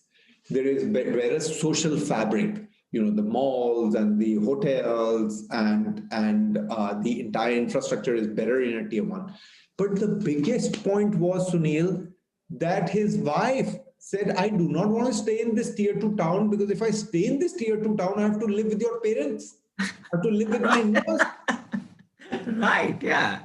I want you to move away. For the husband, yeah. Right. Yes, I want you to relocate. Every night she would say to him is that I don't want you to stay here. I cannot live separately to your parents in a small town because that is not acceptable socially in the Indian culture. So I don't necessarily live with your parents if we are living in Indore. But if we are going to Bombay, that's okay. Yeah, it's your job. Yeah, you have got a job there, so we have to move. Yeah. So my trouble is that this tier 2, tier 3 story is going on well till now. But when these large corporate occupiers set up an office there, the talent doesn't want to stay there. The talent wants to go back to the bigger town. So I'm not sure that story of tier 2, tier 3 offices will be there. I know, it can't be done region-wise. It can't be done state-wise. But one of the interesting examples I observed was a large population of Malayalis go out for work, right? And one first center is Bangalore or Chennai. Then next is Mumbai, farther from home. Now, I realize they've all gone back to Kerala. Right, and if there's a center, if in Cochin or in Trivandrum or even in Calicut, right? My guess, Anuj, would be that they would do well because the Malayalis essentially work. Very few who get into entrepreneurship, and it's a small state. Not too many jobs happen there. But if there is an Infosys center there, or if there's a Wipro center for a certain activity, for a certain kind of work, it may attract, as it is, Trivandrum is emerging to be a city for software development. Cochin has seen some investments coming. Kerala government is very keen that things happen here. So all that chief ministers have been doing, going to large corporations, hey, why don't you come here? Kerala would be one example of where there's land. It's expensive, but it's still not as expensive as it would be in Bangalore or a Mumbai. Absolutely, Sunil. I completely agree with you. Is that there will be some cities which will benefit. Education is high levels of education, and there are doctors, there are other people who are available. I mean, you want to do a city somewhere, you want to set up a hospital alongside whatever, and then these people will be there, and they are used to working wherever work takes them. Culturally, they are very kind of ready for that. Yes, I agree. So there will be some cities that you will benefit. You're absolutely right. Trivandrum, Cochin are cities where some of the corporates are looking to set up the campuses. I'm sure you would know this very well. It's on your radar. Obviously, you do your some of your clients work there, and you invest there or not. But yeah, I'm sure you have these on your mind for various things. Other one was to do with, I'm staying with the theme, of course, pandemic is, but I want to go beyond pandemic, as you must have realized. Now, when I say small cities, and we're also talking fixed offices versus flexi offices, because, you work at a level where you understand the businesses and where real estate fits in, It's not like you say, oh, his real estate, take an office here. Good office, sir. It's a good office. There's no thing as that, And all your life, this is what you've done. You've provided solutions to businesses in this currency. So do you see when businesses are affected, there's no business which is not affected, right? Some in the short term, some in the long term, right? Is cost of property, or co-working or whatever space, is it becoming a factor already, or that's not the concern? Because profitability is affected for everyone. There's no one, we have not been affected. Maybe some couple of businesses which have not been affected, or some few exceptional sectors say nothing happened to us, we are fine, we are remain as it is. And in any case, people are now getting conscious of the cost, because they realize, listen, anytime the business goes down, if your cost is under control, you've been a CEO for years, so you understand this very well. And now the cash flows. Money that was to come from the market didn't come because those businesses were not doing well, and suddenly you have cash flow crunch. You had profits challenged. You had revenues. I mean, to start with, revenues being challenged. So is that going to be a factor now, as it was earlier time? Conservative thought, no, don't spend too much money, don't park, don't take on expensive places. You never know, when you are not able to pay the rental, and then it's, yeah. So I would divide. Is that becoming a factor now? I would divide it into three parts. The first one is, Sunil, is the corporate occupiers who are in the tech and digital space.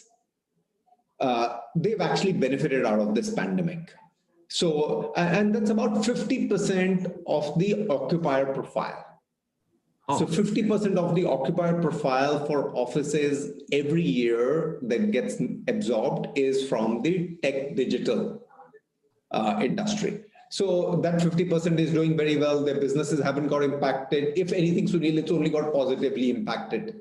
So, they're out. Out of the balance 50%, Sunil, majority of it is American companies outsourcing to India. Because in the US, there is going to be a cost pressure. Absolutely right. I meant that. That's the word. Yeah, that's the jargon. Yeah, they would want the cost optimization. And in that cost optimization, Sunil, they will need to outsource more and more to India. Right. If anything, in that process, India then starts to benefit. We saw this in 2008. After the global financial crisis, there was a lot of the outsourcing that got propped up because there was a cost pressure on the US corporate to bring down the cost. And you can only bring down that much cost in the US. But by outsourcing to a cheaper location, not from only a rent perspective, but from a salary perspective to India was hugely beneficial. So that's the second thing that you will continue to see, is that a lot of the US corporates under pressure to reduce the cost will continue to outsource it to India, and India will expand. In that part, Sunil, they had this theory which, somebody told me in 2005. And, I'll share that. It's a sort of one sentence and you'll understand why it doesn't matter. They say it is $1 a square foot a month is our affordability. $1 a square foot a month. 2006, the dollar was at 45. So it was $1 a square foot a month. Today it is 73. Rent has moved from 45 to 73, but it still remains $1 a square foot a month. Right. Yeah. So Sunil, for him, it hasn't changed. Actually, yeah, you're right. It is the same thing that you're still talking the same language. What we really wanted as a thumb rule, I'm okay to pay. It's only that the Indian rupee has devalued. That, you're being able to do that. The third category, Sunil, is definitely going to get impacted, which is what you rightly said, is that there will be corporates who are in the front office spaces, who are in the expensive offices. Our office is in BKC, one BKC. I mean, it's an expensive building in there. So the front offices will either contract the space or give away that space because their main core business has started to hurt. That's where we will see that there will be a problem on the vacancy because those guys will want to bring down the pricing. And this is largely, Sunil, the Indian corporates. Business has got impacted. You're paying 200, 250 rupees a square foot a month in there. Can I actually bring it down? I really don't need to be in this BKC. So that's where we're going to see perhaps pressure on the rentals within front office. Because that people will say is, I really don't need. Back office is a production. It's a factory. I need the factory to go on in there. Front office is nice to have. I can do away with nicety. Right. Yeah. So another interesting thing, and you understand better than anyone else in the country, is facility management. And you talked about technology. How technology is going to come into it. Is it aimed at both reducing costs, or is it just to do with health? And I'm really asking from the point of view, if there are startups who are logged in and they really think, should they look at this area in terms of developing technology for maintaining? So Sunil, very important. Today, if you were to ask me, that is absolutely an area where there is more investment that is required. And Sunil, to begin with, it has started from health concern, but I think this is not going away. It's not like the vaccination comes in and suddenly everybody's going to forget about it. So it is beautiful point that you say is, guys, whoever wants to invest and innovate on the facilities management, now's the time.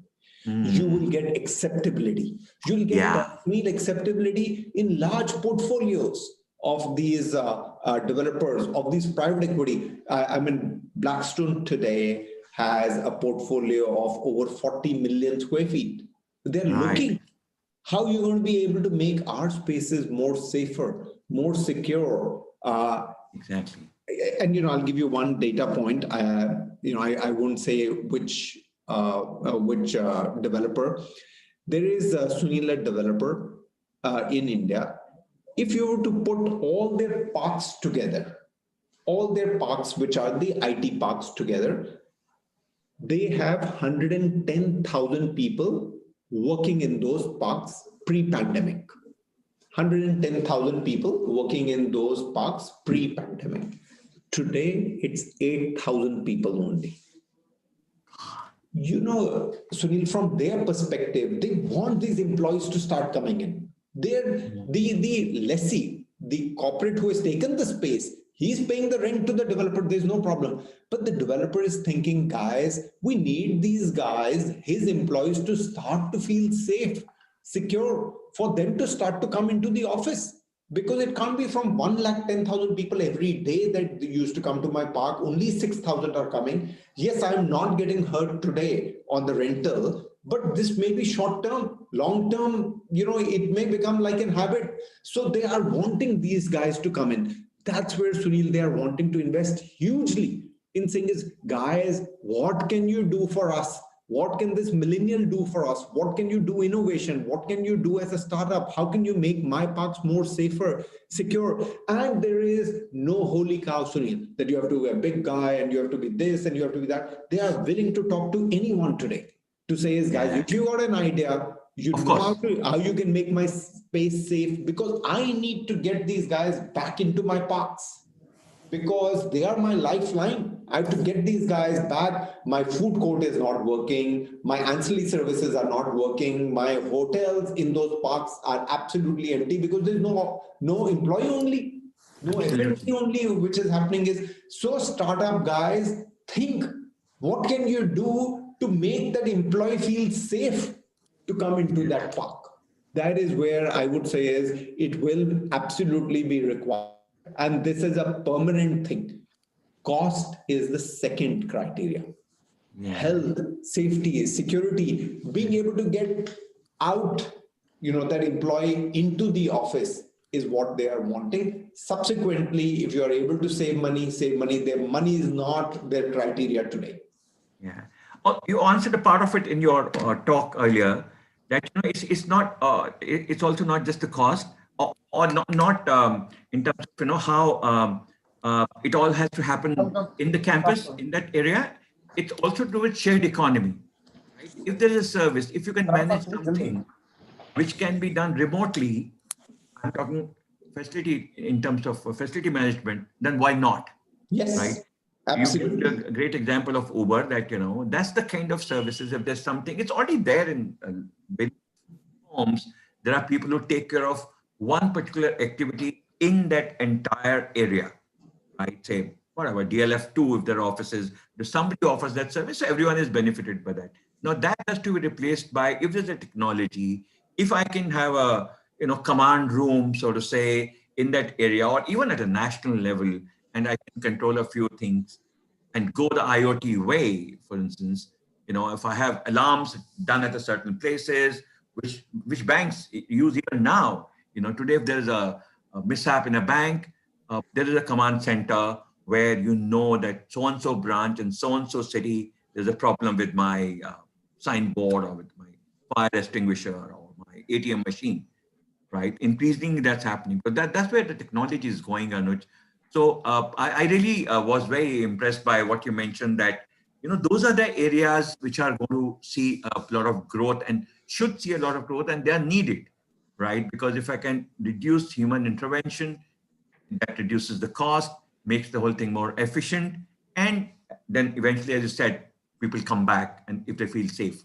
But it start with the administrator, the person who runs those buildings, the owner or facility management person or whoever Absolutely. does that. Absolutely. So two quick things. One, you obviously, you analyze this, you ponder over this, or go over it.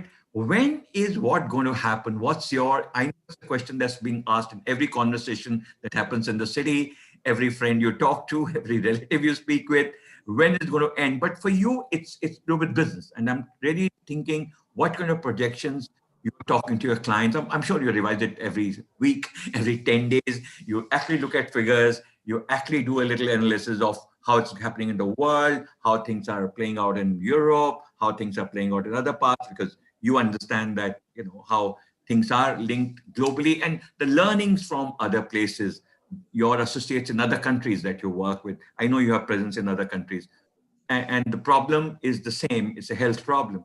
So what's your way of looking? When does the vaccine come? When do things become normal? What happens? If you can take us through those stages, that's one. Other one, of course, then I'll talk about the awards. I need your expectations from the entries that people send for the awards that you're going to be heading the jury for. So two questions, and then I think we'll close our session. I can see other people have logged in. Yeah. So tell us your predictions, your from... Sunil, anybody's guess, when is this going to end? When is the vaccine going to come in? What is going to happen? Maybe a health guy will be better apt to be able to do it. As a business analyst, as Anurag, no, business absolutely. analysis, how do you see it? Yeah. Within that environment, Sunil, we're saying is that you have to start to live with this. And, you know, I can say is, Sunil, it has been much more positive than what I had thought in the first fortnight of April. I thought in the first fortnight of April, this is going to be doom and gloom. This is gone for at least 12 to 18 months. May was similar. June onwards, Bangalore opened up and we started to see that there was life, there were people who were wanting to come in, there were business activities that started, new office leasing started. And clearly, every week since then, Sunil, it has been more and more and more positive. Not only on the residential front, where we thought is that, you know, it is just not going to be possible. I mean, today our report has got published in Economic Times, and, you know, it is saying is that luxury apartments in Mumbai are selling like hotcakes.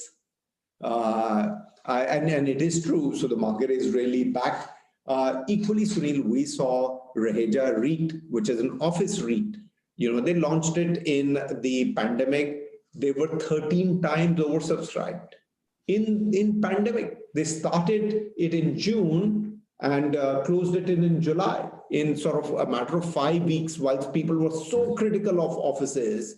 You know, these are large corporate occupier, corporate investors, private equity investors, retail investors, Sunil, like you and me, 14 times oversubscribed that IPO, which was there. So clearly a lot more positive, Sunil. We're living with it. To answer your question on this part, on the office side, Sunil, last year there was 4 crore square feet that was leased in 2019 calendar year.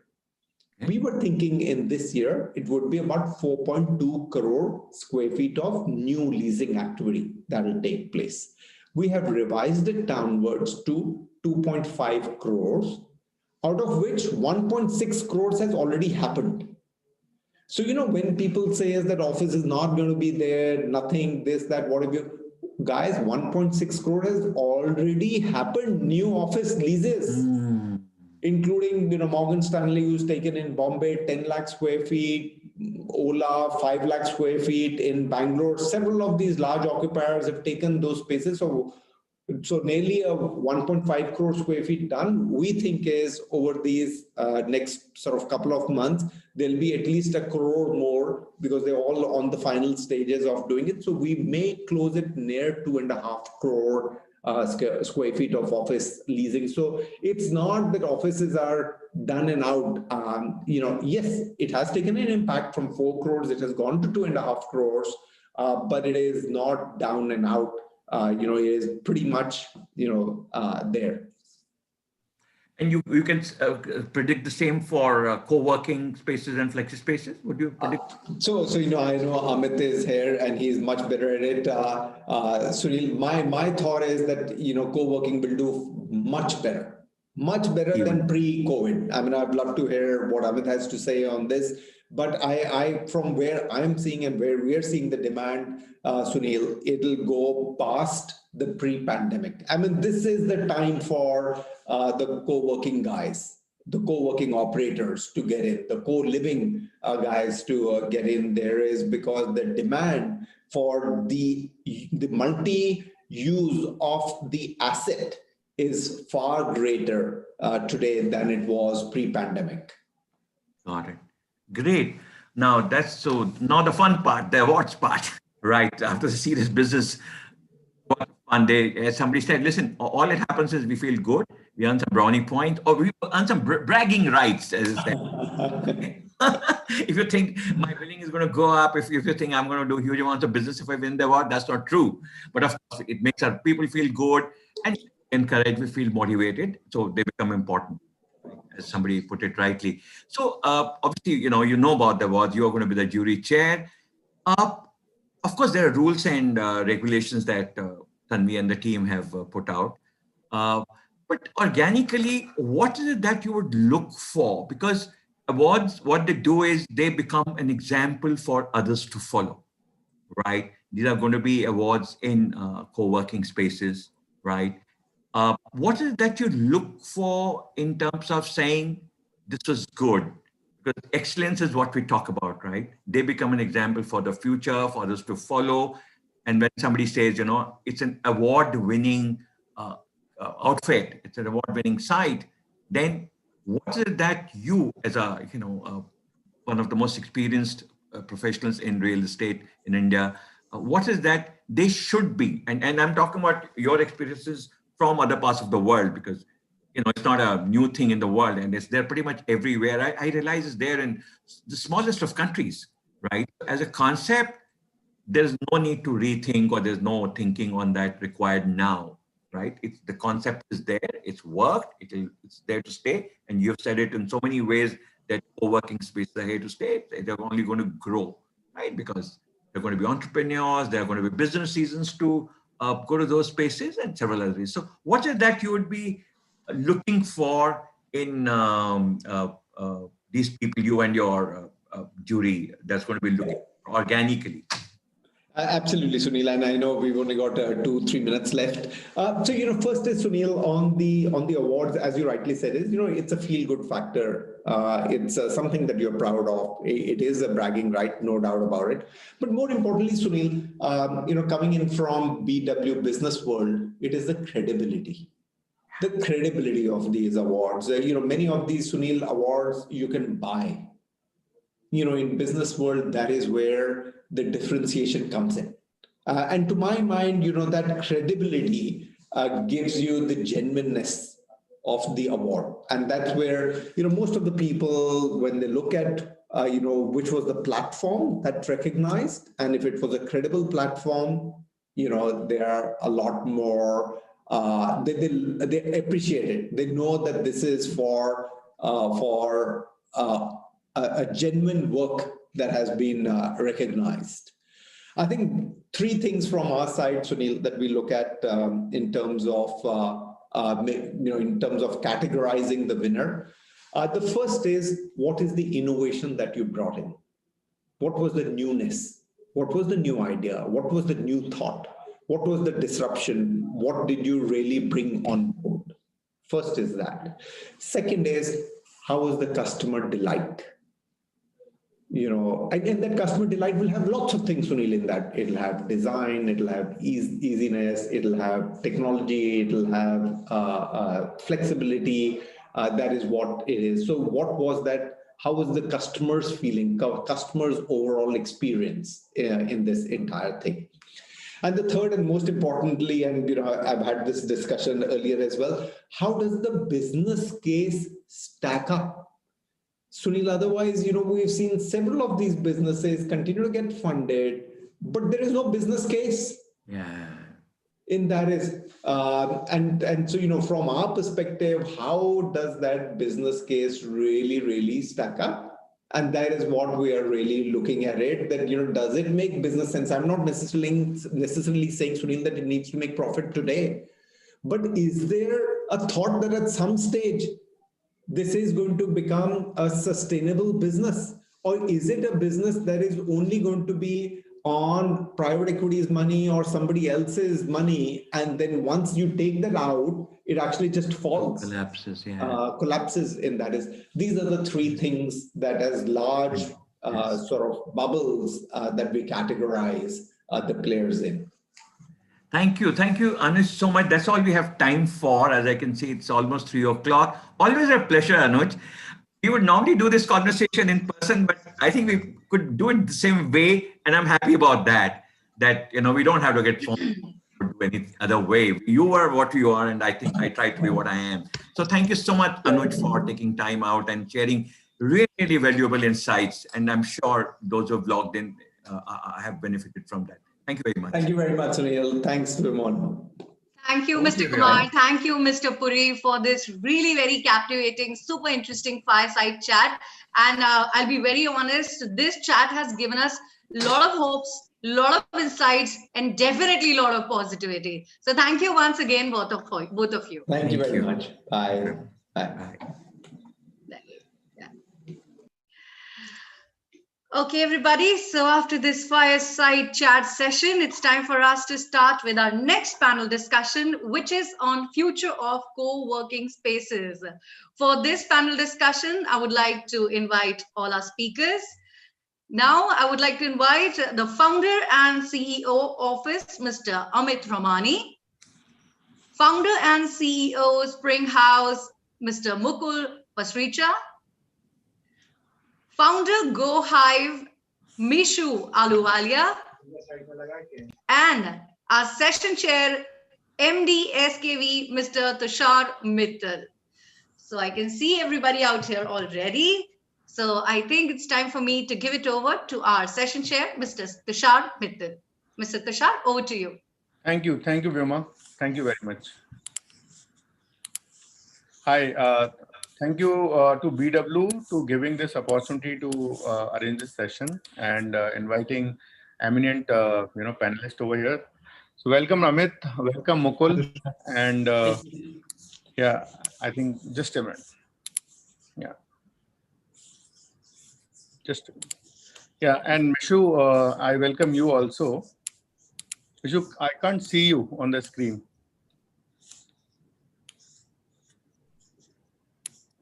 Hello. Mishu, we can't see you on the screen. Has Mishu joined, Vyoma? So Mishu will join little later, Tushar. So meanwhile, we can start. Yeah, thanks. Yeah. So first of all, Mukul and Amit, welcome on this panel. And I would like to congratulate Amit for his center in Chennai. I saw the news. It's a good news that in this pandemic time, new centers are coming, new businesses coming. And Mukul, I hope you will be having some good story to share.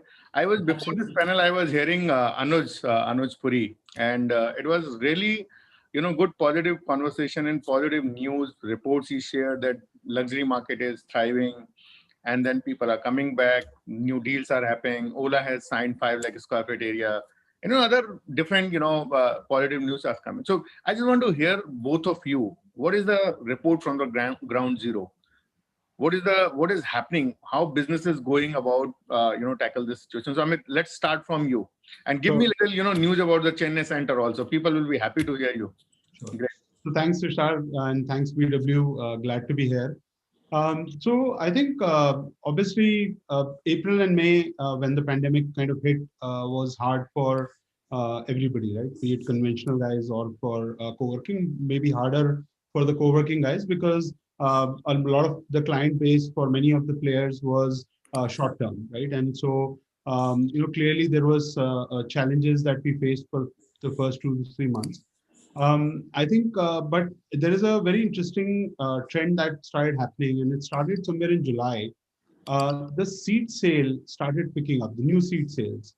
And, while clients were leaving because they had the opportunity, if the lock-in was coming up, the renewal was coming up or a lock-in was ending, they clearly had the opportunity to exit, and many of them did. And they did similar things in conventional spaces as well. But interestingly, July onwards, the seat sale picked up. And in October, we exactly matched what the number of seats we sold in February.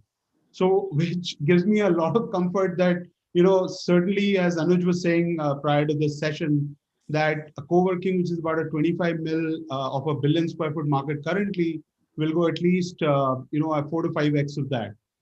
So extremely bullish on that sector. Flex office, in my opinion, will see some major recovery. But there is going to be pain at least for the next couple of months till people come back. In terms of occupancies, there is a contractual occupancy, which obviously depending on the kind of customer base one had, one could have kind of mitigated some of that impact. We did because a lot of our customer base was 60% was almost enterprise based customer base. But clearly physical occupancy continues to be a bit of a challenge right now. Kolkata, in fact, has been the best. We've achieved almost 60% occupancy there. All other locations range between 15 to 30%.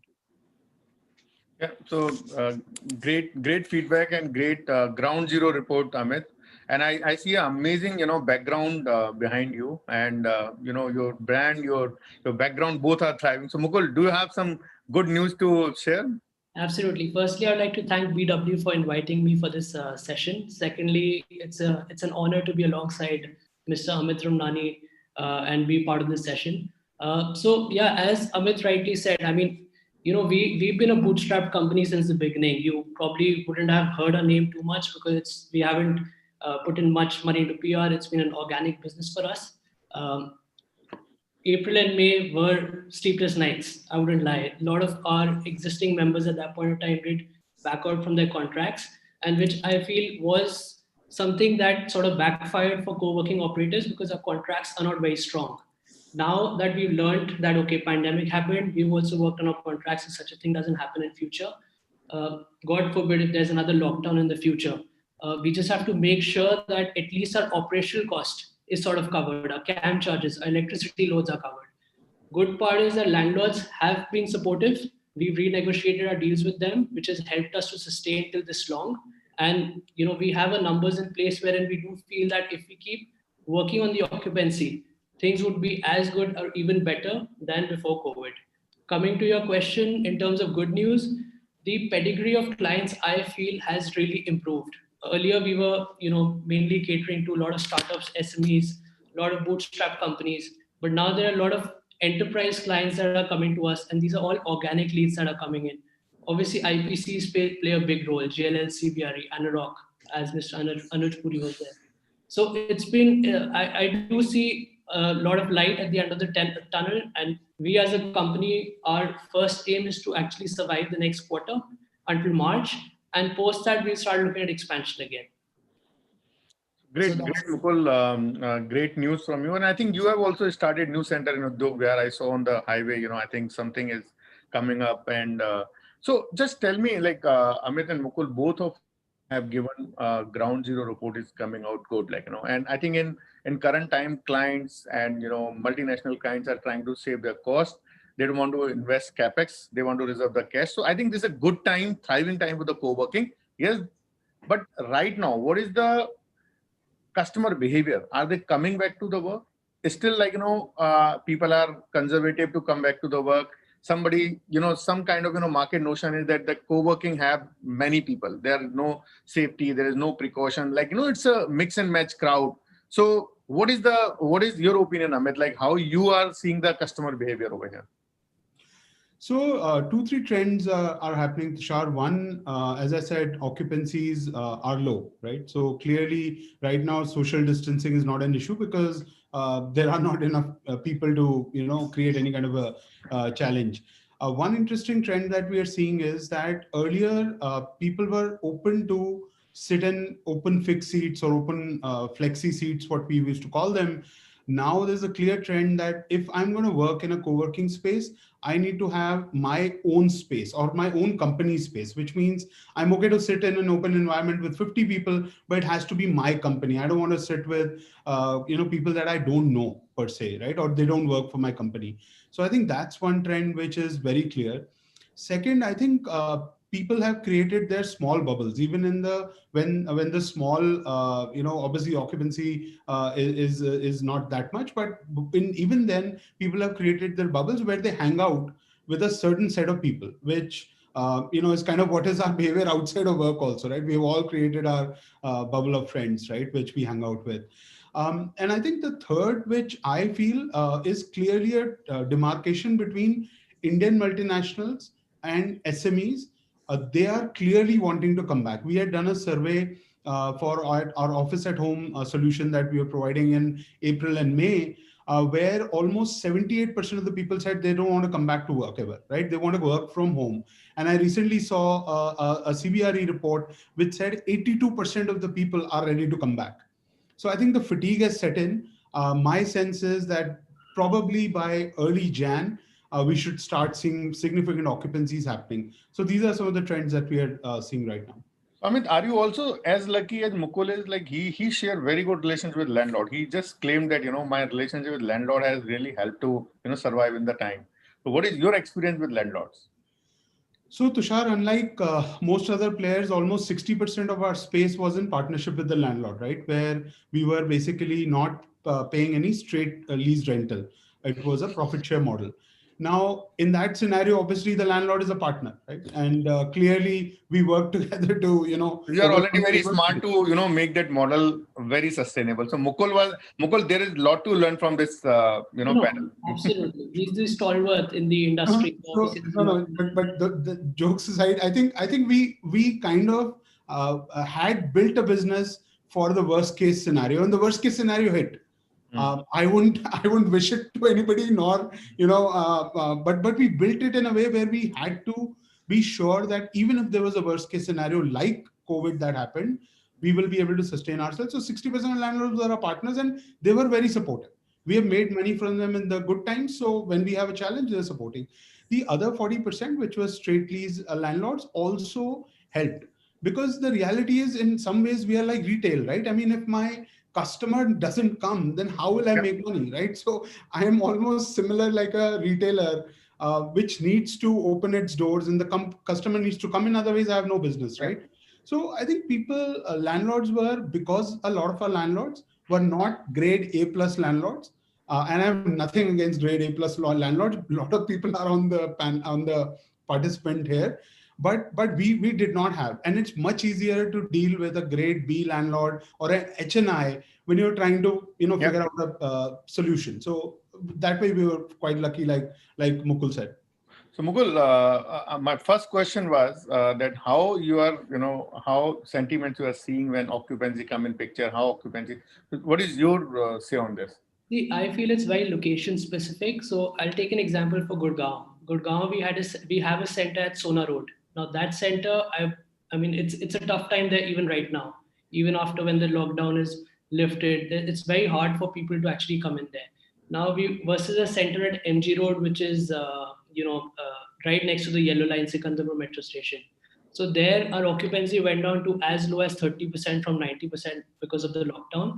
But now we've noticed that it's come back to about 75 to 80% all over again, and with all new clienteles mostly, right? So it is very location specific, and if you're offering good services, a hygiene workspace, people are looking forward to come back. There's no doubt in that. We've seen a lot of our older clients, like past clients, they are contacting us again if our centers are open, and they want to restart work, because I think the productivity angle only comes back once you meet each other and collaborate at the workspace physically.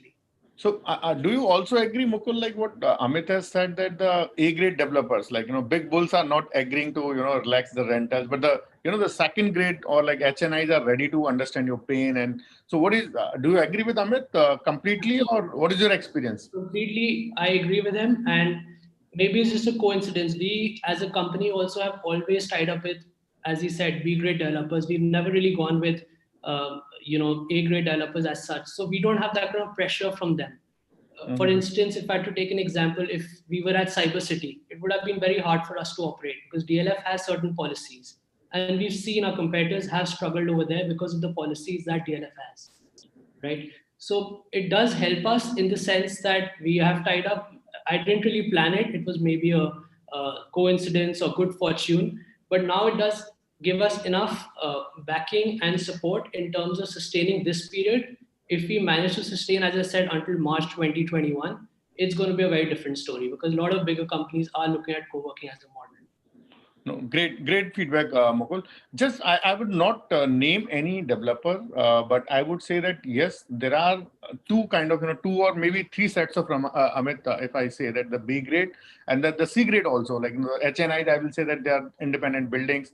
I think in this time, people have experienced the customer centricity is very, very important. Like as you are, you are giving a very good customer service, so people are loyal to you. So as Amit has said that, a lot of old clients are, sticking the relationship, same you said. But why don't other side, like, the landlords, for landlords, you are the customer. So there has to be a customer centricity. So Amit, do you feel like there is no organized behavior or maybe organized game in the market where the pain is understood by both the side, or it is just arrogance because they don't have right competitors?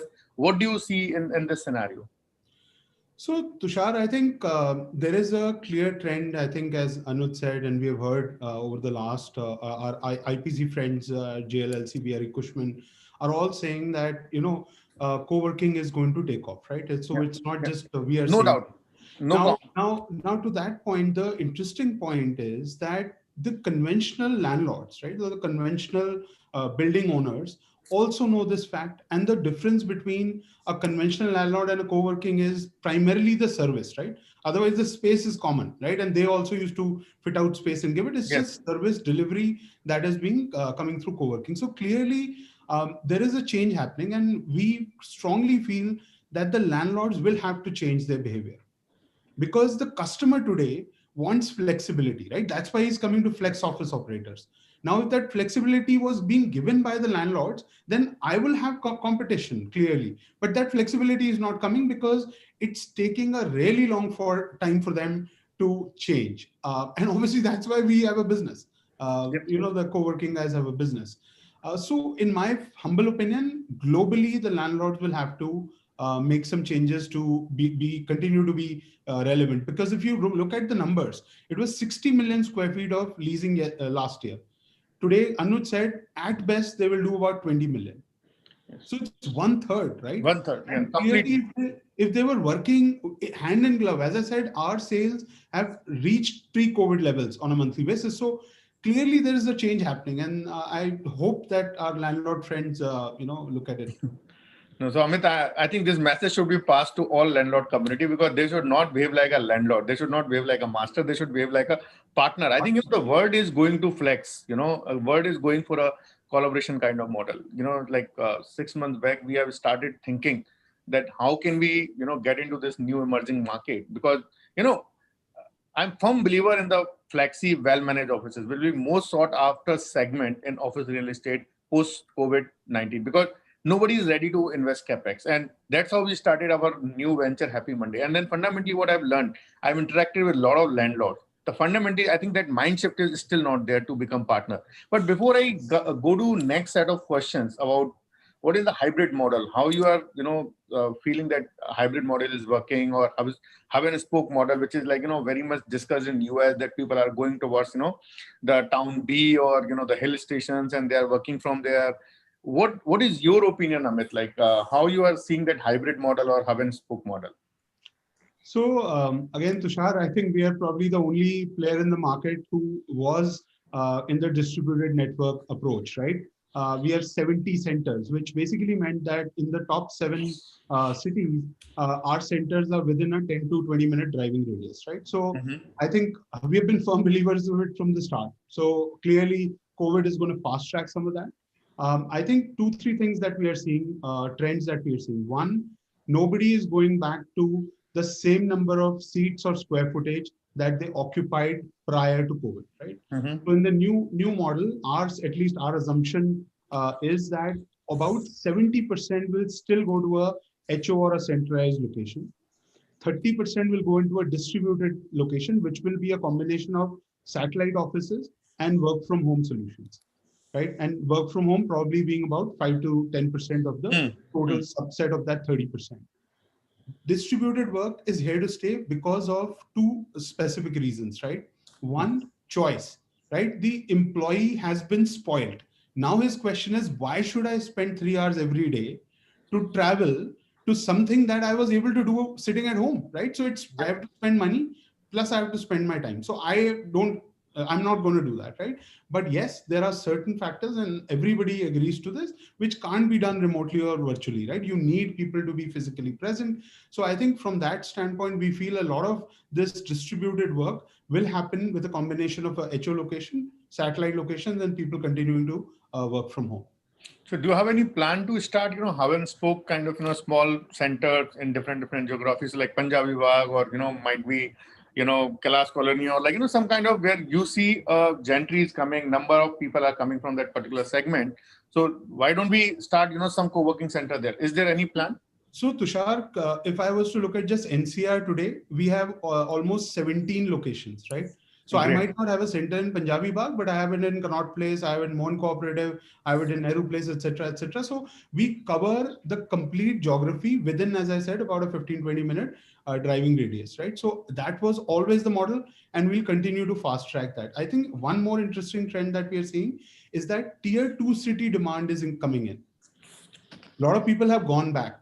And a lot of those people that have gone back are not coming back to the original location, right? So this year, plan is to get into Ahmedabad, Kochi, Jaipur, Bhubaneswar, Indore. So we see demand happening in tier 2 city, which is very interesting, in addition to the distributed model. So what I understand, Amit, like there are one set of people like Tata Consultancy. Tata Steel has just announced today that they will never be coming to the work.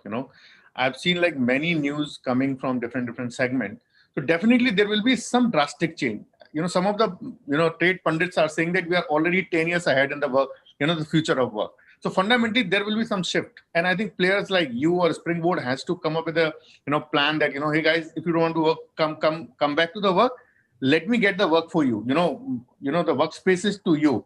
So I'm sure that Mukul, you agree with this statement what Amit has said, that tier 2 cities or maybe hub and spoke model will increase. What is your thought around this? Yeah, so there are two parts to this answer. So in terms of a metropolitan city like Delhi, now there are a lot of tier 2 parts of the city. For example, we've got a center at Janakpuri, which is close to Connaught Place. A lot of people from West Delhi look for neighborhood workspaces. That center has always done really well. Even after the lockdown, we are back at about 85 to 90% occupancy there. Only thing is, we're actually running it on there is always that fear at the back of your mind that there could be a COVID case that could come up. So that is something that keeps us away from expanding that particular region. So we're just holding ourselves back. Regarding tier 2 cities, we started a very small center in Lucknow, approximately 35 odd seats. Now, after lockdown, I decided, okay, there's no point. Let's just consolidate business and focus on 7-8 good centers in Delhi NCR itself. But to our surprise, the amount of leads that we generated for Lucknow, it actually gives us the confidence to open a bigger center there. So we are already in talks with someone who's looking to break the lease. So we might take over the office, give them about 20-25 seats, and fill up the remaining center with other co-workers that we have. So that's, yes. So Mukul, you are a young entrepreneur. You started Springboard. I heard a lot of stories, cost competitiveness. Correct you here. It's Spring House. I'm really sorry. So Spring House, and the kind of lot of stories about the cost competitiveness, about the product. It's a young, vibrant product. What is the core value you carry with you, Mukul, in your product? See, I think if you're dedicated and honest to your work, then no matter how many pandemics come, you will overcome that. So that's what we've always focused on. We've never really looked at other players to see where they are going. We've just focused on our work. We haven't set really extraordinary targets for ourselves. We've just taken one day at a time, 1 month at a time, and years have gone by. And us as a company have always believed to focus on bottom line. We've never really run after top line. We've never really run after valuation. And we do it because it makes us happy, as you're running Happy Mondays, right? So it's happy every day at our co-working spaces. So that's how we do it. And that's the sort of culture that we want to inculcate towards all the co-workers and members that are coming in. And all the growth that has happened, organically from referrals from one member to the other.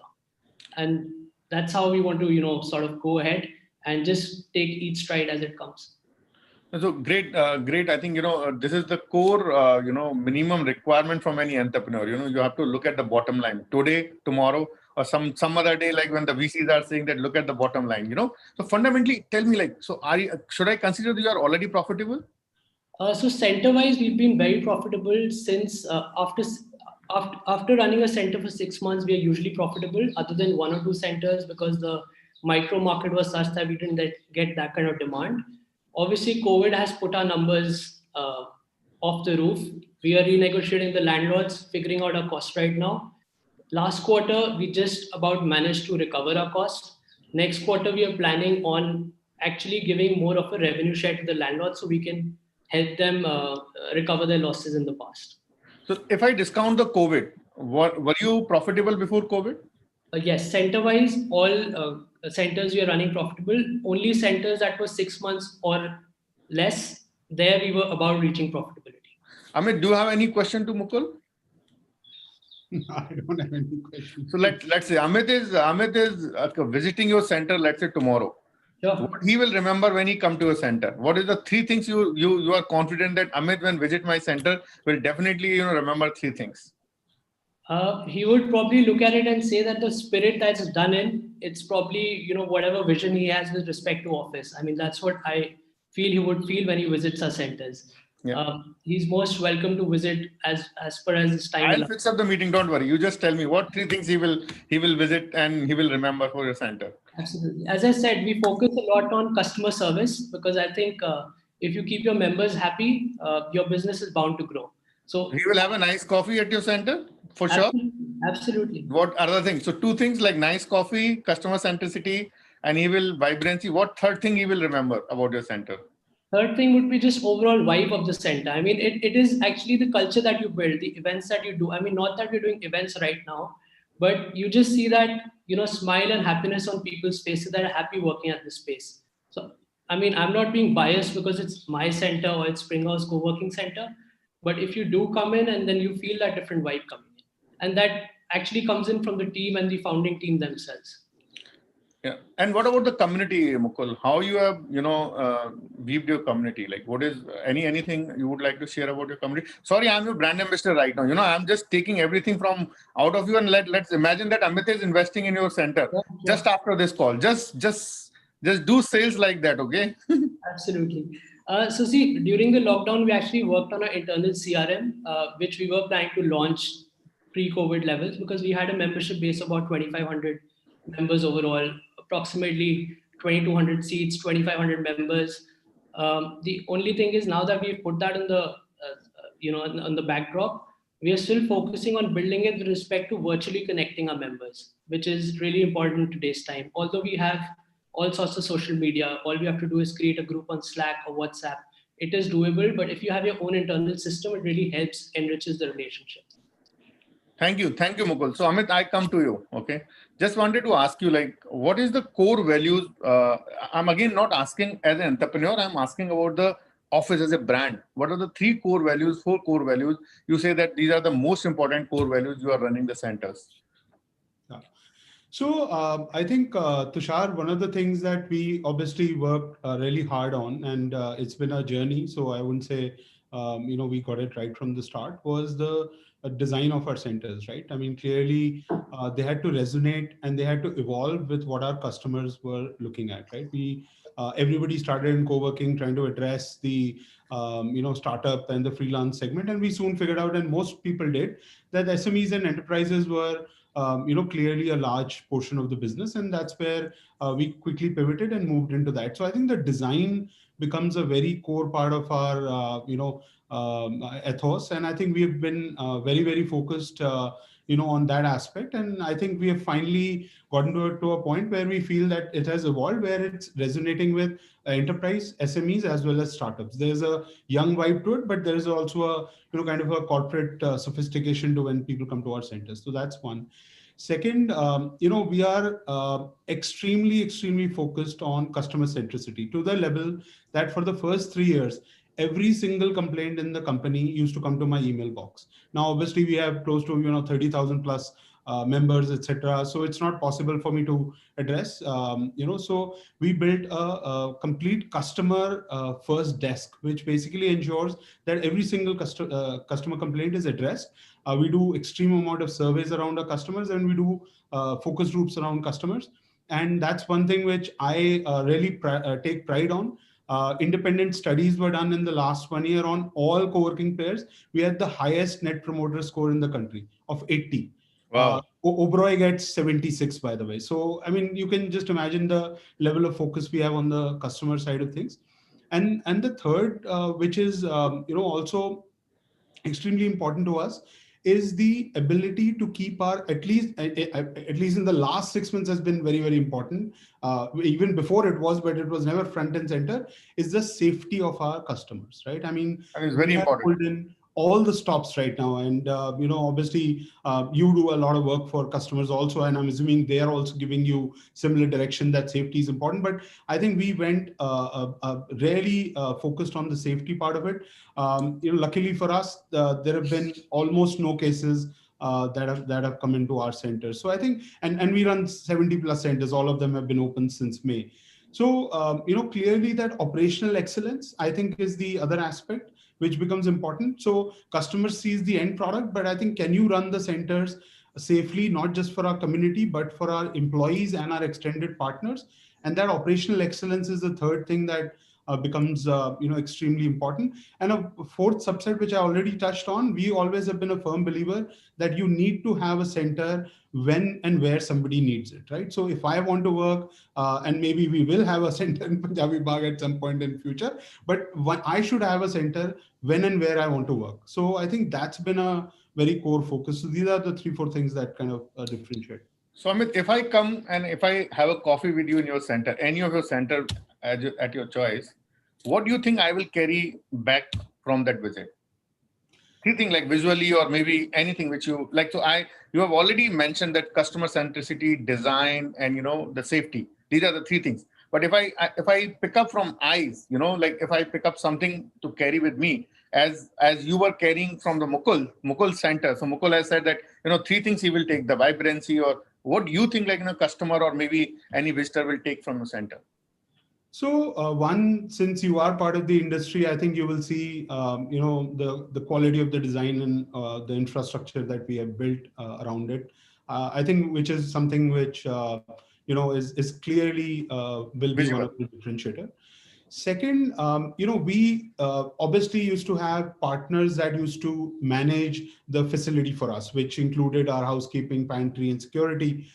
Honestly speaking, we struggled a lot for the last few years, right? So we insourced all of it in COVID times. One, because we wanted to ensure whoever was employed with us continued employment, and those are the guys who were hit the hardest, right? So we insourced everything, right? So we brought all facility management, all operational maintenance management in-house.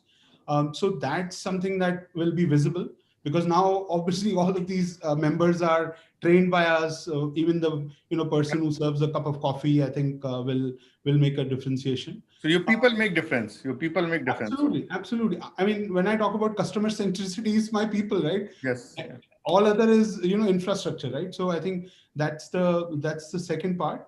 And I think third, clearly, I think is the level of quality of maintenance of the center, how they're maintained, and also how our community managers engage with our visitors, and the protocols that we follow, especially in current times. I think are three things that will be clearly visible, and something probably you would carry back.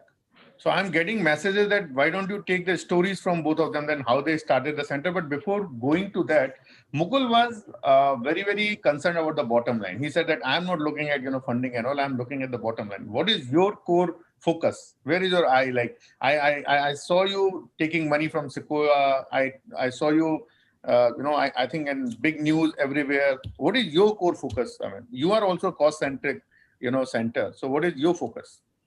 So, Tushar, we probably are the only co-working player globally that has been profitable since October of 2018 at a company level. Mm-hmm. I'm not talking center level right now. I'm saying at a company level were we able to make money. Now, COVID, obviously, the profitability has reduced, but we are still in the black. So I think that's one testament to the business model and kind of how we look at it. The money that you mentioned we've raised to scale, right? We've raised to scale up. So clearly for us, every center matters, and the profitability of every center matters, because if you want to build a business that's scalable, you have to build it brick by brick. Now, the capital provides you the ability to scale up fast, right? Because obviously I can earn profits and manage new or open new centers with the money we make, but it will take much longer. So I think from a scale standpoint, I think we have done, obviously we were rightly so, we raised money, and luckily we raised it in September of 2019, and we have a large bulk of that capital with us right now. So I mean, clearly luck. I mean, I wouldn't give any other reason for it. But we did that. But at the same time, we are very, very focused on profitability. There's no other way to build a business. I think in my views, Mukul and Amit, like you have rightly said, that I also am a firm believer. Business is no business without profit.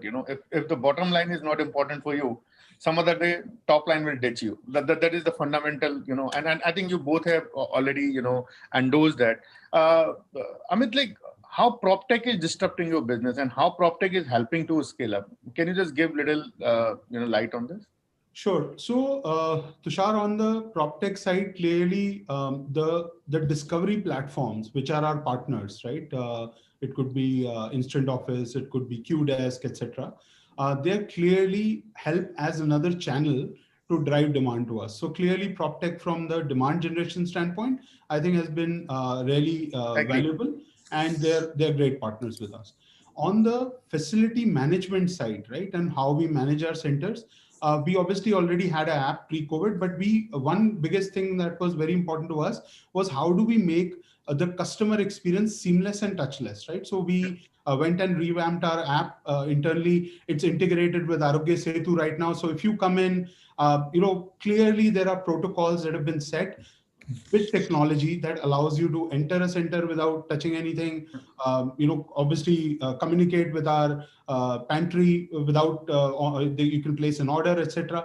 So a lot of that technology has helped us manage the safety and the seamlessness of our centers right now. I think clearly what we also feel now is that because the companies are going to be distributed, right? Clearly, earlier it was everybody came to one co-working center or went to one HO location. Because companies are distributed, I think our technology, which allows people to basically do rostering, allows people to essentially know who else is in the vicinity while you are coming to a center, I think will clearly are some of the things that will have a very, very good impact as people and occupancies increase. So I think PropTech is here to stay in various formats, as I mentioned. Understand. Thank you, Amit. Mukul, what is your say on this? Yeah, I mean, all these channel partners or aggregators, as we call it in our industry, they really help you boost your sales. I mean, the lead inflow that comes from them is quite significant. And the reason for that is because they are working 24 hours just building on their tech platform and bringing in these leads. Whereas us, I mean, as Office and us being Springhouse Co-working, we also have to manage our centers operationally. So we might not be able to do justice towards the digital world of it. I mean, for a company like us, we've never been able to invest a lot of money or time for that matter in terms of generating our own leads. So PropTech has helped us a lot. We do list ourselves into all sorts of aggregators and try and bring in as many leads as possible. And keep our agreements and contracts very strong with them so that there's no confusion once the lead is closed. Because what happens is that the same lead is actually rotating in the market with various aggregators or IPCs for that matter.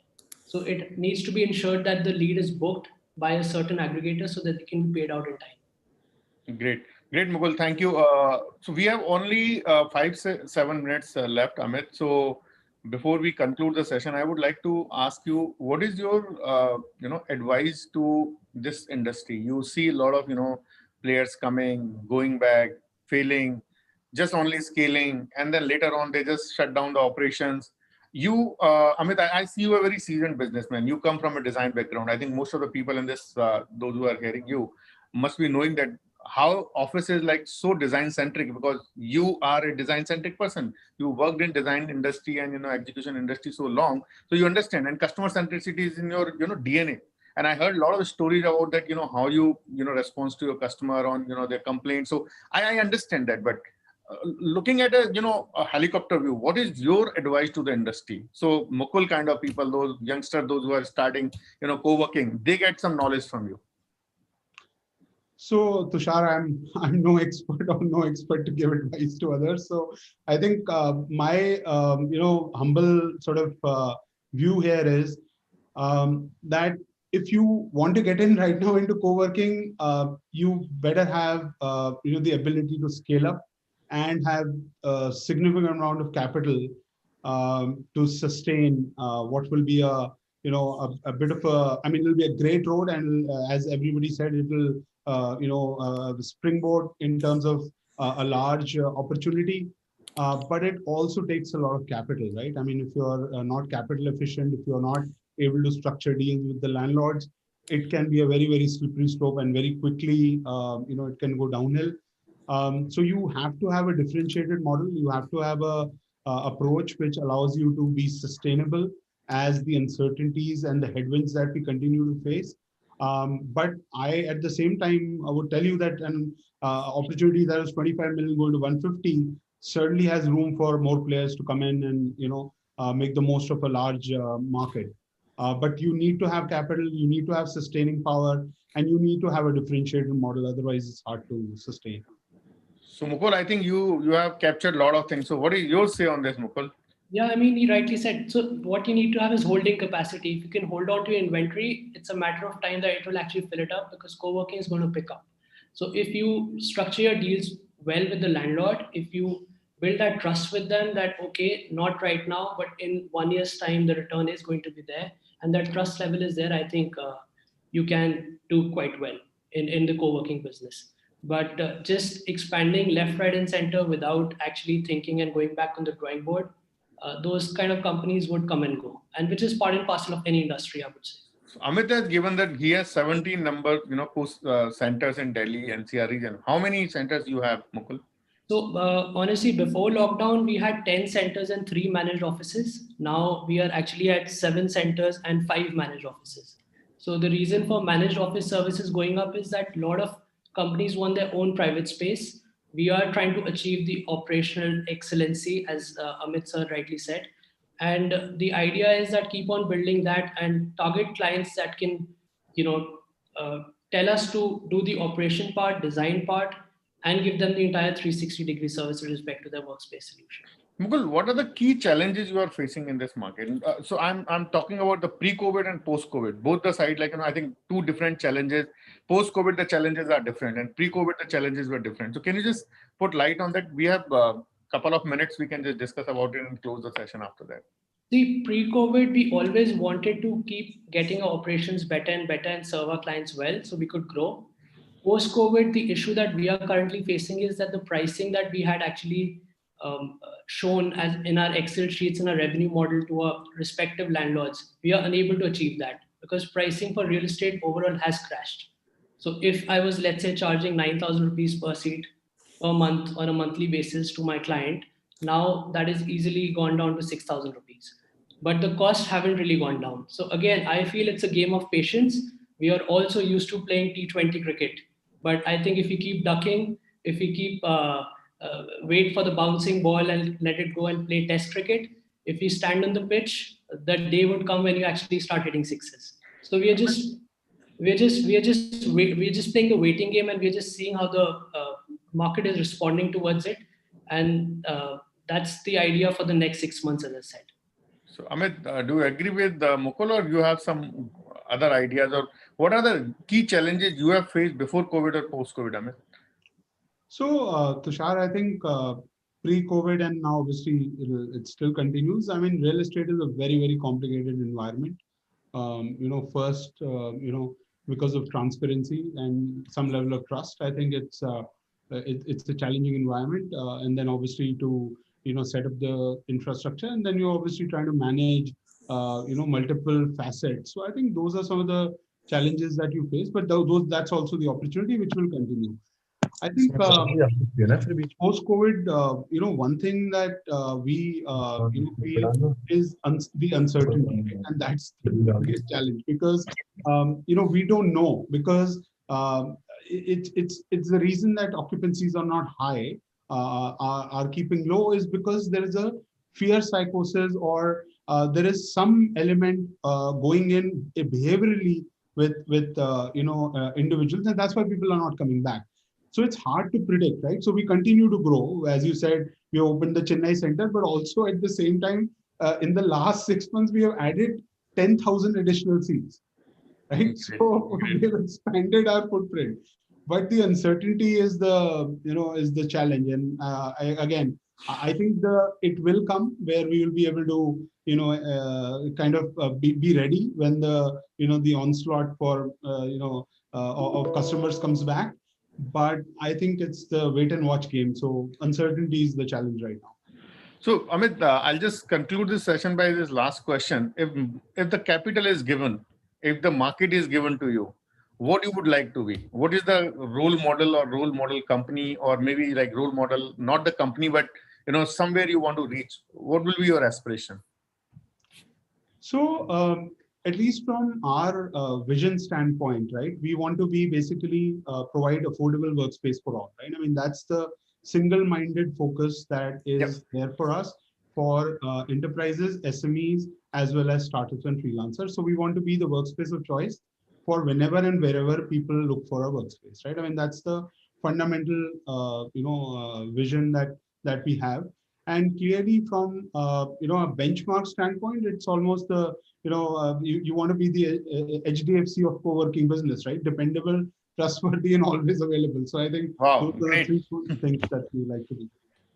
So I see consistency, Amit. I met you, I think 5-6 years back in a studio. We were both on the panel, and I asked the same question. Would you like to be bought by WeWork, or you would like to be WeWork? And I remember your answer that we will be office and always remain office. And I think the consistency is today still the same. Mukul, what is your thoughts on that? Yeah, I mean, I completely agree. So I take Amit as one of our inspiration. I mean, whenever we speak about you want to be Amit or you want to be office? No, we want to be Springhouse co-working. It's very simple. As he wants to be office, we want to be Springhouse co-working. But in terms of the fundamentals and the ethics and the ethos, we would like to follow how the way AWFIS runs. Thank you, guys. Thank you for coming over and giving and sharing your insight. I hope the audience has enjoyed the session, and any feedback, any question, they can reach to Amit or Mukul directly or message us on Facebook or LinkedIn, anywhere. Thank you, Ms. Pariyar, to giving this opportunity for us and coming on this panel. Thank you, Amit. Thank you, Mukul. Thanks, Tushar. Thank you, Tushar, sir. Thank you for this wonderful panel discussion, and thank you all the speakers once again. Thank you so much. All right. Thanks, man. All right, everybody, before we go ahead, it's time for me to show you the legacy audiovisual that we have. Please have a look. BW Business World presents a rich legacy of curated events that enable conversations on policy issues in India. Because of the state of our cities, we have no option but to build smart and resilient cities. Digital India is more for the poor, underprivileged and the deprived. Covering a range of topics, BW Business World events look to create a strong narrative around smart cities, digital India, healthcare, Swachh Bharat, human resource issues, education, banking and finance, among others. World is fast changing. Best practices are available now on the net. विकास पूरी राजनीति में ये focus बन गया है. BW Business World events provide a speaking platform to the voices that matter. Smart से ताल्लुक यह है कि हम जो बेसिक एमिनिटीज हैं उसको हम चुस्त दुरुस्त करें. You don't have to be a technologist. You need to understand how technology influences the world. Mahatma Gandhi was a great man. He was the leader of the freedom struggle. We believe that e-governance and IoT will play a very, very important role. BW Business World is an excellent exhibition platform that helps you showcase your services to the right audience. To be a part of our legacy, write into us at partner@businessworld.in.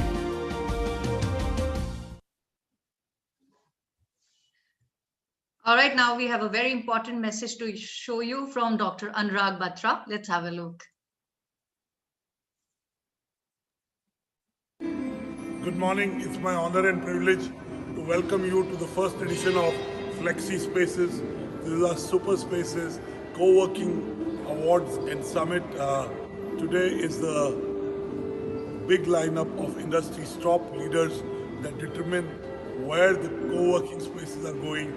We have a plethora of leaders from real estate services, from private equity, entrepreneurs, ecosystem partners today coming together to tell us what is the future of work, what is the future of office space, hence what is the future of co-working spaces. These flexi spaces have not only become offices, they have become places to have fun, to seek happiness, to get together. They become lounges. Post-corona, the co-working spaces have morphed themselves into even more attractive offices and attractive offers. BW Business World brings to you flexi spaces and a lineup of leaders that will help you figure out what's happening with the future of work and the future of workplaces. So flexi spaces, the awards come to you in December. Apply now. I look forward to welcome you all to this first edition of Flexi Spaces. Great set of leaders, great set of speakers. Enjoy listening to them. Figure out what you should do in your business after you listen to them. Keep reading BW Business World and log on to businessworld.in. Thank you. God bless you. All right, it's time for us to begin our next much awaited panel discussion, which is on human resource management's take on future of workplaces. Yes, I'm sure everybody wants to know what is human resource management's take on this. So, ladies and gentlemen, it's time for me to invite our speakers and session chair. So here I go.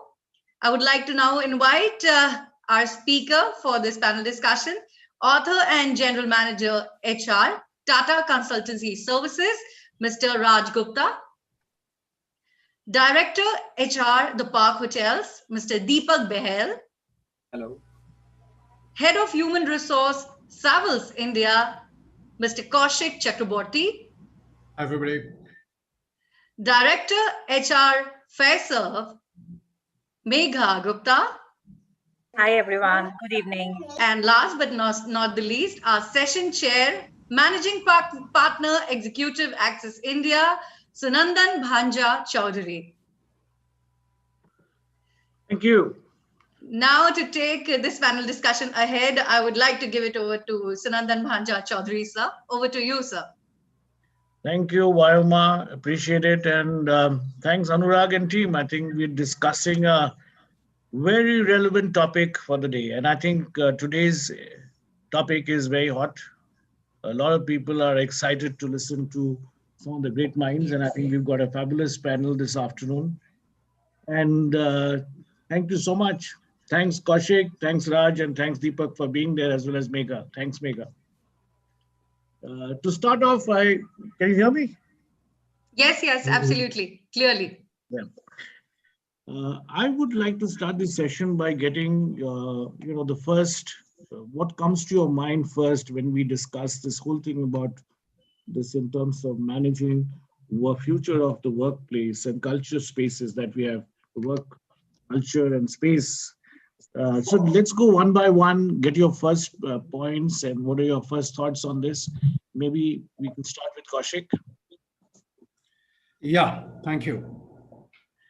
Look, I personally feel that, this whole conversation which is happening around future of workplaces, work design, these are the buzzwords today, and obviously because of the whole pandemic that has engulfed us suddenly. Yes, there is a change. There is a shift which has happened. This world has seen a shift in the last 6 to 8 months, and that has happened in every workplace. But more than anything else, I think what has happened is there's a change of thought process. There's a change of leadership thought that has happened. There's a lot of acceptance of the fact that technology need to drive all aspects of people interaction in every workplace, in months to come. There's a much more embracing of the fact that a lot of things, a lot of the work that we do need not be happening out of our workplace. And of course, the whole well-being and the health, safety, all these issues that has come up, and that is going to call for a shift in terms of how the workplaces are going to look like. There is a lot of debate. There's a lot of conversations which is happening. Do we have a right answer? Maybe still now, everybody is grappling as to how it's going to all look like. And but yes, I'm finding it extremely interesting in the sense, from open offices, many of us who have been in the forefront, being in an industry which drive workplaces and being in HR, open offices, barrierless offices, all those things are were the buzzwords that we tried driving for last few years. And suddenly we see a shift where we are talking in terms of distance. We are talking in terms of, the 6 feet distances. A lot of people are saying that, the cabin culture is going to come back again. So, there is some shift which is going to happen, even how the office, places are going to look like. But again, I'm not too sure. Do we have an answer? Maybe the world is going to bounce back very quickly as soon as we have, the vaccine in place. We are all social animal. We want to see people. We want to go back to our offices. and that's probably going to happen. There is no black and white answer currently which is available. That's what I believe. Okay, that's good beginning, I think, and I think maybe the next person who can say a bit would be in terms of from a hospitality industry. What about Deepak? Deepak, what are your first thoughts on this? Yeah. Yeah, thank you very much, Mr. Chaudhary. And good beginning by Kaushik, and he has put, I think, all the important points and pertinent points. However, because we are in hospitality, so generally we always say that we need to be present at the spot to receive the guest, and working from home is, strictly known for all of us. Though what has happened is that in past few months, most of us, those who are in back offices, they are working from home only. So there are some advantages, there are some disadvantages, there are some challenges. To receive the guest and to be with the guest, we are expected to be in the office. And now with social distancing, when we are maintaining a distance from the guest, probably they may not like it, because in the beginning we were welcoming them, we were taking them along, we were chit chatting, talking, discussing, taking tea, coffee with them, spending some time with them to give them a good feeling. But now, it has just reversed. So we are maintaining social distancing, and sometimes the even the guests may not appreciate all of us going very close to them. And there are different norms, wearing mask and all, we can't even show our smile, because with a smile we always receive our guests. So there is a challenge, and there are some advantages of working from home. There are some disadvantages, there are some advantages from working from the site, and there are some disadvantages we'll discuss during the discussion. So thank you. Let's see what exactly the discussion is going on. That's interesting. Raj, what about you? Run a large organization and one of the biggest in the world now.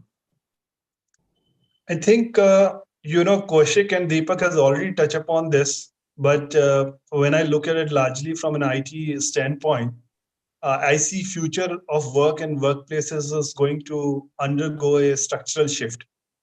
And, when we used to look at it pre-COVID scenario, the social mobility clouds, alongside machine learning, deep learning, etc., amidst this business 4.0, there was already a major shift was happening.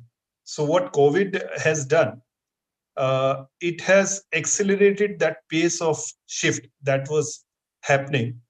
And technology is no longer a luxury, as some of the organization would have felt at different point in time.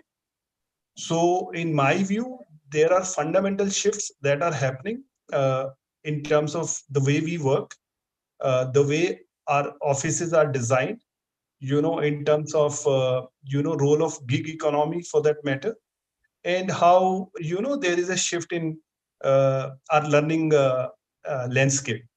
So these three areas which I see, a major disruption, and we will talk more when we, delve deeper into this. Over to you, sir. Yeah, thank you so much. And Megha, can we hear your first thoughts? Yeah. So I think first thing that I would like to say, and I always say in most of my speaker thing is, when pandemic hits, it's not about seeing the world in the way that it's like a pause button where everything was like it will come back to the same shape and form. I think pandemics are literally a restart button and not a pause button, which means we need to fundamentally think about what was working excellently well that you want to take forward, versus what do you need to now start thinking from the scratch, because we all have been in this from last 9 months. There are multiple learnings that we all derive from, and there is always a silver lining when a pandemic happens. So I do fundamentally see, and I completely echo to what Raj said, in the IT space or into multiple organizations, whether it's startup, there are already organizations who have called out remote working. And I think TCS was the first big one who announced in India about their 25 or 25% by 2025 to be the remote working environment. So I believe that, this pandemic will obviously change the future, the way that we think about work, the way we think about talent, the way we think about the workplaces, and it will look very different to what it is today, or say, at the start of 2020, to what it will look like in next 2 to 3 years from now. It's just the beginning of what we have started to see. I think it's fundamentally 360-degree, change in next coming couple of years, even post the pandemic, when everything comes back to normal. Great. One of the things I want to start off by discussing is the fact that when I talk to industry leaders all across, and many people, whichever industry we're talking about, everybody is talking about productivity. Everybody is talking about bottom line. I don't know how many people are talking about people. So this whole balancing act between the three, people, productivity, and bottom line, how do you manage these three? How do you manage to ensure the people are taken care of as well? So maybe who wants to go first? Yeah, what about Kaushik? Yeah, please. Look, I think, when the GFC happened, the last big crisis that we saw was, the global financial crisis. And Right. prior to that, maybe the dot-com burst that we all saw. Now, that was evidently was a financial, the finance, the bottom lines were in the forefront, because that's exactly the reason why this crisis happened.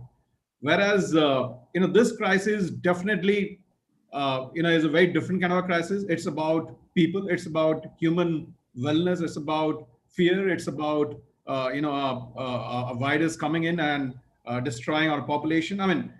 And that affecting finally, the economy as a whole. I remember, one of the first thing that I think it was the start of the lockdown, and my CEO shared an article with me. Probably it was something that he gave a direction in terms of what is the thought process. Which basically it was an Economist article, if I'm not wrong, which talked about how COVID brings HR in the forefront, and not the CFO driven bottom line effort. To a very large extent, I think that's what the case is. Is it possible for all organization not to look into productivity and bottom line? The answer is no. That is important. But I think there is a lot of talks, and there is a lot of effort which has gone in most organization in ensuring that people safety, people wellness, these are elements which is taken care of. There are layoffs which has happened. There are decisions which got taken, and many organizations, I must say, maximum number of layoffs happened in the month of April, which means that most organizations felt that they were fragile enough to take such drastic decision within a month of the pandemic hitting us. Now, those are matters of case studies. Those are matters which we'll keep discussing. But I think HR did come to the forefront. People remains one of the key entity now, and is going to remain forever. But yes, there will be that pull and push of bottom line being well taken care of. Yes, of course. But Kaushik, I was referring to this whole discussion with respect to our topic for the day, which is the future of workplaces. It's not about today. Certainly, I think HR being upfront, looking at people, wellness, etc. And we're seeing a lot of effort being made by HR as well to ensure that, the emotionally connected to your employees as well, and everybody is kind of connected and looking after their welfare. But going forward, when you see this, let's say a year down the line, there's going to be a hybrid, I think, mixture of work from home or work from anywhere, as some people put it, and even working from office. So in that kind of scenario, future of work, how do you think the decision making is going to happen with the three important things to look at: people, productivity, and the bottom line? So from a futuristic point of view. Yeah. So you want me to Sure, because I mean, I'll be asking, the question I'm asking is, when we look at work from home, are we talking to our employees and saying, would you be happy with doing work from home, or are we taking a decision based on productivity and bottom line? Well, I think a lot is to do with the kind of industry that you are in. Okay, Yep, so of course, that's true. IT, the IT industry, a lot was already happening. When you talk about on-site, offshore, all these terminologies are about remote working. Okay, so there was an element which was already there in place, and definitely we will see a shift of hybrid working happening in many of those industries. A lot will happen from home, but many industries probably that's not a practical solution in the long run. People would love to get back into work. But the shift that has happened to me is typically in India, for that matter, everybody used to have a work from home policy. But when it used to come from work from home, the typical language is to be, oh, wo to aaj chutti pe hai, is working from home. That was the attitude that most people used to have, leaders used to have about the terminology work from home. But there's a lot of acceptance now. That's a reality, and people also realize that it don't affect your working in any way. Productivity don't get affected. So there's a lot of acceptance that is happening. That is there. But in what form? Definitely there will be some kind of a hybrid form which will come in. But will that really take away a large chunk of work happening from home? I don't think so. That is my point of view. Yeah, that is essentially my point. Megha, maybe you can step in and say what your points are on this, because, finally, I feel that it's so much driven by productivity and bottom line. Are we really talking to the people? Because working from home has its own challenges, apart from the employees' challenges, the challenges with managers. I've seen many of these, many managers, who actually manage very closely with a lot of micro managers, so to say, will have a tough time managing people who are working from home. What do you say? So I'll go to an extreme other end of the pendulum, and I'll quote some stats around here. So according to the World Economic Forum, uh, today 65% of the total global workforce is working as a remote working. In comparison to earlier, it was somewhere close to 23% of the overall population. And I'm talking about 2020. They also predict around, it's going to be double in 2021, which means they do predict that the permanent work from home is going to double up what it is in 2020. The productivity, and there are multiple surveys that talks about that the productivity of people have increased when people have gone to a remote working. And I can, without coding anything, I know many organizations, including ours, where the average hours spent by an organization was 7 or literally less than 7 in a place where people were coming to office. Today, on an average, people are spending 10 to 12 hours every single day. Of course, a lot of it is because of the fact that the virtual meetings have increased. A lot of has because for a single conversation, you will have to get onto a call. So automatically, those number of hours have gone much higher than what it used to be in a physical environment. Now, having said that, I think productivity in organization, which has more to do with the technology, which has less to do with the physical interactions, of course, will have a lot more productivity to and irrespective of a physical environment or a non-physical environment.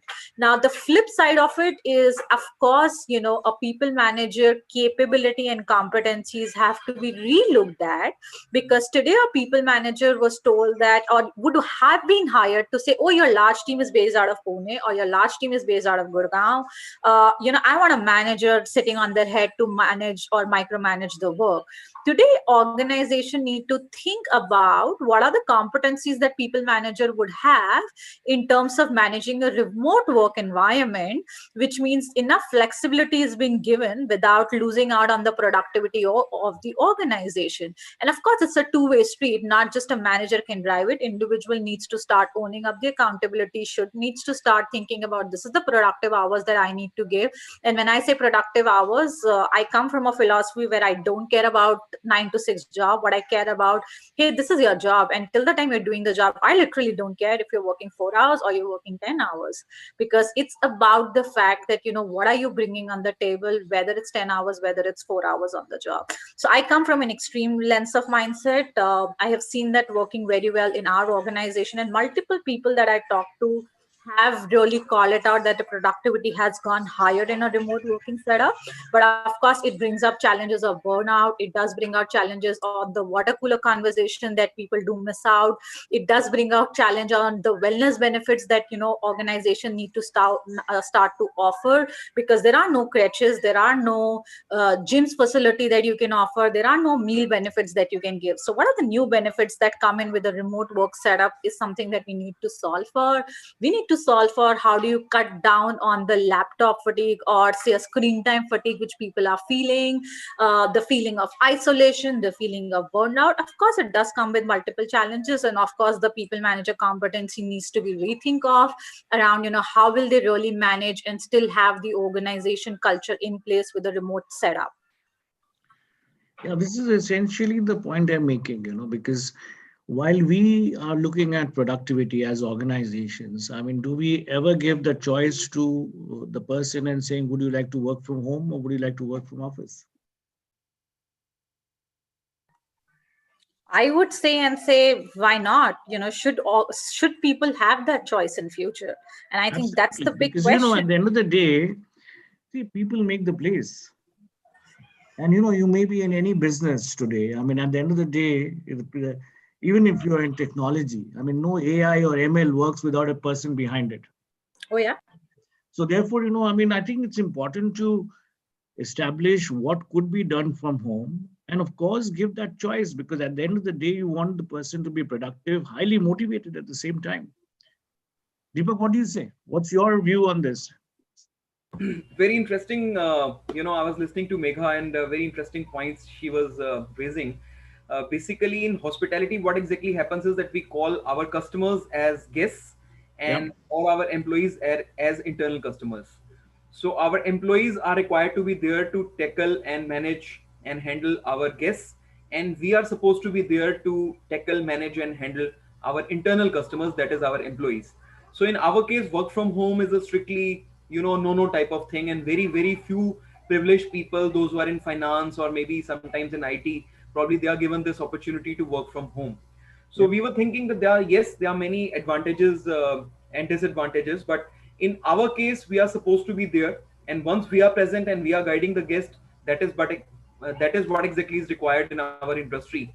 So in our case, probably the challenges are a bit different if we compare with the IT industry. Raj said very nicely that how they are managing the show, but in our case, we have found that we need to call some people to the office, to the hotel, so that they can welcome the guests and they can make them comfortable. So our challenges are a bit different. No, Yes, I can understand.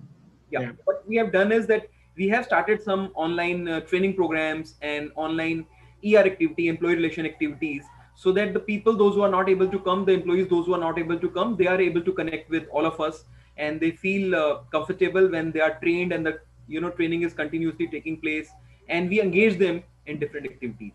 Yeah, no, the nature of the industry is such that, you can't do much about that. I mean, you have to meet the guest, because with the distance, and they'll be happy with the distance at this point of time. So, but then there are certain parts, certain functions you can work from home. And I think you touched upon that as well. But tell me, Raj, I mean, yours is an industry which can actually perhaps lends itself very well to working from home. How does that work when it comes to managing this, the three things of people, productivity, and bottom line? Right. I think we need to look at a fundamental question as to why office existed. Offices existed to drive collaboration amongst the workforce. They existed to, drive engagement and camaraderie and trust. Now, the challenge in the forefront of HR leadership is how do we replicate those experiences in a virtual form. Now, when you look at it largely, from an IT and industry standpoint, there are talks whether, do we need to redesign offices? Because, the way we used to design our offices is going to be different in post-COVID situation. And there are also talk, do we need offices at all? So there are those deliberation, but in the middle of all this, this productivity discussion is, as Megha also touched upon, if you look at some of the industries which has been badly hit post-COVID, like hospitality industry, tourism industry, and aviation sector. But some of the industries, IT and pharma, they have not got that kind of hit. If you look at the results that has come out in the last quarter, so productivity is not a challenge, and I have seen most of the progressive organization, they have put their employee first. So even before the customer, they said employee safety is paramount, and having taken care of that, then we work on the customer priorities, and that's the way it has happened. So I don't see a challenge in terms of productivity at all from certain industry standpoint, including IT. The way we used to work and the way we are working is slightly different. For example, you would have hosted this conference in some hotel. Maybe Deepak would have greeted us with a smile there. And now we are, all four of us are there without even traveling. And so that time that we would have spent in traveling, and all that stuff has been reduced. So there is a cost productivity has also come into play. So earlier the executives would have traveled from all over the world to conduct one meeting, board meeting. Now they are doing it virtually. So essentially, if you look at the element of travel, element of the hotel expense, etc., that is also getting cut down while conducting those meetings. So employee, if we look at employees, also needs to be segmented. If you look at women workforce, this is encouraging large number of women to get into the workforce also, because they always ask for this work from home, which is becoming a new normal now. And some sort of fatigue is setting in a part of workforce wherein they want to come and work from office. And second, infrastructure availability is also a key issue, because not everybody can afford a separate room, for whole day. So those are some of the nuances that are coming into play. And I see organizations are, moving towards the direction that those who want to work from office, should come to office once this pandemic settles in. So I do not see as such any challenge with regard to the productivity, bottom line impact, and focus on people. So that is the top priority, and it's visible in the results of some of the companies that I see, particularly in IT and some of the IT enabled services. Yeah. No, I love the fact that you started with why did the offices exist in the first place? Why did it come into being? And going forward, when you talk about a hybrid model, I mean, what is the hybrid that you see, especially in your industry? What kind of a hybrid would it be? And how would workplaces be modified or change in order to work well in that kind of a hybrid kind of a model? I think, in my view, lot of these things will depend. How do you do contracting, with your end customers? Because if you look at largely in the industry, there was an ODC culture wherein you will have a set of people working for, XY jet company. Now, as Megha was touching upon, people are moving from time and material model to outcome based models. So that will also play a critical role. So then there would be a choice. There would be certain type of work or certain requirement from a larger organization standpoint wherein you do not have a choice. It could be, a reason could be anything from a data privacy to, the sensitivity, etc. But you cannot avoid it. You have to work from office. However, large part of it, wherever possible, customers across the world also are getting used to it. BFSI would have never thought that they could work from home, but now this model is working. So everybody has been forced to rethink and redesign their strategies. So best practices has lost their significance because they are no longer valid, and hence next practices needs to be conceptualized and created. So workplaces, as I see it, will undergo a massive redesign, and a lot of stress because of lesser leasing of offices by some of the corporations that have a high workforce, will create some bit of a stress, commercial stress in real estate, in my view.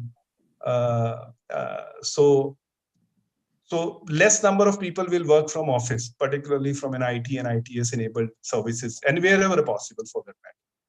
Yeah.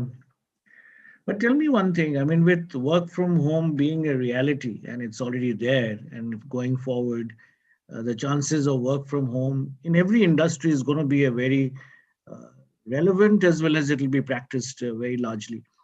What would you look at in terms of people? Do you think in terms of people should have a separate, different kind of attribute to be able to deliver from working from home? Will your hiring change? Will you look at people differently? No, I think one of the recommendation that we have, and we need to create some sort of boundaries, workplace boundaries, and create some sort of a discipline, and that is the sense that is required to be driven across the organization, wherein people respects individual time and privacy. And I think some of those nudges, and through direct interface or programs that are being rolled out by our education teams, so that nudge is happening, so that we learn to respect that these are the work boundaries, and we take a conscious call whether to call a employee after X time or Y time. So those nudges are happening and people are getting used to it. Second, discipline. That is also critical, because some people,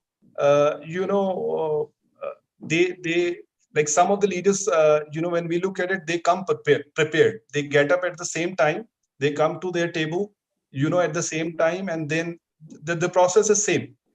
Nothing has changed. Like, for example, when I look at myself, I come to my, floor, at a set time. I leave at a set time. Only change is that, instead of working from office cabin, I'm working from a home, room. So that is the only difference. No, I'm glad you touched upon the other very critical part today, and that is about work-life balance. But my question really is about, people. I mean, will you look at people differently? Will you look at people from a different point of view, different lens when it comes to hiring?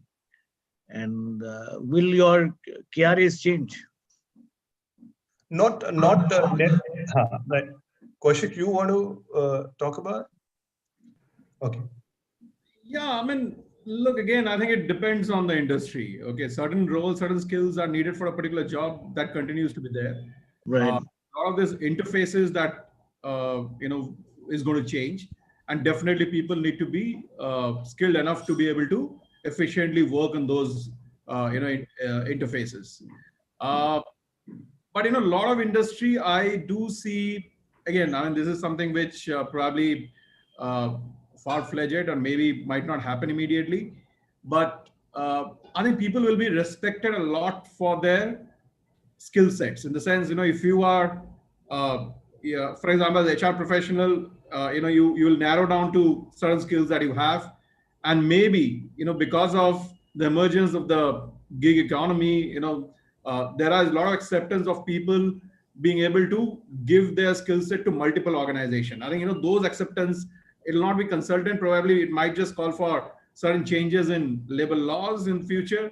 There's a lot of those kind of uh, disruption might just happen, in terms of the way workforce is looked at. It's not a 9 to 5 workforce, might not be looked at in many of the industries anymore. I think that's the shift which you're going to see. There'll be a lot of flexibility of acceptance of people as they are, with the the flexibility of the skill set that they bring in. It might not call for a rigidity of they giving X number of hours to their work every day.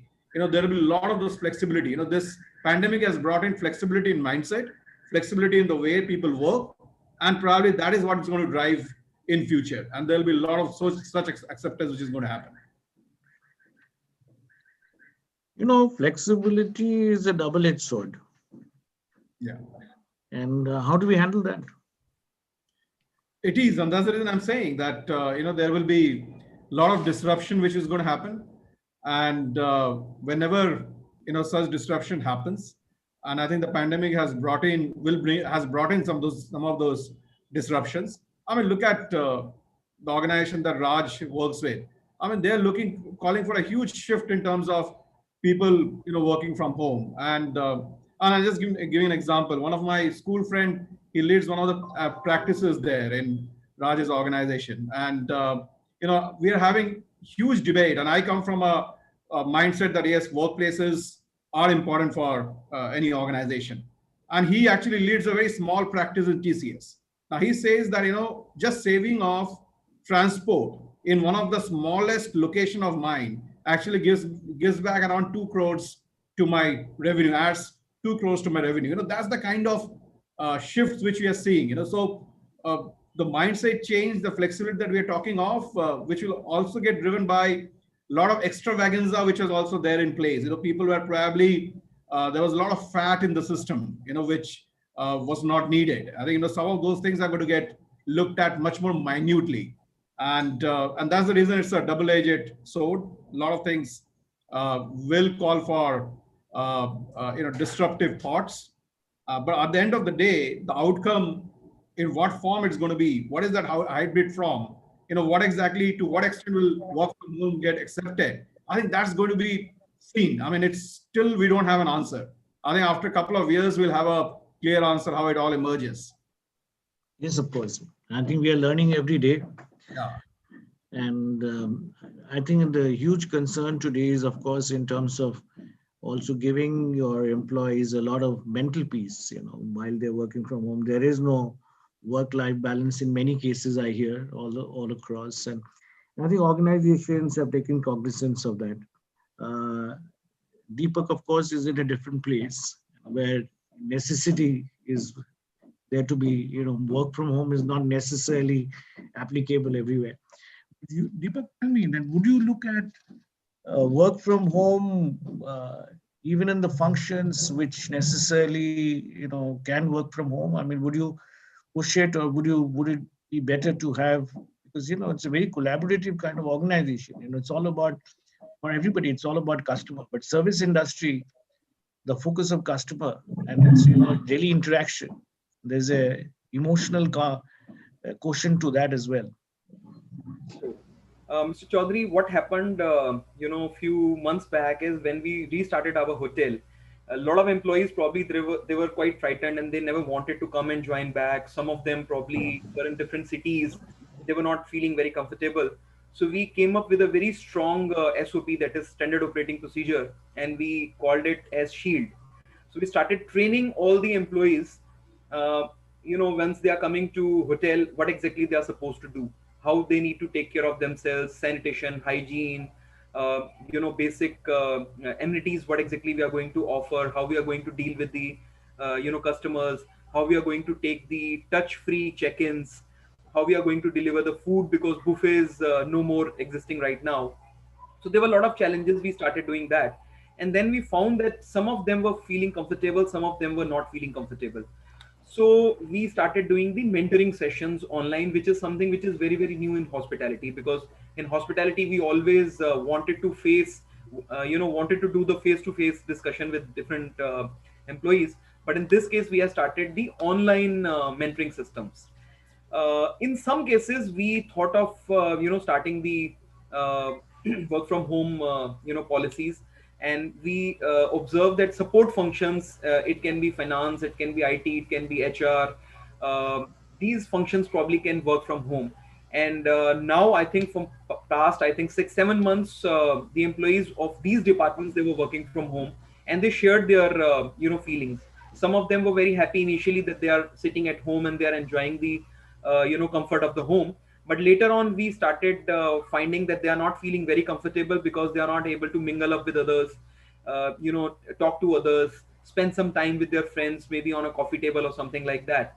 So that is happening. But yes, we have divided our workforce into the on-site working force and the people, those who can work from home. So it's a challenge we are also learning. It's something new for us, and we are trying to develop some system where we expect some people to stay at home and work from home only, and rest of the people to come and serve the customers, maybe shift wise or maybe alternate days. Fantastic. And I think we have maybe 5 minutes more on this session, and I think maybe the last question or second last question, and go to Megha. And Megha, tell me your point of view and how do you leverage technology, skills, diversity, and inclusion in a scenario like this? Yeah. So thank you, for asking Please call that. me Sunandan. I'll start feeling young. Absolutely, Sunandan. Yeah. Okay, so I think the first thing that I want to call out, and there was a big article from World Economic Forum which said that the pandemic, while hits everyone irrespective of age, gender, status, it can come to anyone, but at the same time, it has impacted most to the women as well as the backward economy people, because they are most prone to getting layoffs or more prone to the skills or the environment that they work out of. They have been most hit when it comes to the economic pay gap, or whether it's related to job layoffs, or whether it's related to any economic condition that the pandemic has created. Now, which means for all of us as leaders, we need to think about multiple things that also pandemic brings in as an opportunity.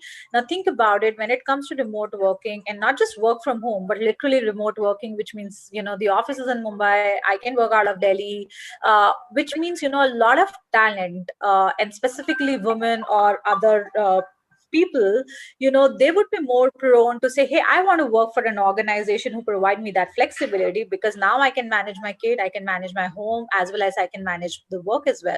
So that will, I think, bring in a lot of opportunity to bridge that gap between the gender ratio today, or to bring into any other backward economies.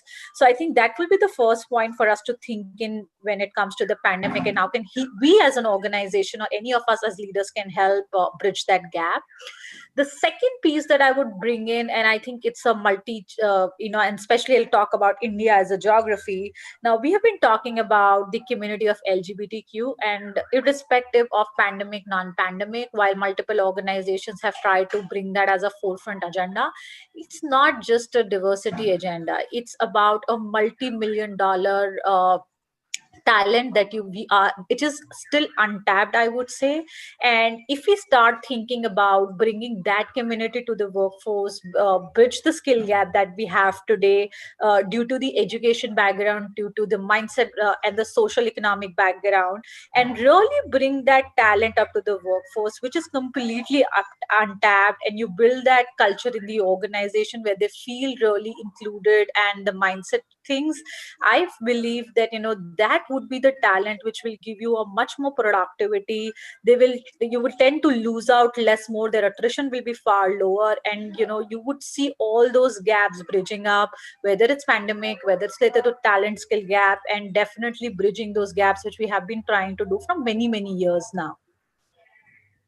So I think that's the point. The point is that too many opportunities also come up at the same time when you look at technology, skills, diversity, inclusion. And given the fact we're running out of time, last question, and to Raj. Raj, tell me, with all these things happening, of course, I realize that you are an author. All this gives you new material for a new book? I think what it gives me a fundamental thinking that you cannot solve 21st century problem with 20th century mindset. Of course. So you need to understand, from a workforce standpoint, all these digital natives who are coming into, who was born after 2000 and coming into workforce. And their requirements are very different than what we would have seen people who were born, at earlier stages. So how do we keep pace with that is going to be a critical challenge for us, the HR leadership. And Megha has touched upon that about a huge opportunity when it comes to LGBT. It's not just about diversity, because a lot of organizations has done a commendable job when it comes to diversity.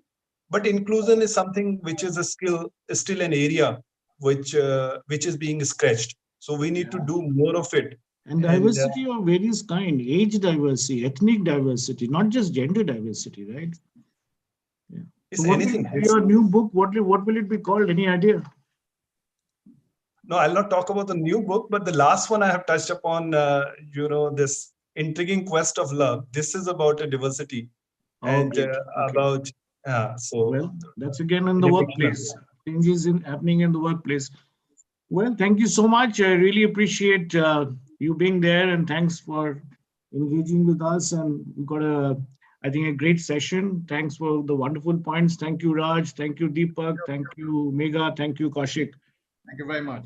Thank you. Thank you, Sunandan. I hope our calling you Sunandan makes you feel young. It's Absolutely. Not just Absolutely. Thank you. Thank you. Thanks once again. Pleasure talking to you. Thank you, Mr. Kaushik. Thank you very much. And thank you, Vyoma, for all your support. Thank you very much. Thank you, everyone. Thank you, sir. Pleasure is all mine. Thank you. Thank you, all these speakers, for this wonderful panel discussion. A special thanks to our session chair, Chaudhary, sir. Thank you so much, sir. There you are. Okay, thanks. Okay, bye. All right. Okay, everybody. So after this insightful panel discussion, it's time for us to move on to the next panel discussion. And as I go ahead, I would like to tell you what the next panel discussion is on the topic. The next panel discussion's topic is, why will I still invest in real estate and office spaces? Wow. Now that's some question, right? Okay, so to take this panel discussion ahead, we have again our very beautiful session chair, Ms. Sapna Srivastav, editor, Reality Plus. And Sapna, here I would like to introduce all our speakers also. So here we have our speakers, the managing partner, YGR Yash Gupta, founding director, Westcoat, Mr. Vivek Soin, partner, 100x VC, Mr. Ninad Karpe. And yes, once again, I welcome you, our session chair, editor, Reality Plus, Sapna Srivastav. Sapna, over to you. Thanks, Vyoma, for that wonderful introduction. And is Mr. Karpe here with us? We cannot see his video. He is joining shortly.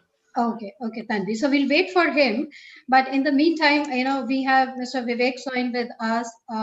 He's been part of a lot of Indian and international real estate groups, and he's an expert on financial structuring of projects, also financial planning and equity fundraising. So the right person to talk about investment in real estate. Also, Mr. Yash Gupta, who's the he has this real estate investment, development, transaction, technology, advisory firm. And he's for past 24 years, he's been, leading in the leading roles with a lot of Indian and international organizations. And in fact, he has also launched his own PropTech initiative for real estate. So Mr. Yash Gupta, a very warm welcome to you in this discussion. And Mr. Soin, we look forward to hearing your views also about investment. So while we wait for Mr. Karpe, to join in, let me take your opening comments on, although our industry reports are quite bullish on real estate, they are projecting that real estate recovery has been faster than expected. But as our topic says, we have two aspects to it: why invest in real estate and in office spaces. So first, talking about real estate in general, what are the segments or the asset classes you would say an investor should invest in the current scenario? Mr. Gupta, we'll go with you first. Sure, thank you. Can you hear me well? I'm sorry, Yes. I'm outside. This is the only place I could find good Yeah, we have a Wi-Fi, and I'm out wonderful of Delhi. scenery behind you. Sorry, yeah, Looks it a little is. It too is quite blue a nice to be out of sky. Delhi for at this point, especially. Yeah. I thought you are not in People in Delhi. Delhi are asking what that is. Yeah, I'm not in exactly. Delhi. So which is why I had to get out and find good Wi-Fi. The point very briefly is that it is. I think depending on it's very difficult to talk about investing in real estate just holistically because ultimately real estate comes down to what is for what kind of a ticket size you want to buy. Are you the owner developer yourself, a manager, or are you just a passive investor? Are you retail? Are you B2B? So it's a different complexities that one talks about. But that said, I think what is interesting is we go with a little bit of what Warren Buffett once said is when everyone is being greedy, be wary, and when everyone's being wary, be greedy. So we our view at YGR, which is where we are focused on commercial assets, is very simply that we think office as an asset class is not going anywhere. Yes, there are short-term dislocations that will happen, either because of work from home or because of the fact that with the economic cycles, especially in countries like India and even in other parts of the globe, going through a downturn, there could be slow take-up for the next few quarters. But in the long term, people office still is the most efficient means to have a group of people work together, whether that office means in CBD, whether the office means in SPD, whether the office means open plan, whether the office means cabins. These are all different variations and different flavors, but office in general we think is a long term story. I'm also hopeful that if work from home stays, I was in an international seminar recently, and what one of the international panelists talked about was the fact that how work from home can really mean work from anywhere in the world, and suddenly countries like India become very very cost effective for international players to have their talent pools work, quote unquote, work from home from India, and that will also give rise to a whole new demand for good collaborative workspaces. So we think office is a good space, though that said, the markets are going through dislocation. You should understand the asset class very well. You should understand which micro market you want to buy in, what price you want to buy in, what kind of asset quality you want to buy in. There was a very good report done by JLL about how there will be a lot of flight to quality from grade B to grade A type offices. We have seen this in other parts of the world, including China. And if you understand how to create grade A spaces and you are able to invest in them at a cost effective basis, I think it's an interesting asset class. That said, I also do think that residential is showing promise, given the fact that people now have to spend more time at home and therefore are more focused on residential. And there is, if anyone has to believe what's happening in China, then retail should also come back. It's only a matter of time when it does. Okay, fantastic. Vivek, your point of view on this? Yeah, I will go back to the basic principles of finance, which is risk and return. For understanding risk and return, we have to understand the actual product where we are seeking investment. So office as a general class, I don't think it's safe to qualify a single office as a single asset today, because that has evolved. To illustrate that, for example, in early 2000s, we had demand for large floor plate offices, which were specially for IT users, which I think in today's environment, which is still evolving and which is still not, it's difficult to predict with 100% certainty what form the office will take. But I'm pretty sure that large floor plate offices, which cannot be repurposed for smaller users, that will see a big loss. I'm not saying that the office per se is going to change. That the need for office is going will always remain. But in what form the office will evolve, that remains to be seen. For example, I think we will see demand for more distributed offices. We will not have demand for large offices. So that's for sure that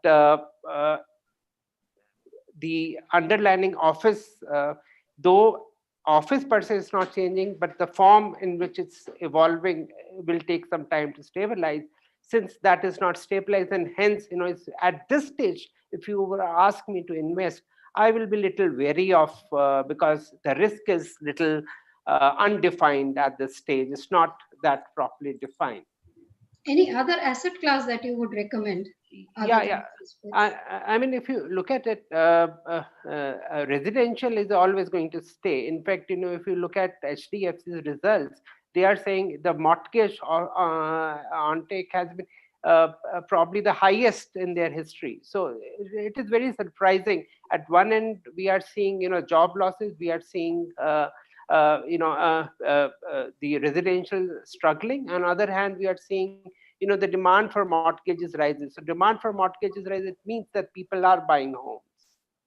But I think the kind of homes will also see little change. People are looking at ready to move in, probably slightly larger. And again, it's stemming from the fact that a lot of people are doing work from home, so they need space at home to work. Everybody doesn't live in a small nuclear families. So the moment your family size is large, you need larger space, and and the consequence of smaller homes often is also friction among members. You need different spaces within your home. There have been a lot of reports where the developers are saying people are upgrading to a bigger home, from the smaller homes. A bigger home, and I think standalone homes or builder floors. Yeah. For example, in Gurgaon, builder floor is seeing a lot of demand, which is quite surprising considering that amenities in builder floors, it's still not up to par. Correct. Let me bring in Mr. Ninad Karpe also now. He is, in fact, he's the he's the partner for 100X VC, and that is the first venture capital to invest in early stage startups. And in fact, Mr. Karpe is also an author for books on investment and taxation and strategy. So right person to talk about investment, and particularly we are talking about real estate, which is considered to be quite controversial by many. So Mr. Karpe, we have been talking about, in real estate, which are the segments to invest in if someone is looking at. What according to you would be those segments? Thank you, Sapna. Sorry, I had some internet issues. That's why I joined a couple of minutes late. But that's delighted what work to be from home is all about. Yeah. But delighted, and thank you for inviting me. I will take a slightly different tack, and I'll speak more about the startups, and allow me a couple of minutes. Right. If there is a game-changing moment in the property market, it is 2020. It has changed everything. People are now accepting technology as part of all aspects of the entire spectrum of property buying, selling, owning, renting, which was never the case. Even the developers are accepting it. Costs are going down. People are doing more with less.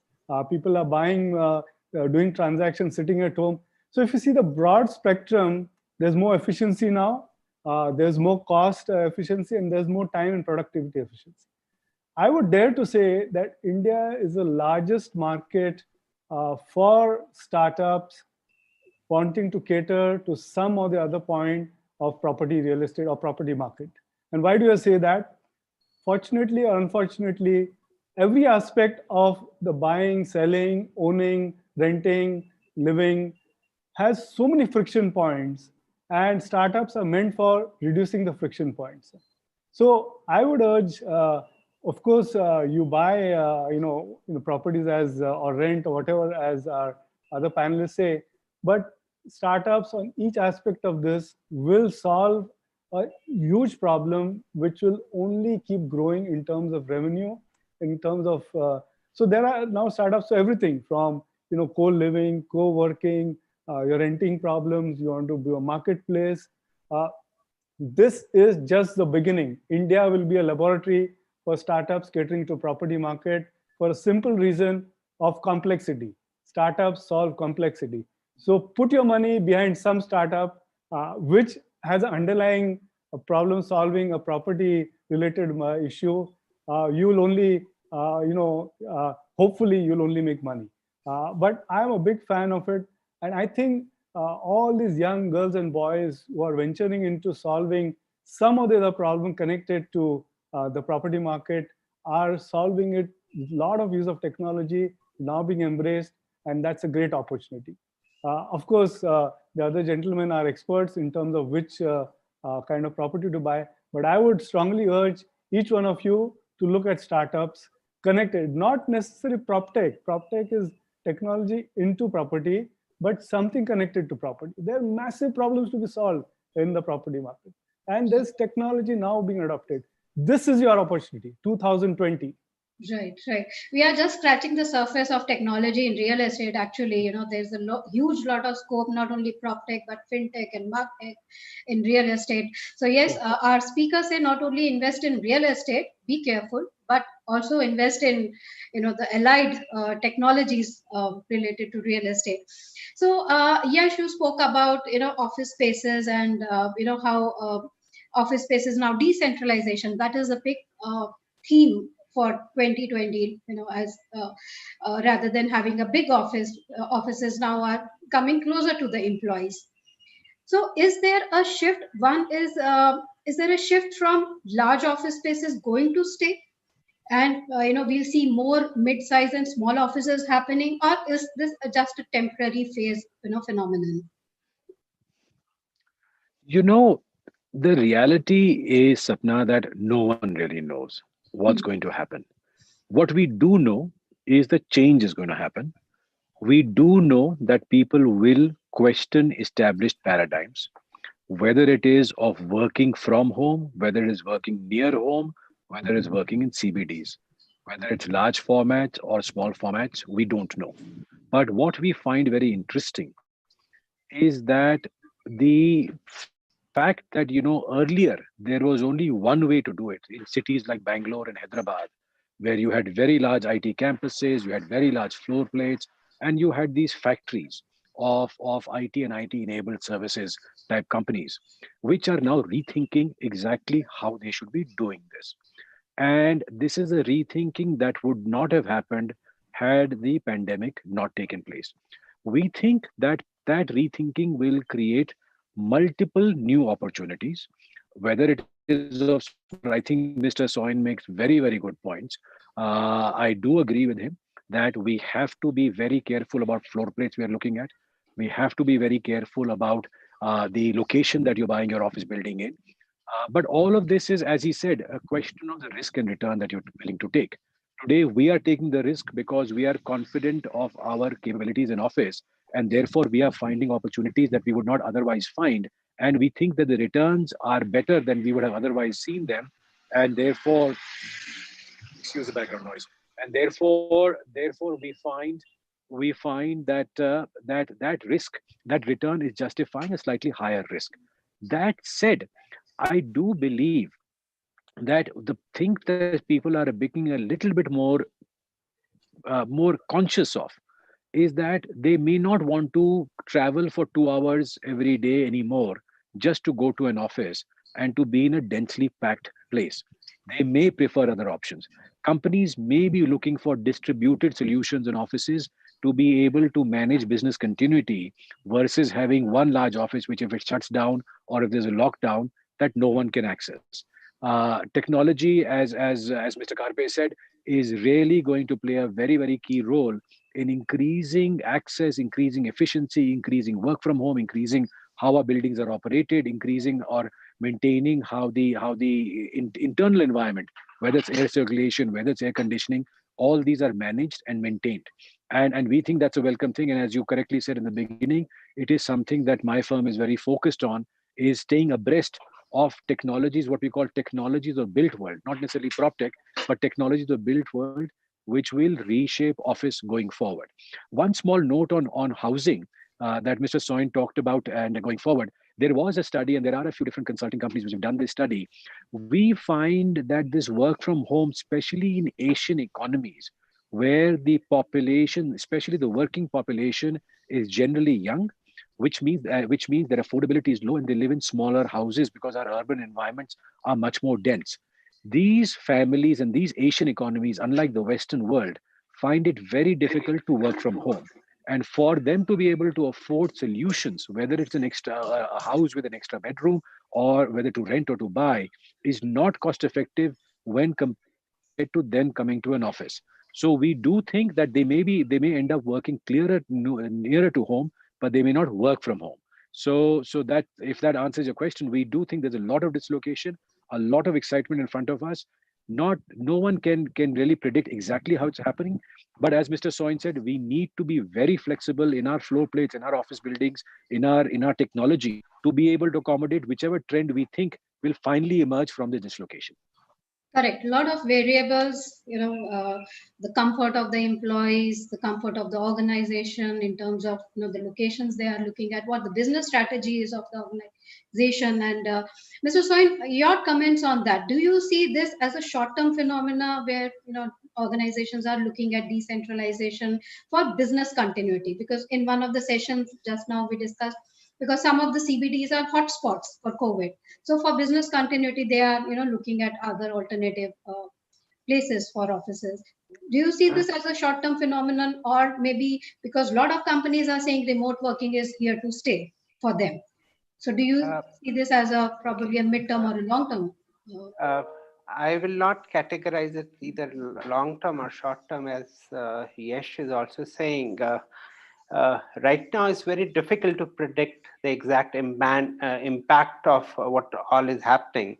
But all we know for sure that just like a war or a world war, which impacts everything and which leads to change, a paradigm shift. Similarly, what the situation which we are facing is akin to a war, where close to, I would say, 80 to 90% of the world population is getting impacted because of this, whether economically or directly or indirectly, but yes.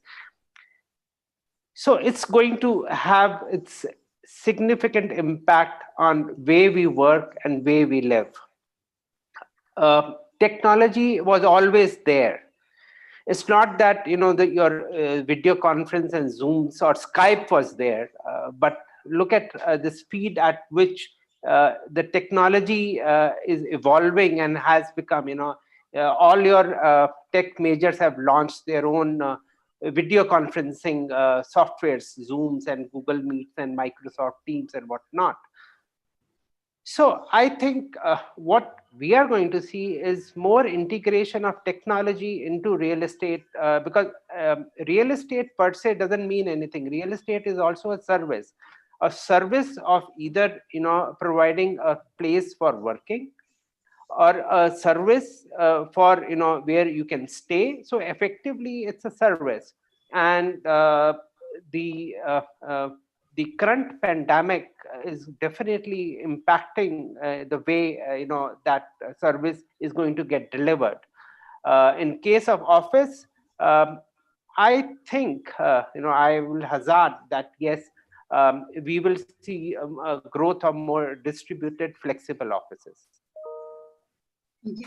Okay. So, but as for our both speakers, Mr. Yash Gupta and Mr. Vivek Soin, the scenario is very fluid. So we are still figuring out how to go about it.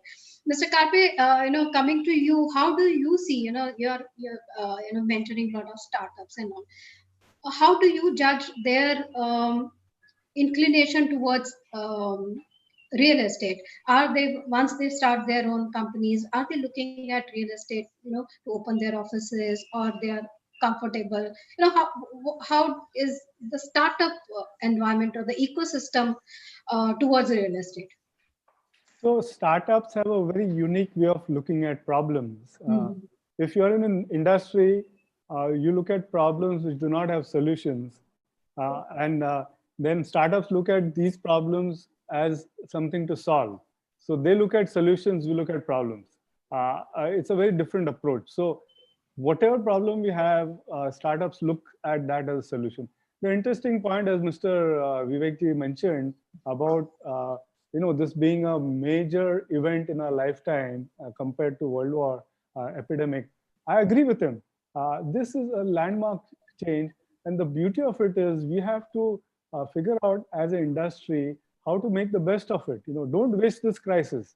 This crisis has taught us the advantage of technology. We have to embrace it, adapt it. Today, we are good with the communication. So all these channels which are there are communication. The next big breakthrough will happen in terms of collaboration tools. So today, to collaborate, we still feel the need to meet personally. When that happens and that takes over, the need to meet will come down dramatically.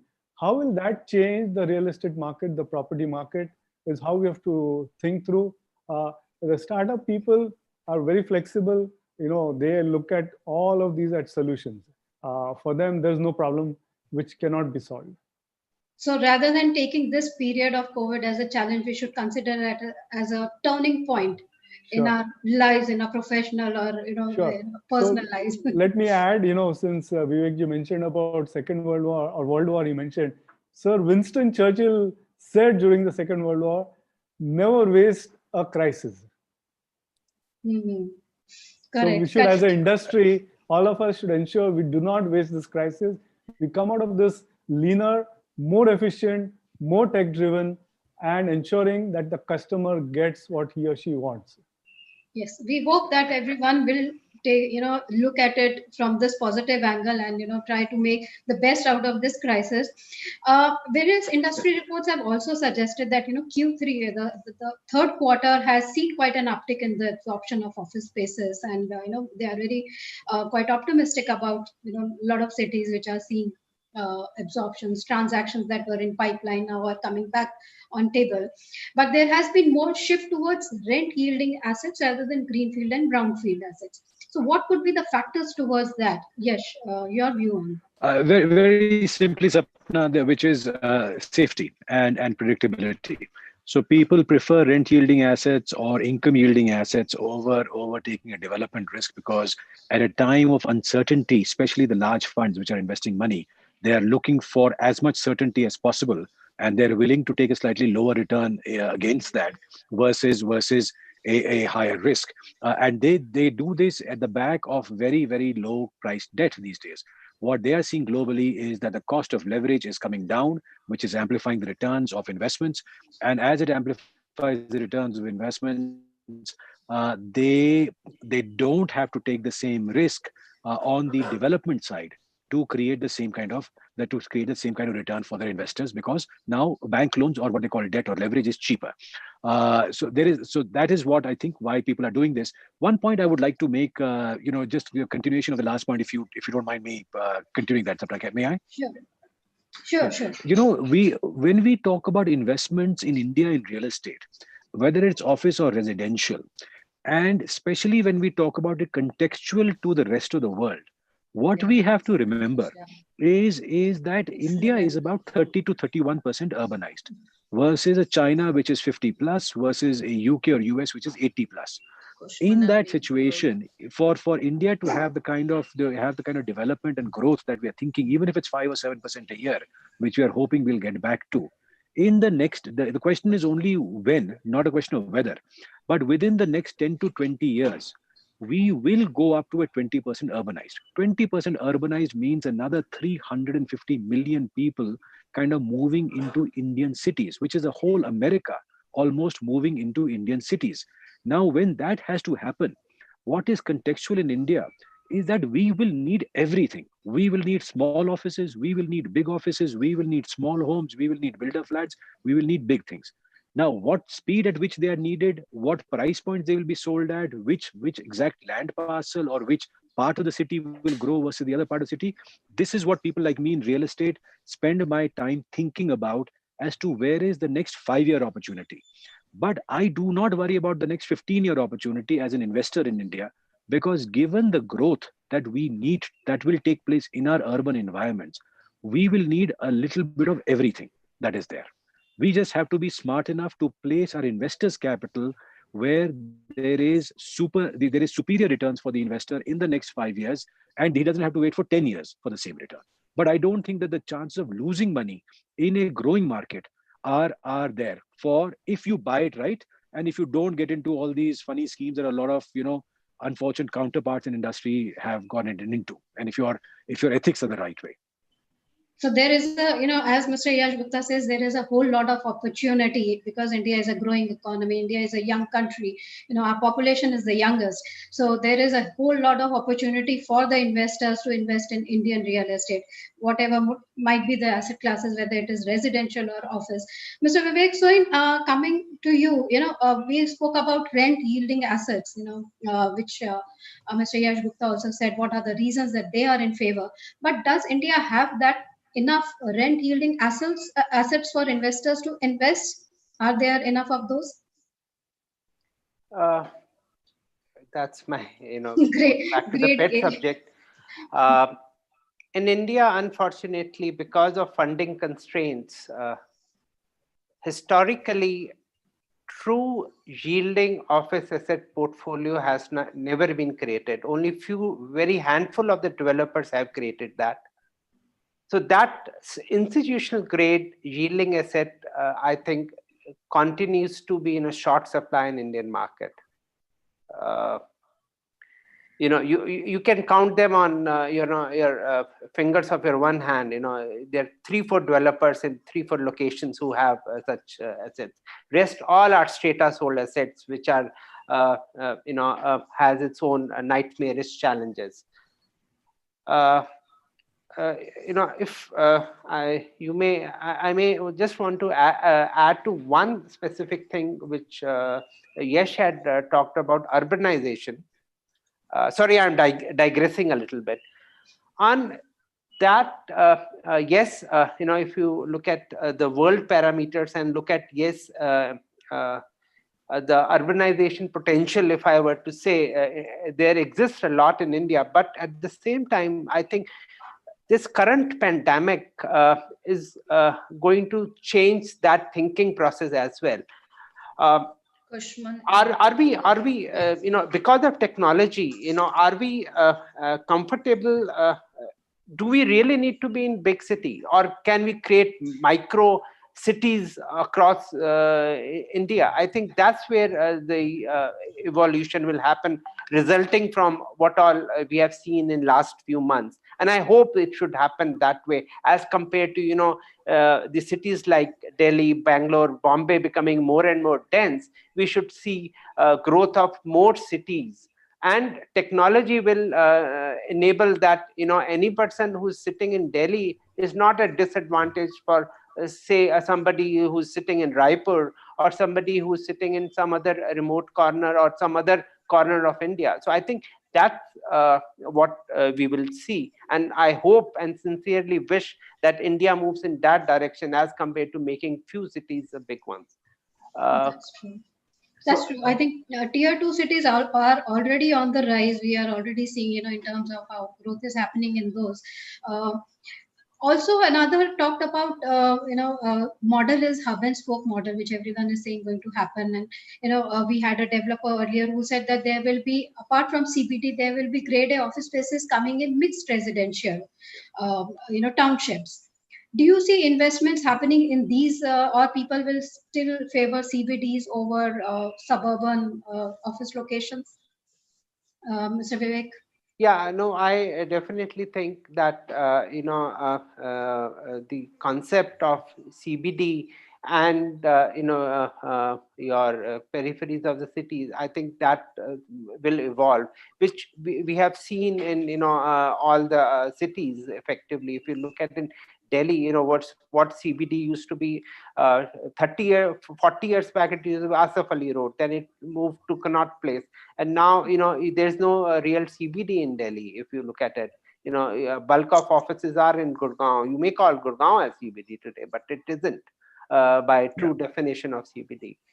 So I think, yes, the distributed will happen, because that will from macro perspective, that's also better, because that puts less strain on your social infrastructure, your municipal infrastructure, and that's better for overall growth. So I think, yes, that's a trend which we should see, and which should evolve into that. Sapna, I'd like to come in here for just 1 second to clarify one thing. The question you asked, Mr. Soin, was should one invest in non-CBD locations, especially in what we call secondary business district or peripheral business district?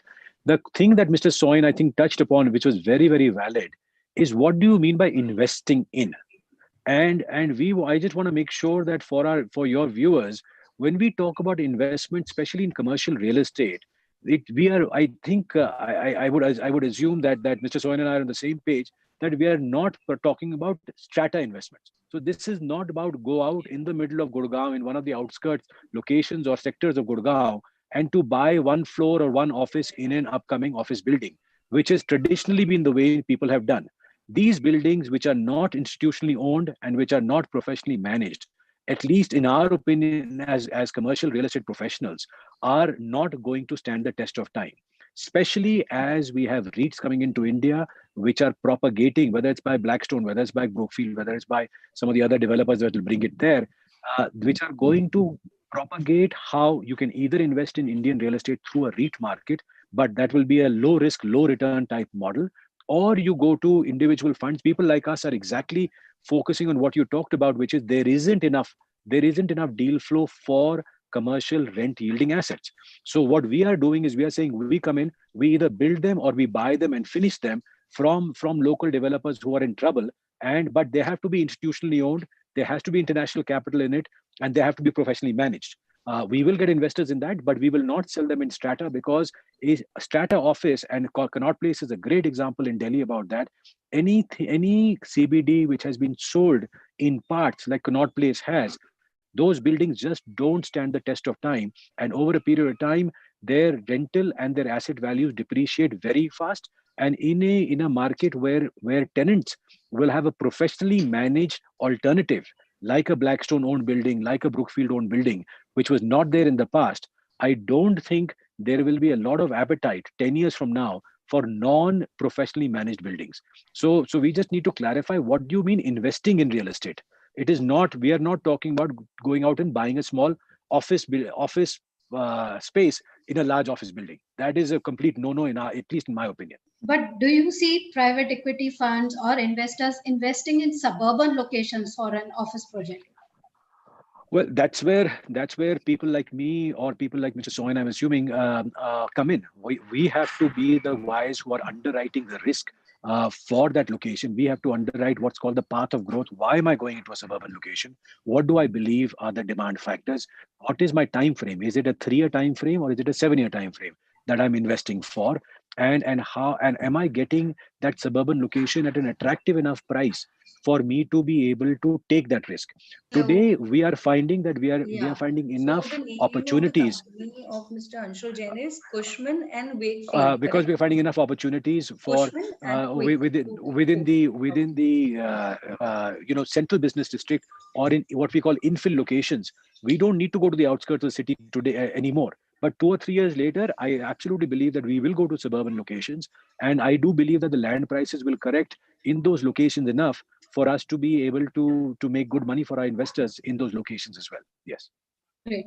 So, Mr. Karthik, coming to you, you have heard our speakers. They're talking about, yes, peripheries, the suburban locations, tier 2 cities are where the investments or urbanization, like all the speakers mentioned, that is what will drive how the other locations apart from the metro cities will come up. What are your views on that? How the other the how urbanization is going to take place, and how others maybe economic centers will come up in India?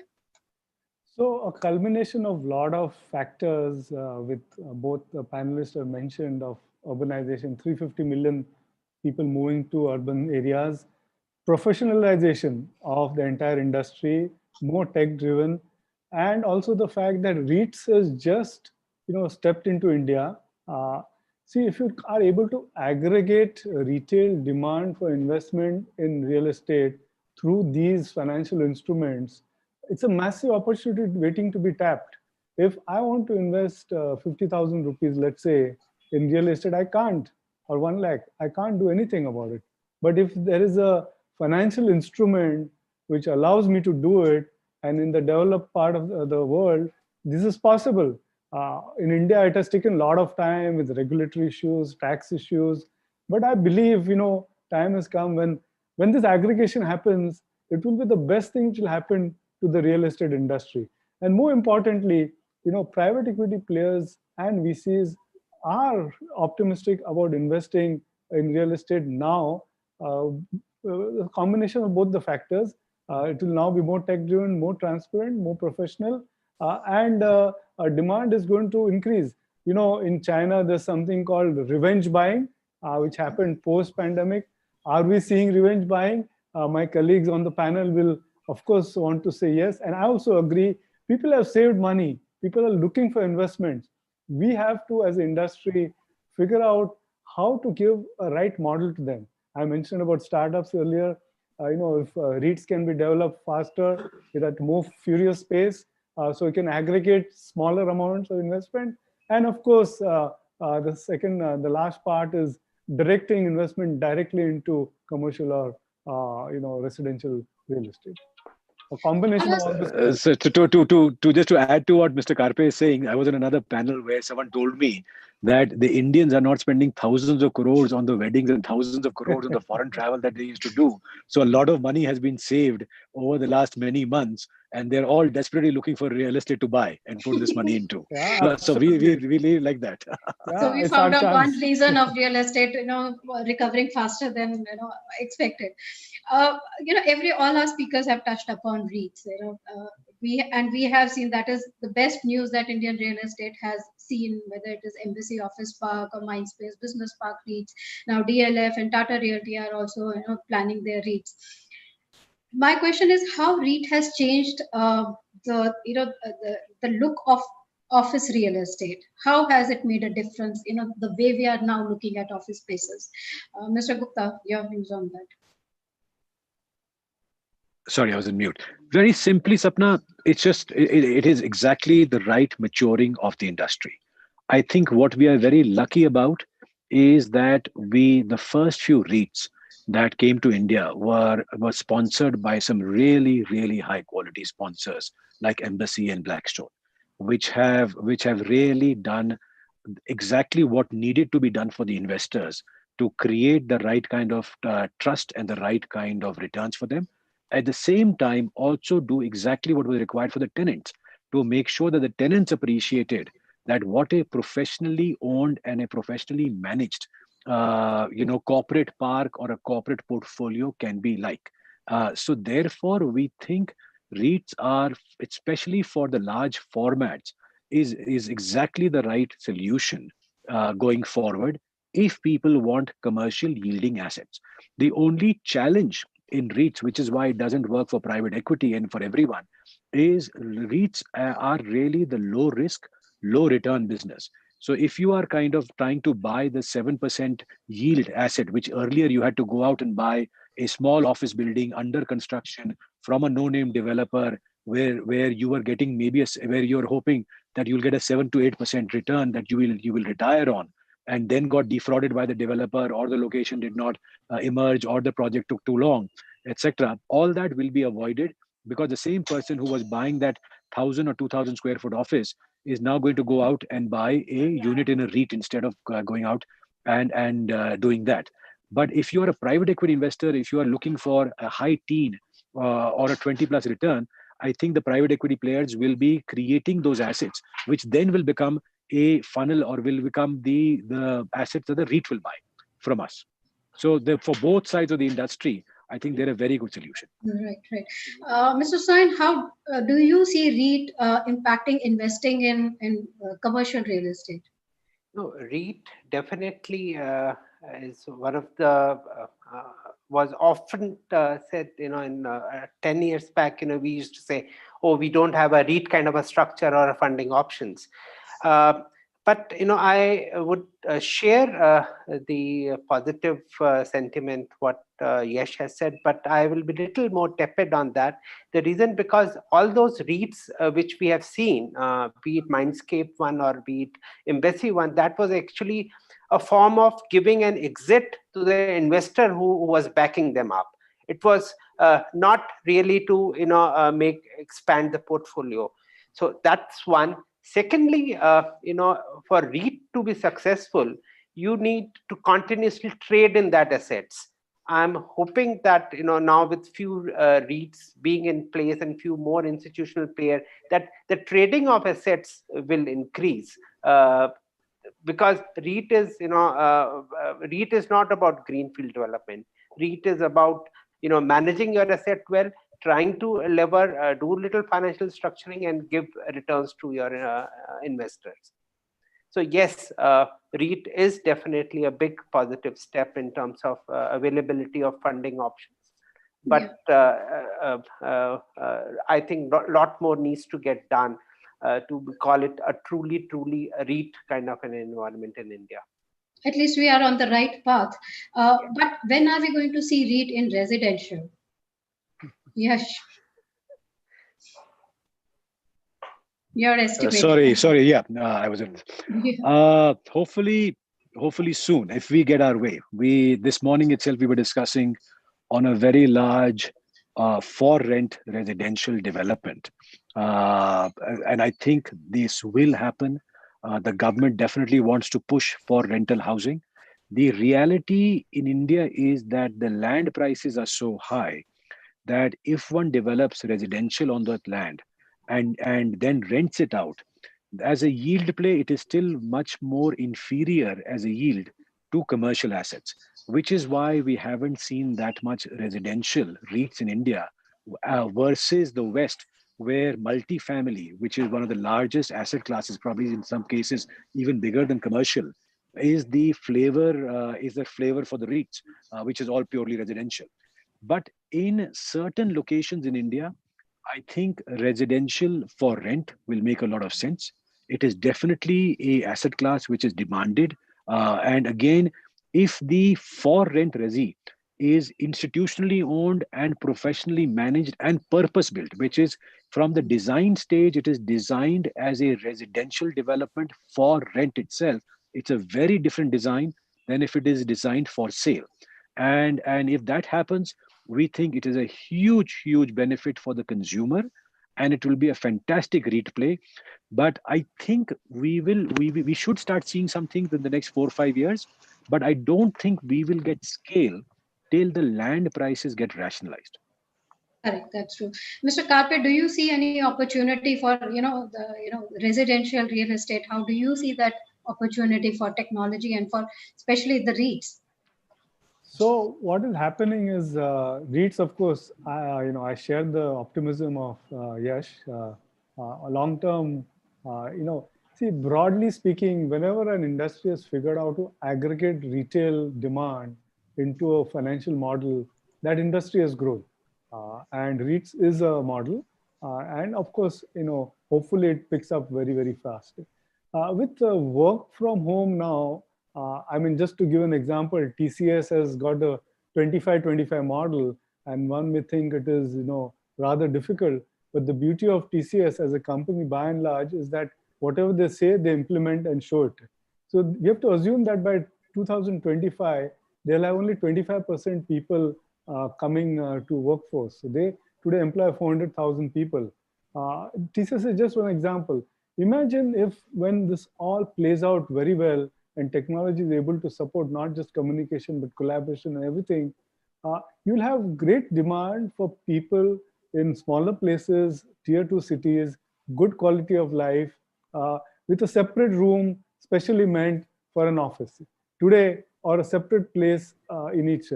So this kind of no one has probably thought through how, if so many people start working from home and have an option of going to their tier 2 town and coming once in a while back to the city for a face-to-face meeting, which may happen, the whole scale, the demand for such properties is bound to grow up. I was reading a news item on US of how, people working in the tech industry in San Francisco paying $4,000 a month for a small apartment are moving to smaller places, not only within the US, but outside the country, paying $600 a month and enjoying a better quality of life, and of course giving the same productivity, if not higher.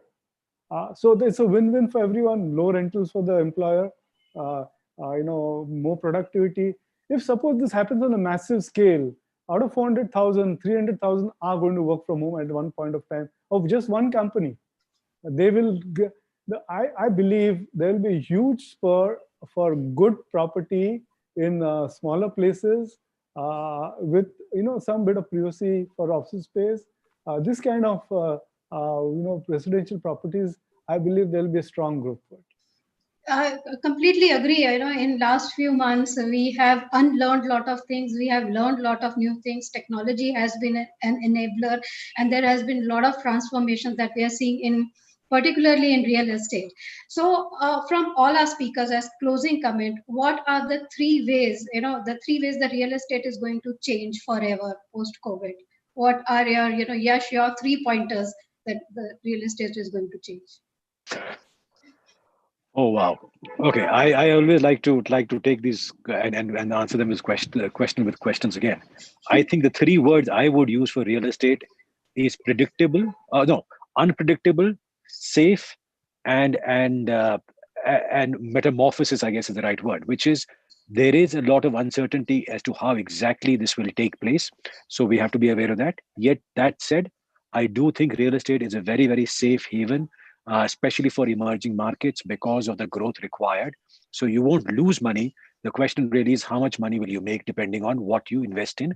And the last is what Mr. Soin talked about, which is there is a lot of evolution that will take place, a lot of metamorphosis that will take place in how exactly the office of tomorrow or the real estate of tomorrow will look like. So make sure that if you invest with people who are at the forefront of that change and are capable of adapting to that. Mr. Soin, your closing comments, the three ways that real estate is going to change. My wish list is, that's we see growth of rental housing. We don't have institutional rental housing, and that in turn will give possibly growth to your REIT.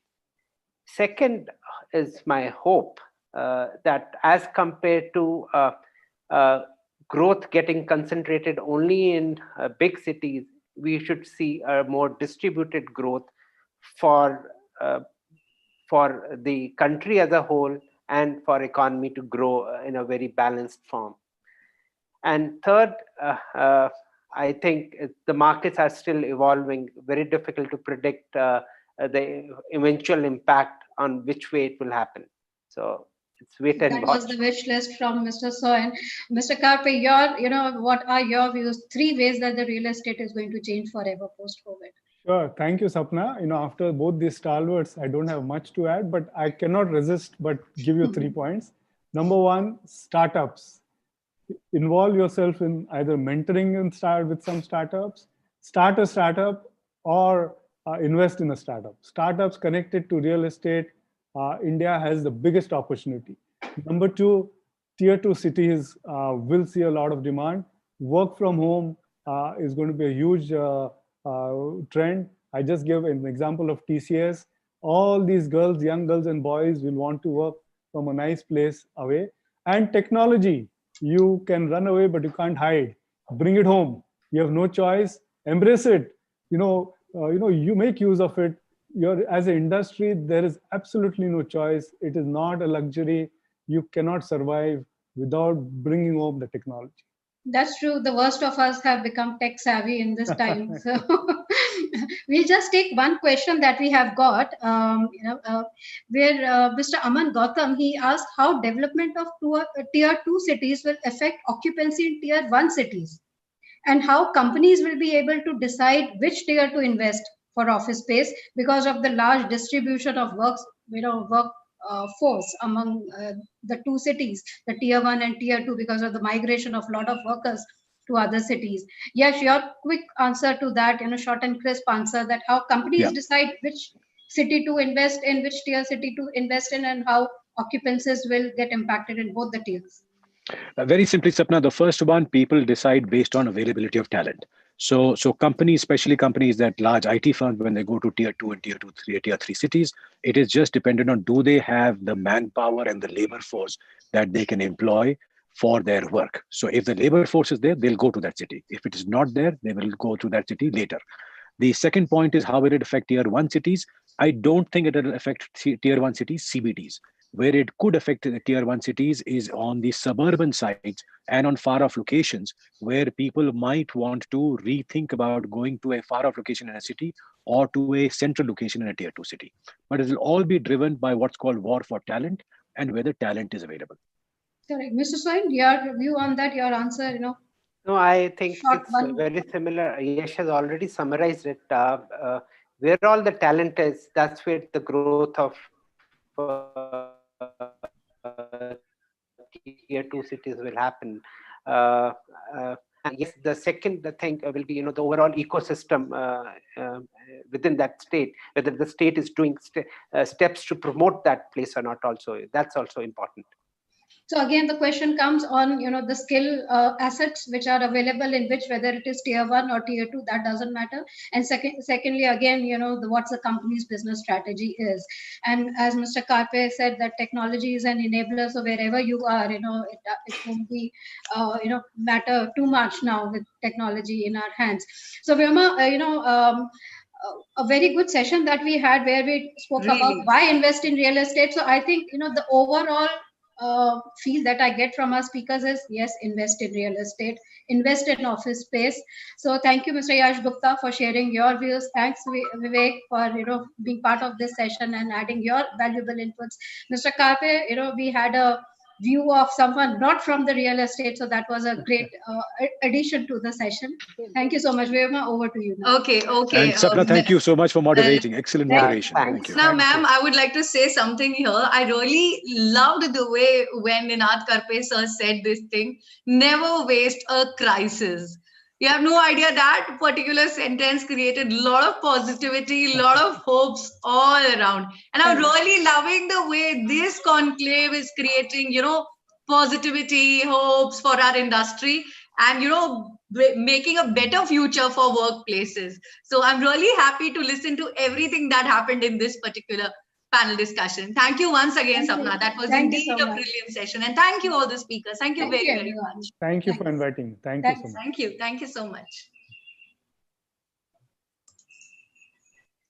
Okay. After this insightful and captivating panel discussion, it's time for us to move ahead. And now I would like to invite for our keynote address, MD and Head India and Southeast Asia, Cushman and Wakefield, Mr. Anshul Jain. Can we have Mr. Anshul Jain, please? I'm Hello, here. sir. Hello, Hi. sir. How are you, Hi. sir? Very well. How are you? All good, sir. All good. Over to you, sir. All right. Perfect. So thanks. I was listening to the last segment, the last bits of the previous panel, and you're right, Vyoma. It's I think it is well said that never waste a good crisis. And I think what this particular crisis has done is it's really taught us, or perhaps is teaching us how the commercial reality will change, and what the future could look like. And I'm glad to say that I've seen the industry moving at a very rapid pace in the last 6 months, just from how sort of we've used our offices in the past, how all of us have managed to carry on work, how people have felt the need to come back to office and use the office perhaps differently and in a more flexible manner, something that perhaps was not acceptable to most companies in India till before the crisis. Flexibility to the employees was extremely low, and that's kind of changed. I speak to building owners, developers, but institutional developers. They're all they've all responded to this crisis with an amazing speed that I've never seen in at least in our industry before, where they're busy adapting and adopting new technologies, and of course safer ways of working, and just making the work environment a much more predictive and or compatible environment to obviously what we're going to be, what the future is going to look like.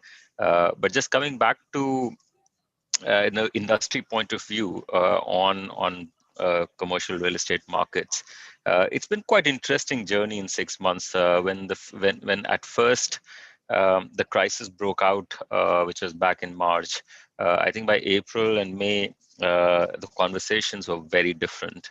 Uh, the large, everybody obviously announced work from home. It was one of the largest forced experiment for people to kind of go and start working from home, and it kind of was very successful, and therefore there's a lot of excitement in across the world. CFOs in particular were very excited because I think people felt that the need for offices is going to just go away, and you could save so much money, but because clearly uh, the real estate costs are as high as 10 to 15%. You include transportation costs for people and running of the real estate, it's between 10 to 15% for most sort of service companies, of course less for manufacturing companies.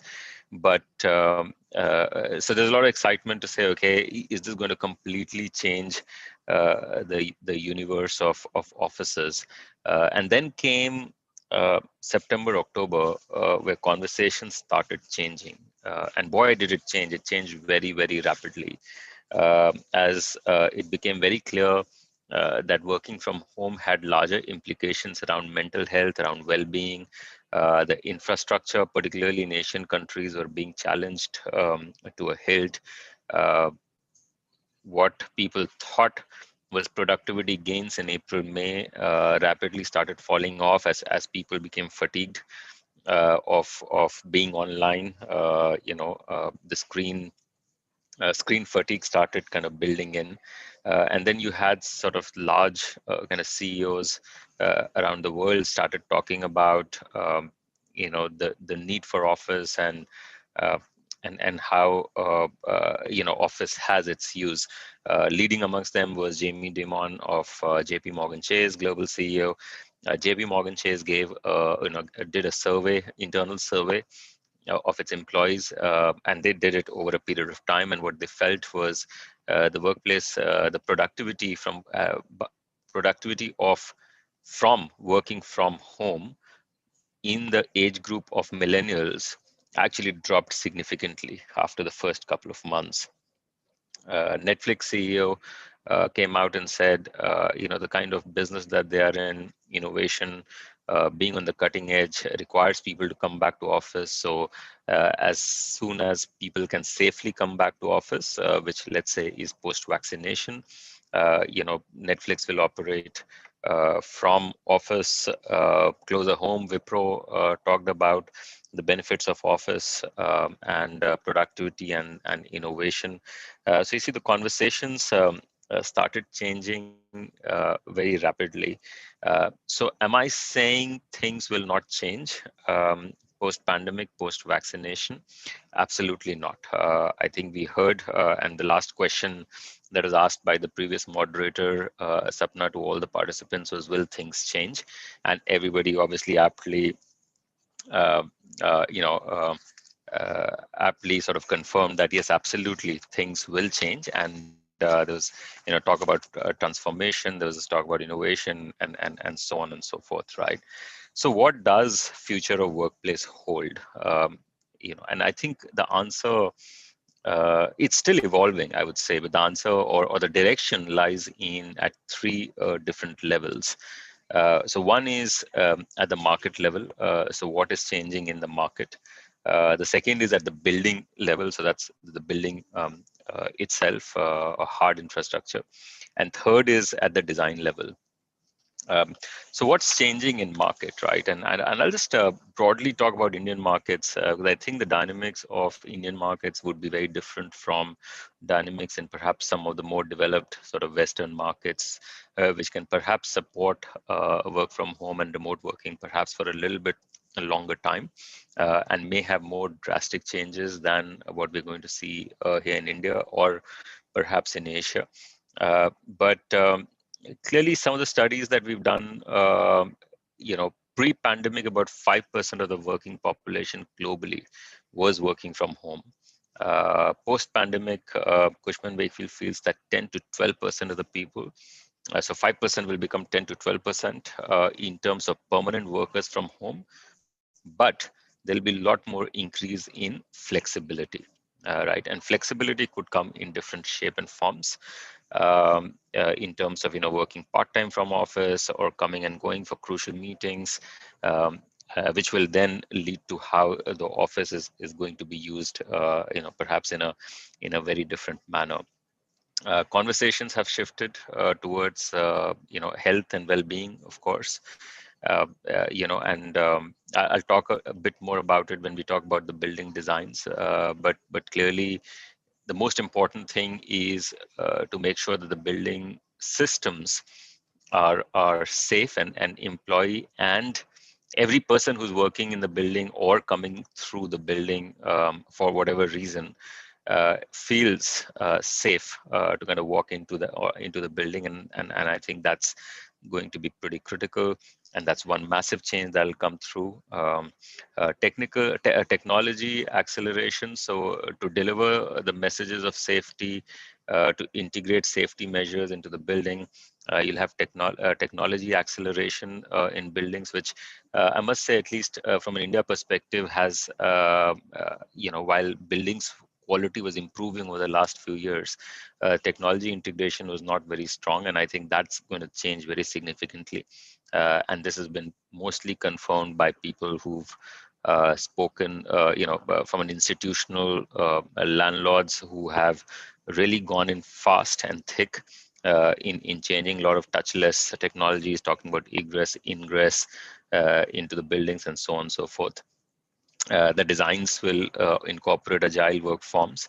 And most importantly, if we talk about India, we were talking about, about 10 years ago, the per head matrix that we all used to use was about 100 to 120 square foot per person when our clients were looking for space. And that kind of shrunk to an average of 80 to 90 square foot per person as we kind of entered 2020s. In 10 years, the density in the building, how the floors were being used, increased drastically, almost from 100 to 120 to 80, 90, which is a 30-35% more efficiency, resulting in very dense workspaces. Now, that clearly is going to change as we move forward, and we expect that to kind of bounce back to about 120 square foot per person.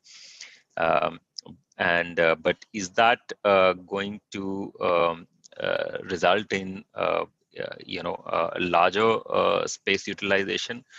Maybe, maybe not, because clearly less people are going to work from office permanently, and therefore office is going to be more used as a hoteling kind of space with people coming in and going out. So to some extent, those things may get factored off. And lastly, India's status as top outsourcing destination is absolutely going to continue, and there are 2 or 3 reasons for that.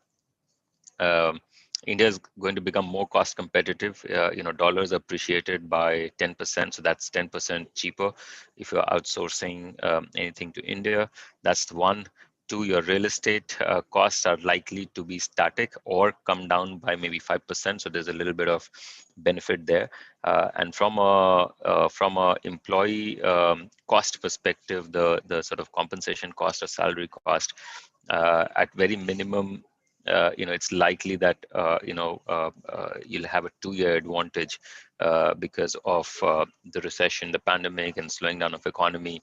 People haven't had wage growth in 20, and large parts of the industry may not have wage growth in 21. So by the year 22, you're possibly looking at employee costs which were existing in 2019, and that's a massive benefit. So between those 3 benefits, real estate, employees, and dollar appreciation, India's cost competitiveness will increase. All the other factors like skills, etc., is already there.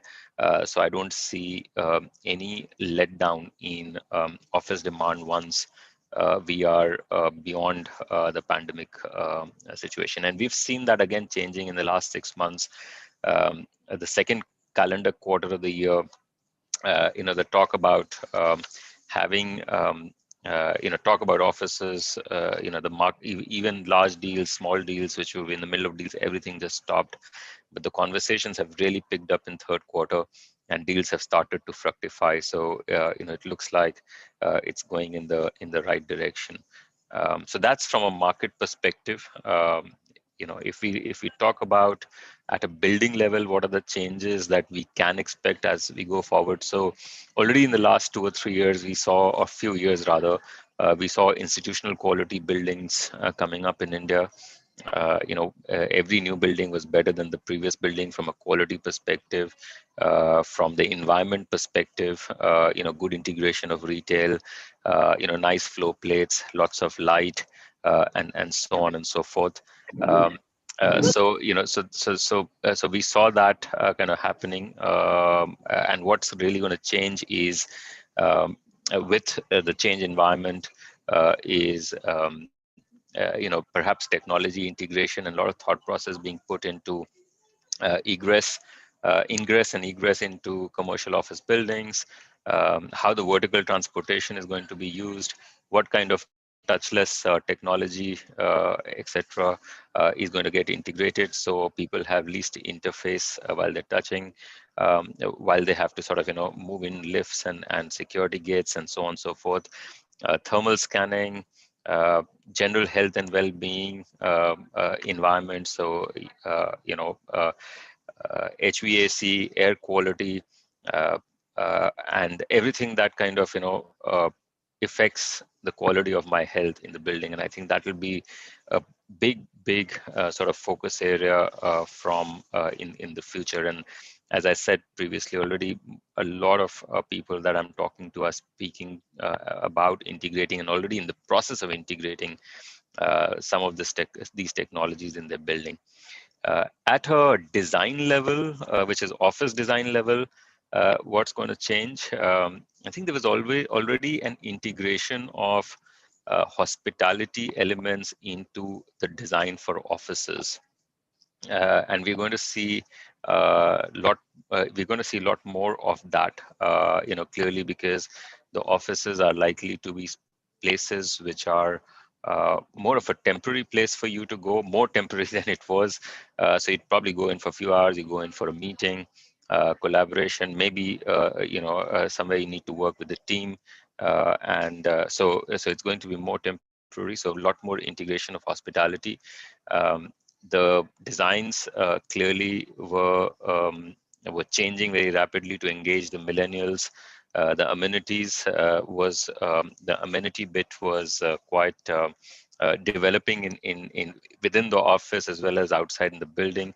So you'd see that kind of changing. The lighting, and how sort of and how that affects the person's productivity. There's a lot of research being done on that, so you'll see that element creeping in. The use of AI to customize my workplace, so whether it's how I like to sit or stand on my workstation, the lighting on my workstation, the air conditioning, the flows depending on the density and how the floor is being used. So we'll see integration of that, and clearly a tech-driven design which will actually blur the lines between your home, your office, or any other place that you use for work, so that as an individual, whether I'm working from home or from office or from a coffee shop or wherever else it may be, it's a lot more seamless, and the technology like this will become a lot better for me to interact with sort of everyone that I need to interact with. Um, some of the other changes that we expect to see is a big discussion between a hub or a spoke model. So do you want one office, which is large, massive office, or do you want multiple offices, or do you want offices which are closer to your people, wherever they are? Uh, uh, you know, um, how's the social distancing going to continue post-vaccination, or is it not? And what kind of impact will it have, and so on and so forth. So multiple changes. So I spoke about the market-led changes, the building-led changes, and the design-led changes, in terms of the future of the workplace. What I'll jump on very quickly is flex offices, because that's an important aspect of office space, and I think is going to play a very crucial and critical role as we move forward over the next few years. So a quick snapshot, in 2019, by the end of 2019, globally, there were 2 million square foot of flex offices with 22,000 reported number of co-working offices across the world. India itself had 2 million seats. India itself had about 29 million feet with 450 seats across 1,100 centers. The point to note was this massive explosive growth in India really happened in the previous 3 years, so 17, 18, and 19. 19 itself, almost 7 million square foot of flexible offices were leased. And what started off as co-working for smaller players and individuals, actually by 2019 had become a massive provider to enterprise. So 65% of flex offices are co-working in India, was occupied by enterprise, 20% by SME, and 15% by startup industry and individuals. And this was really driven by millennials who looked for more agility, who looked for cooler designs, who looked for a culture of collaboration and openness, and really were drawn to amenities. And it was found that the retention, the productivity of this important group of workforce was maximum, and that really led to a massive spurt in co-working. So is that going to change? The answer is no, because I think the millennials still look for exactly the same solutions. Yes, 2020 has been tough year, given that, given the environment, but often, uh, again, going back to what Ninad said, never waste a good crisis. I think the crisis helps people sort of introspect and see whether they are doing the right thing in the flex office space. And I think a lot, therefore, is going to change. There's going to be consolidation. There were perhaps too many players operating in the flex area within India and globally. So you'll see the stronger of them emerging. The markets are going to be very lucrative for flex offices because really couple of reasons. If you remember when GFC happened, our global financial crisis of 2008, a lot of corporates, the capex disappeared, and a lot of corporates post GFC really wanted an OpEx driven model where they wanted the developers to fit out the space at developers' own cost, and they would just rentalize the fit outs. And corporates are much more comfortable doing that. And I think a lot of that will happen. So flex office providers will become effectively providers of capital, and therefore the natural choice for the companies to go after to the flex office. Their designs will have to change. There will be a lot more customization. There'll be focus on value for money, of course, health and safety, and of course, not as open as they were planned initially. The business models, I think, will change for flex offices. There'll be perhaps a lot more hotel type arrangement where hotel is owned by someone, it's operated by someone, and the customer is leasing the rooms or just using the facilities, right? So I think a lot of that will happen in this industry where some of the providers will become asset light, and they will just pick up management contracts from large developers where they operate a floor or two in a flex office format. So a lot of that is likely to happen. But I think in terms of demand for flex offices, it's only going to grow in the next few years. There's no doubt about that. I think, and of course, if you look at closer home India, almost 25-30% of our office portfolio is aged. It's first generation. It's more than 15 years. A lot of that will go into refurbishment and so on and so forth over the next few years. And flex again will provide a great opportunity because that will be the only swing space available as we sort of move forward. So we, as a firm, we're very bullish on the future of flex offices. Of course, they have to go through their trials and tribulations in 2020, perhaps in some part of 21 as well. Great midterm prospects. So that's in general the view of the industry that I have. If there are any questions, I'm happy to take. Otherwise, back to you.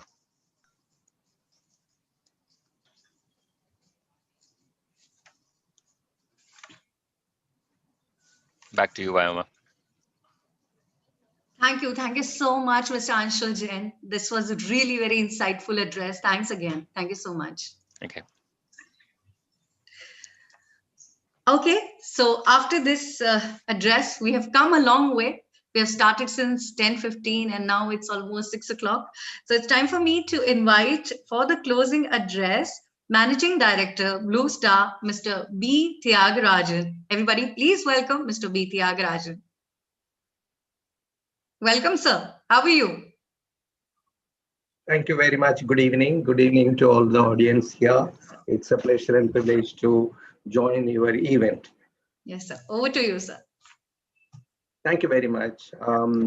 Yeah, as I mentioned, it is really a pleasure and privilege. I'm here to address as a user or a business leader. I'm not an interior decorator. I'm not an architect. I'm not from a real estate firm. And like you learned quite a few things, I also learned since 10:15 quite a few things about this particular area. But I will share with you as a practicing business leader my perspective. Number one is that I am very, very grateful to BW Reality World to organize this event. It is a subject which is relevant. A lot of things are being spoken about, written about, and this event will clear the air and bring focus on the subject, what is really happening out there. Number two is it is heartening to see that an award is being introduced or launched today.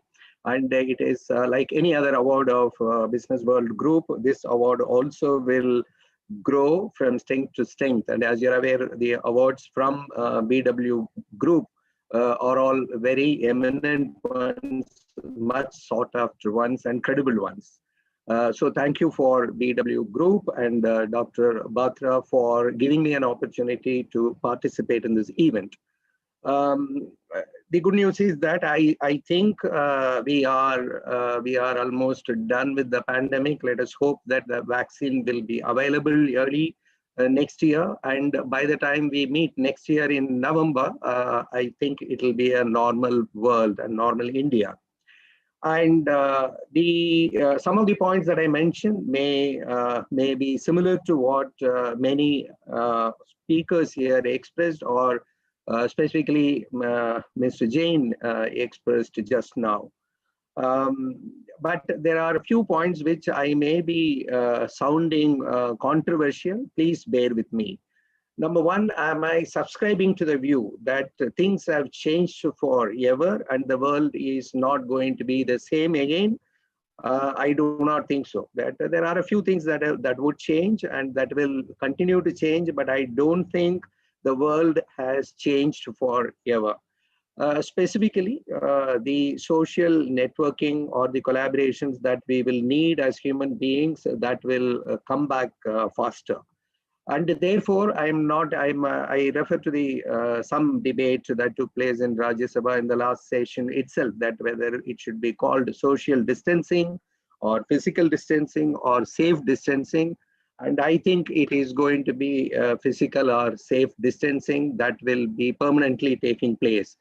I think EHS as a subject or the certification like OSHA's, we did something in the area of health and safety. I think the companies will definitely do much more.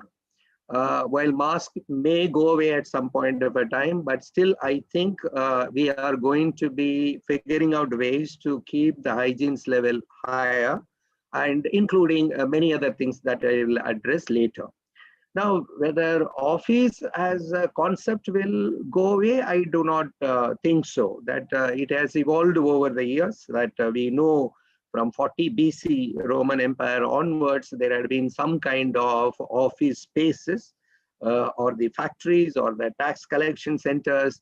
And I remember to have read, it was only in the 18th century or 1726, the first office building, exclusive office building happened in UK, which is even day to day old Admiralty office. So what was the reason? There was paperwork and there was supervision needed and there were meetings needed. So therefore they felt that large office space is a better way to do it. But even at that point of a time, if it is intellectual work, it is research, creativity, you need a separate secluded place. It is not home. You may have to have a different place together. The legal profession was growing, so the lawyers started opening offices. Now, those were offices without IT infrastructure, but then we figured out that IT, when it proliferated, you had to design the offices differently. Say, for example, the table would have had a phone or a ledger and the files to work. Now you need a laptop to work on. And the phones have disappeared from the offices by and large. It is the mobile devices. Now, what I'm trying to drive at is over a period of time, the offices have evolved or the workspaces have evolved. And say something like a bureau and shaft or the cubicle form of offices, more action offices and modern workplaces we have seen in real life, in pictures, films, and advertising agency, how it sets up an office, yeah, media, how it sets up an office, or the image that remains in our minds, like, for example, a stock exchange, how it is organized, or a business lounge, how it is organized. So I agree with Mr. Jain and many other speakers that office spaces will continue to grow. And coming back to my own experience, we are indeed making it flexible in the sense that you can work from home certain functions, but even they have to come to office for specific assignments or the meetings. So therefore, it is not office space is disappearing. Now, when it becomes a flexi working space, we are trying to redesign our workplaces.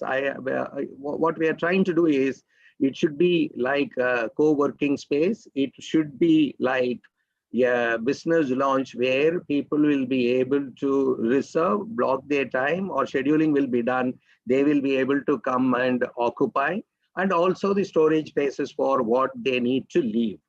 So therefore, a traditional 77-year-old company like ours are looking at redesigning our workplaces around what may be needed for the future. And at the same time, we are not eliminating the office spaces at all. And also the distances are increasing. So therefore, there is no question of surrendering huge amount of space, because if you are having co-working, still you need the meeting rooms to be larger. And how creatively it can be done so that it is a modern office, it is an action-oriented one. Like many speakers mentioned, we find a need now that quite a few offices will have to be renovated. Now, there were subjects such as air conditioning was touched upon. We are ourselves an air conditioning company. Many of our customers are also redesigning the workplaces. And coming to air conditioning itself, that we are not looking at COVID-19 alone, but we are imagining that these viruses have been there and how indoor air quality can be substantially improved. Therefore, the additional fresh air, ventilation, augmentation, quite a few places it is taking place. Quite a few places, we are also looking at special filters, whether it is for virus deactivation or whether it is for pollution-related filtration. These designs are being incorporated so that the indoor air quality improves. Now, coming to people working at home, they need to come and work. So the CapEx versus the OpEx. So in some places, we are looking at, we should move to a co-working space. And rightly, Mr. Jain also mentioned about whether to have an office accommodating 1,000 people, 800 people, or we are better off that we make it as 100% office, 70% office, multiple, but they can all meet at some office, which is a central one. Now, this concept is a work in progress, and this is basically arising because in a city like Mumbai or Delhi or Chennai or Bangalore, we do not want people to travel long distances. We are using this opportunity to figure out, is there a better way to improve the efficiency and productivity? Like in Mumbai, our own estimate shows that close to around 1 hour 45 minutes is the average time spent by the employee in traveling or commuting. So this is something that we are trying to rework. So bottom line is the workplaces are going to get renovated and going to be created, if it is a new place, in a different manner. They are going to be modern. They are not going to be keeping in mind some COVID-19 or vaccine has come, therefore we can go back to usual. But this is an opportunity to figure out creative ways of improving the decor, better spatial utilization, and most importantly, the health and safety, and how do we improve the productivity of the people. Now, I'm also seeing opportunity for the allied industry. I told you, as a air conditioning solutions provider, there are quite a few new product categories we have developed because of this pandemic. But I suppose in the new workspaces also will come out with, whether it is a furniture, whether we are already seeing some materials which are friendly for healthy environment. There are carpets which are meant for healthy environment, lighting which are supposed to enhance the health and safety. So therefore, I think the allied industry is also going to benefit. And it will, whether India will play a leading role, I think we have an opportunity. This is a market which is still in the nascent stages. And I think Indian architects, interior, they were wondering that when the lockdown will be lifted, we will run back to the workplaces. But I am disclosing to you that from our own employees, we didn't find that all 100% were willing to run back to the office. They were feeling, look, we should be cautious. We should be restoring the strength slowly. Now, so what is the time frame by which everyone will be? But then we concluded it is not necessary for us to reach back to this 100% level at all. Work from home partially, work from establishment, or work from the field is becoming a way of life for a world economy company such as ours itself. Now, also, this is throwing open multiple things. We have more than 6,000 dealers. In the dealer workplaces, again, there is a need for them to renovate their office space. How the dealer counter will be, and that is another area which we need to look at. We have huge number of site offices. Those are all also getting redesigned, keeping in mind the health and safety. What I'm concluding by saying is that we took EHS for granted, and we did some initiatives. I don't think that is good enough. We may have to step up our level to do completely different level of health and safety practices. To drive home this point, I'll tell you one example, that air conditioning ducts which are installed in many buildings are not cleaned for more than 20 years. The duct cleaning as a practice is not there in the country. There are certain countries where, like Sweden, Finland, there are regulations. Every year you are supposed to be cleaning the air conditioning ducts, which can accumulate fungus, mold, and many other dust inside. It is hampering the indoor air quality. People will look at it differently. Again, co-working spaces, there used to be a doubt, like recently when I traveled also, whether I should enter a lounge or should not enter a lounge. Therefore, co-working spaces may get redesigned to assure the customers it is health and safe. So we went through a pandemic as an industry as a whole, all stakeholders, but I am glad that we are looking at this as an opportunity, and the doors are opening for a new world. and which I said, in my opinion, it has not changed forever. It is changing for the better. With that, I'll conclude. I'll be happy to answer specific questions.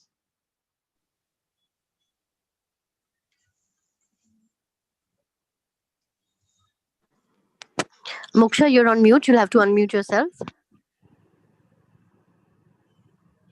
All right. Thank you. Thank you, Tyagarajan sir, for this address. Thank you very, very much.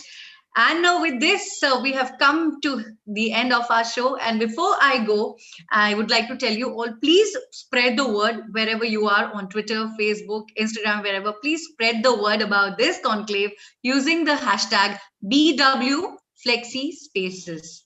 BWFlexiSpaces is the hashtag. You can share your views, your comments about today's conclave everywhere. All right, everybody. Also, I would like to tell you that we were live on FB and Twitter.com. You can see the videos on our pages on FB and Twitter. Our pages are bwbusinessworld.in on Facebook and bwbusinessworld on Twitter, and also on bw.in. So everyone, if you want to see the whole video of this whole event, so you can just go and watch it on our timelines. So everyone, we have successfully launched amongst industry leaders today our upcoming initiative, BW Business World Flexi Spaces Conclave and Awards 2020, to be held in December. We will be celebrating and recognizing India's best flexi spaces, including co-working and co-living places. To file your nominations, you can click on the link that we'll just share in the chat box there. And also you can listen to this link, as I say, bit.ly/BWFlexiSpaces. You can click on this link and file your nomination for these awards. And last date for the nomination is November 30th. And as I would like to tell you, the jury is exemplary. You can see the jury out here, right? As we show you the jury creative. Everybody, so now I'm really excited for this award. So wow, and with this, I would like to thank all of you. Thank you, all our speakers, guests, all our attendees, everybody, our session chairs, for taking your valuable time out and being a part of this conclave. And special thanks to the whole team of BW Business World to make this conclave a big success. On that note, this is me, Vyoma Parihar, saying bye-bye to all of you. Take care, bye-bye, stay safe, and have a great evening. Bye. Thank you.